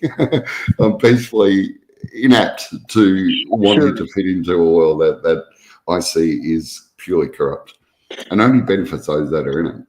Okay, let me tell you about what the Bible says, because there's things in there that it's their own words, and we're using it against them. So the Bible, they used to ask you to put your hand on a Bible that says, "Let your yes be yes and your no be no. Anything more than that comes from the evil one." James 5:12 says, "Let your yes be yes and your no be no, lest you fall under condemnation of this world." So those are pretty powerful verses. And when I was in court over this, the criminal charges that they falsely put on me, I wouldn't take the oath. I told them, because they were swearing everybody in. They do all the jury. They do the court recorder. Everybody takes the oath, even the judge. And I'm like, no. And I quoted these scriptures, and at that time, my whole trial went from doing okay to complete and utter shit, because they're looking at me like, "Oh, you won't take an oath to tell the truth, you piece of shit." No, I won't take an oath because your Bible that you're asking me to swear on says don't swear on it. Just because you don't know the scripture, and this is my exact words, just because you don't know the scripture don't mean that you're right. I'm telling you what the scripture says. And right after that, the jury went whoop. Just a little a word of advice to you there. That's pretty. You call me Tony, fella. Tony. Okay, thank Yeah, you. that's cool, man. That's all right. I did write it in chat earlier, but that's all right. Yeah, part of me when I was speaking, I didn't even pay one bit of attention to the chat. I just I admit get that, that I'm man. not like a really good live. I'm not a good live streamer tech guy. I'm just It's doing it. it's hard to do 3 things at once. I must admit. It is, and I'm trying to concentrate on speaking what I'm wanting to speak about. So I was like, Keeping on topic, correct? Yeah, and yeah. I'm easily confused. I see a butterfly, I'm off.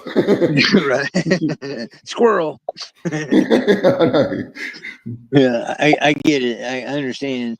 In normal circumstances, yes, I take care of the chat. I speak with the people on the panel, and tonight was a little different for me. So, and Deane, we had a different agenda, a different mindset.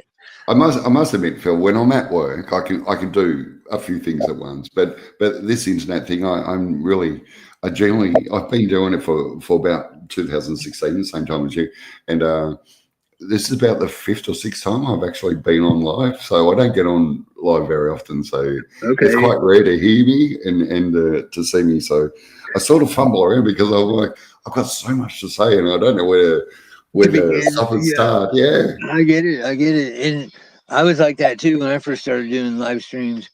Because you got, like you said, you got so much to say, and you only have a certain amount of time to say it. You want to be polite and stay on topic as well. And that's the hardest part with me because there's so many topics I want to bring up. It's just like you want the world to know everything you know to go, okay, let's change it, you know? Yes, absolutely. Let's make a better world. You can overwhelm yourself really quick. Yeah. It's draining. It's draining as well at the same time. Like trying to keep up with everybody who are really just trying to bring you down or keep them to their level. And I think that's the hardest thing with me as well. It's not that I feel I'm better than anyone, but I know that there's a lot of I say crazy thinkers out there, you know, Phil. I say, Tony, we are.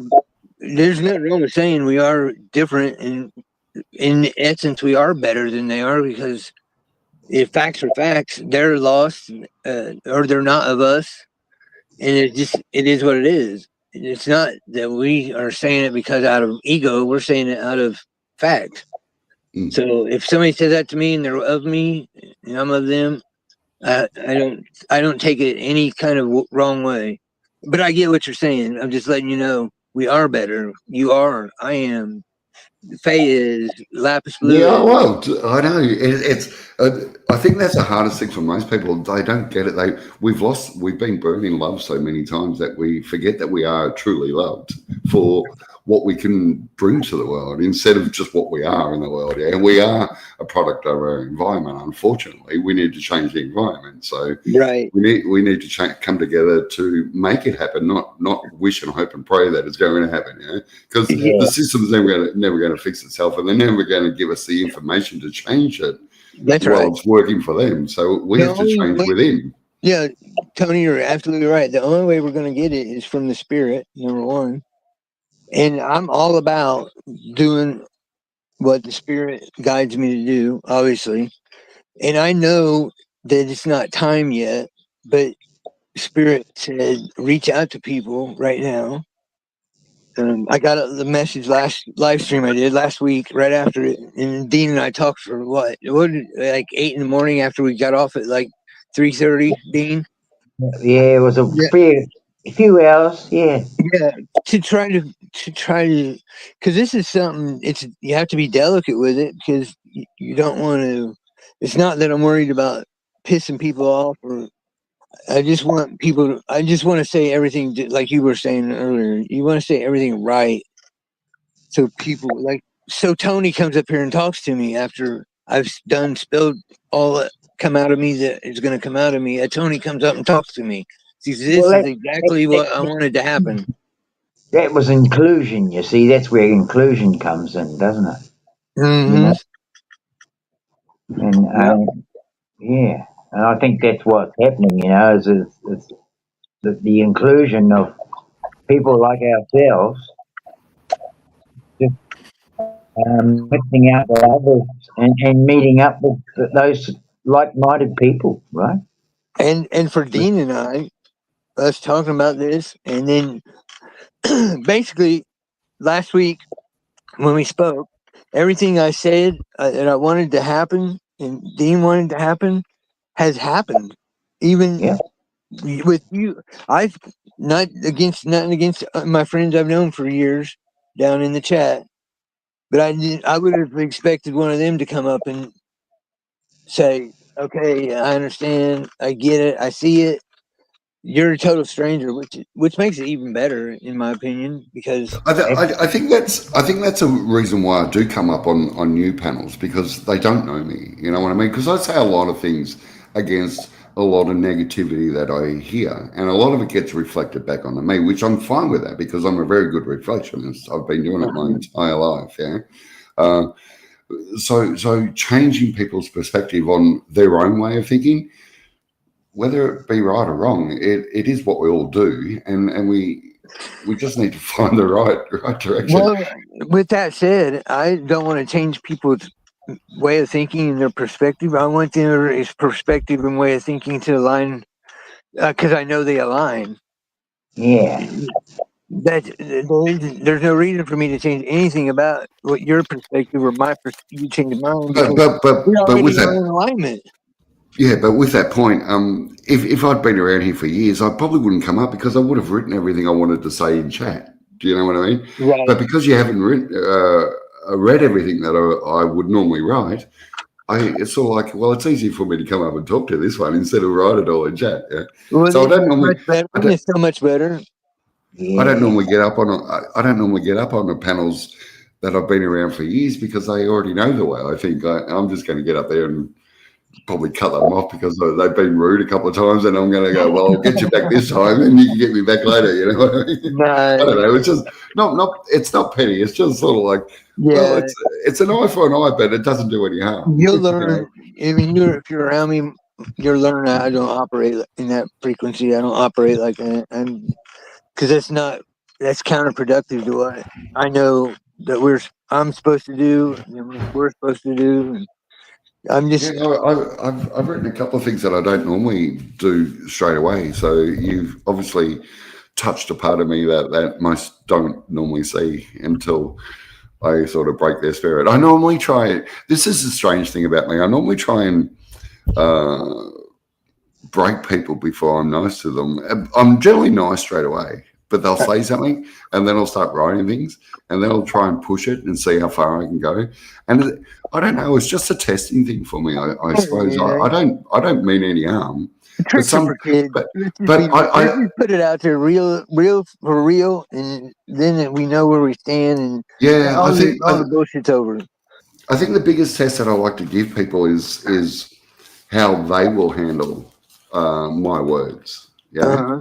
I understand. Because if they go off the deep end over basic, conversation that they're actually having, and my response, it's sort of like, well, I'm judging where your head's at. No, you're not judging where my head's at. You know? I come into your thoughts. You didn't come into mine. Yeah, that's right. And I willfully put myself out there for this to happen. And thank you again, Tony, for making it happen, brother. You're okay, man. I expect to see you around more. Yeah. I'm happy. I'll be around. I'll hang around. Okay. I like you, dude. I put something in the side chat. One dumb fuck is his website, and he's on YouTube and he's on other medias as well. He's quite a good one.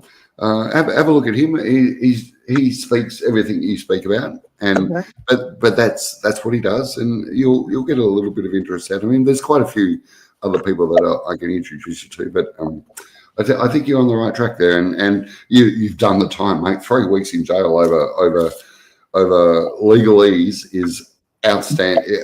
No, I did 23 months. Wow. Yeah, 23 months. Bro. Are you litigating them? No, I've already done the prison time and it's over. I could appeal, but I don't need to appeal because in the spirit I've already won. It's unnecessary. There's no reason for me to. If I appealed it, then it would change the whole spiritual aspect of it. Because that's what this is. It's like, this is the spiritual warfare. Yeah, the divine feminine. Look, if you're at peace for doing what what you know was right, even though you got hard done by, like hard done by. Like honestly, dude, that is courageous on your behalf. I'd be wanting compensation, that's for sure. Tony, I would go tomorrow. I'd go back in for another 23 months if I had to for this. So I get it, but how many? Like you've got to understand, it's sort of a selfish act at the same time because you're not here present in this moment, in this ether, in this connection that you do through the internet. You're not here to open other people's minds. So that's 23 months of people being indoctrinated without your words, without your spirit. So I wouldn't want you to leave. And I appreciate that. And I don't want to leave either. But here's the thing. We do have people in prisons that can't reach us. And that was another reason I went to prison. Not only to fulfill this quiet title debauchery that they've created. Hey, it might be selfish on my behalf. You might be saving someone in prison. And I did. And that happened. And it was great. And I was... anybody who knows me, they'll tell you I come out a different man, a better man, in my opinion. I don't know what anybody else thinks, but I come out more calm. I'm calmer. I don't know. Deane can tell you more than I can. Like I said, can I just apologise? I just apologise to Angel Wings. I'm sorry I didn't let you speak. I haven't tried to talk the whole time. No, Angel Wings and I, we've had many conversations. We've never spoke to. Okay, she'll be back. We're good, brother. You're good. You're cool. Yeah. Okay. Sorry, Deane. You were asking Deane something? No, I was saying Deane can test how much he's mellowed out since he's come out of prison, and he's mellowed out. I'm sure he would say the same about myself. Absolutely. Actually, this 23 months apart, him and I, it actually did both of us better. Because here's the thing. Say us three hung out every day because we know we're the same spirit. We hang out all the time. But we'd have to be out. We can't be together all the time. We have to be out because all three of us separately can get three different aspects of something out there that we wouldn't get if we were all together getting one aspect of it. You know, when I first started typing in the text, in the chat, I actually felt that between you two, that you both are on the same level and connected in a way most people are not. Yeah, absolutely. It come through, man. Yeah. Thank you. Deane and I both I'll speak for Deane right now. Deane and I appreciate that. And thank you for recognizing that because it's the truth. It's the truth. I don't know if you've heard me say this too, but at one time, Deane and I, we've had our arguments. And he's argued. I just shared with him, and he gets mediate.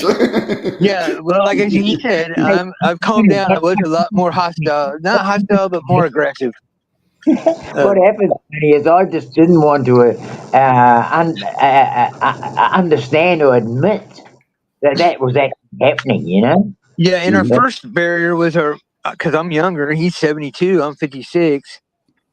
And that was the first barrier. Like, I'm a younger man. I can't no more. It's not very often I'm the youngest one on panel, man. I'm 55. Well done. Yeah. So that was our first barrier, which I understand. But at the time I'm telling Deane, I was like, yeah, Deane, but I'm in the spirit speaking these spiritual things. You're of the world. You're trying to come to the spirit. So you try to understand these things I'm showing you. It don't have nothing to do with age. Now he jokingly calls me his big brother.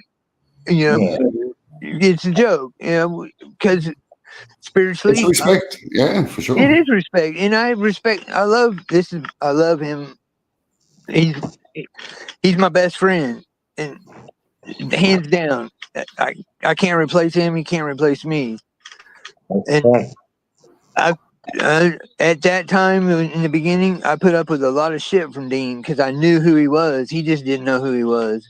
That's a fact. It's a fact. He didn't know, and I knew that. Spirit showed me It is a good feeling knowing that Yes, you're doing a good I'm- thing for someone to change. Yes, here's how I would explain this to somebody that just met us.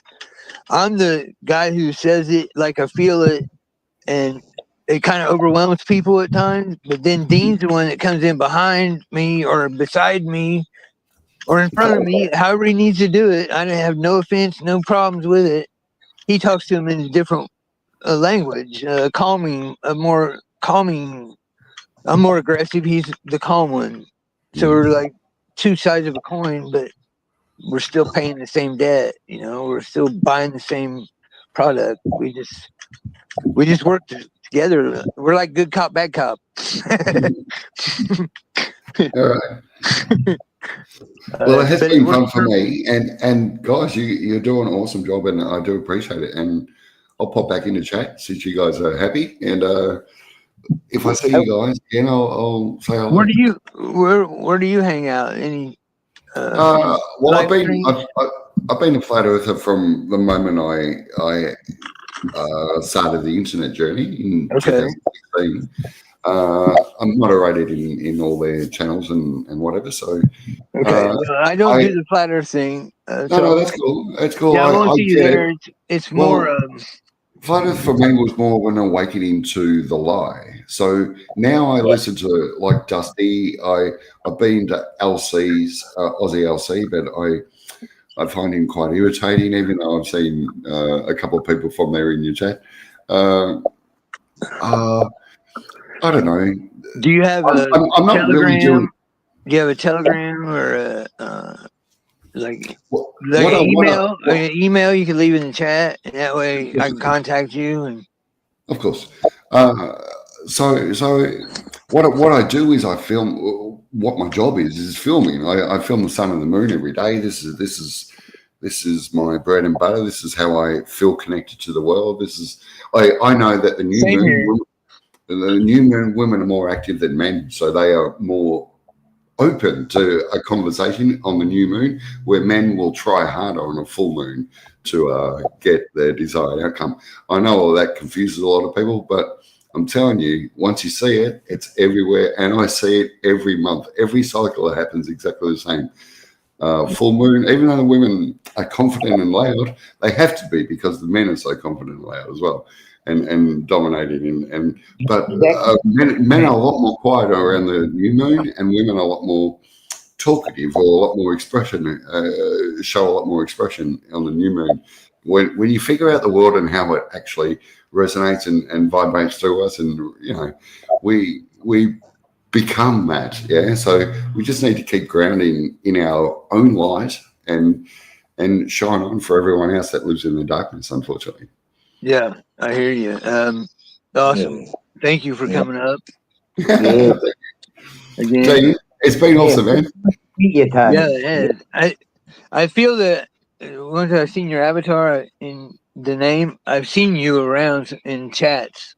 Yeah, I'm a cheeky bugger, that's for sure. I do like to push buttons, but I don't get offensive until I'm being offended. You know? No, I didn't. Until they're trying to offend me, I don't. From my memory, it wasn't even like that at all. I just seen you talking to somebody cordially, not having a pleasant conversation with somebody.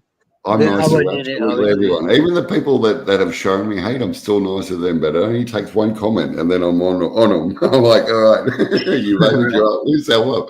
But the difference between me and an awful lot of people that I see, I don't remember, I don't recall, and I don't want to bring up any negativity from the past. Today is my present. This is where I'm living. If you want to bring up something I said a month ago, you've been living in hate for a month, thinking of me for a month. I've been living rent-free in your head for a month. You're a fucking fool. Yeah, I'm with you. That's the way I see people, man. Yeah, that's the way I feel too. Just get it out. Let's do this. Let's get it on. Say what you got to say and move on. Yeah, so we can get over it and pass it and move on. Yeah. Otherwise, you're holding yourself back. It's the same reason why I don't celebrate my birthday, even though I just had it on the 17th of this month. I don't celebrate it because I don't manifest that age. Yeah, you know, when you're growing up, you have oh, he's old at 40, or he's old, or grandma's old at 60. You know what I mean? When you get to those ages, you're sort of like, well, I'm still youthful in my mind. Yeah. Yeah. Yeah. I don't see Yeah, age. I'm always gonna be a boy. Yeah, exactly. Absolutely. I know a lot of people think it's a downfall. I think it's a win. Absolutely. Yeah, Oh, right on. Right on. yeah. I don't ever want to grow up. That's not why I'm here. Hey, you guys are awesome. I'm going to leave you. Thank you very much for making me smile, guys. Thank you for every thought, and yeah, I'll be around, guys. Thank you. All Deane, right. nice meeting you, Phil. Thank you very much. So, Yep. cheerio. Yep. Be good. We'll be good at it. There you go. Or be good at it. I'm sorry, not no. I wasn't looking at chat, buddy. You know I love you. Absolutely. You the man. I seen what you said, Faye. You're funny. Maggie's always funny. He said, apparently Deane told Phil to fuck off in 1986. We're just waiting on disclosure because Dino pleaded not guilty. Maggie. That's good shit. Yeah, I just wasn't looking at the chat at all. Sorry, y'all. I just there you go. Not no, my mate. Awesome to know that chat's all still well informed. Yeah, well, there's 10 people in here. When we started the first 2 or 3 hours we talked, we only had like 2 people. But Right. I know that counter's wrong a lot. I don't really pay much attention to it. Yeah. But yeah, look what the spirit brought in after I started speaking, just like we talked, Dean. I know. Just exactly what we were talking about. Yep. Yeah. Yep. That's So enough. there's there it is. Well, there it is. Yeah. It took place exactly like you said, or like we talked about. Right? Yep. Yeah. So all right, I'm going to say bye to everybody. Everyone, thank you for coming. Tony, thank you for coming up. I'll make sure to get your Nice to see you. emails and stuff. Dean, you just hang on to it. I'm gonna cut it off Yeah. and then we'll have a rip of your rap chat if you don't All right. mind. If you're not in a hurry. Good. It's all good. What'd you have for dinner? We had leftovers from last night. Just Yeah, there's nothing wrong with that. Sometimes health food like spaghetti is better the next day. Absolutely. I know where you been, buddy. I thought I'd see you a lot earlier. I talked a lot more. You have to watch some of this. I think you'll be happy about it. Because I know you. we So certainly. I We put a certainly. lot of it out there tonight, bud. I'd say the last hour and a half. Yeah. Well, in about 20 minutes before Faye showed up, it just started coming out. So yeah. Bye, Lapis Blue. Thank you for everything. I appreciate you. I love you. Faye, thank you. Take care, everyone. Angel Wings, Maggot, of course, my mate. Tony, thank you again. Make sure I get everybody. I don't want to leave anybody out. Who was here? Canada Dummy was here. And Dean and I are we are challenging you, Canada Dummy. So just deal with it. We are Dumb and Dumber. Do not ever forget it. Beat that. Yeah, come on. Let's see it. That's right. You come and get some. Come and get some, Canada Dummy. All right, guys. I love y'all. Good night or good morning, wherever you're at. Be good. Yeah. All right, there it is.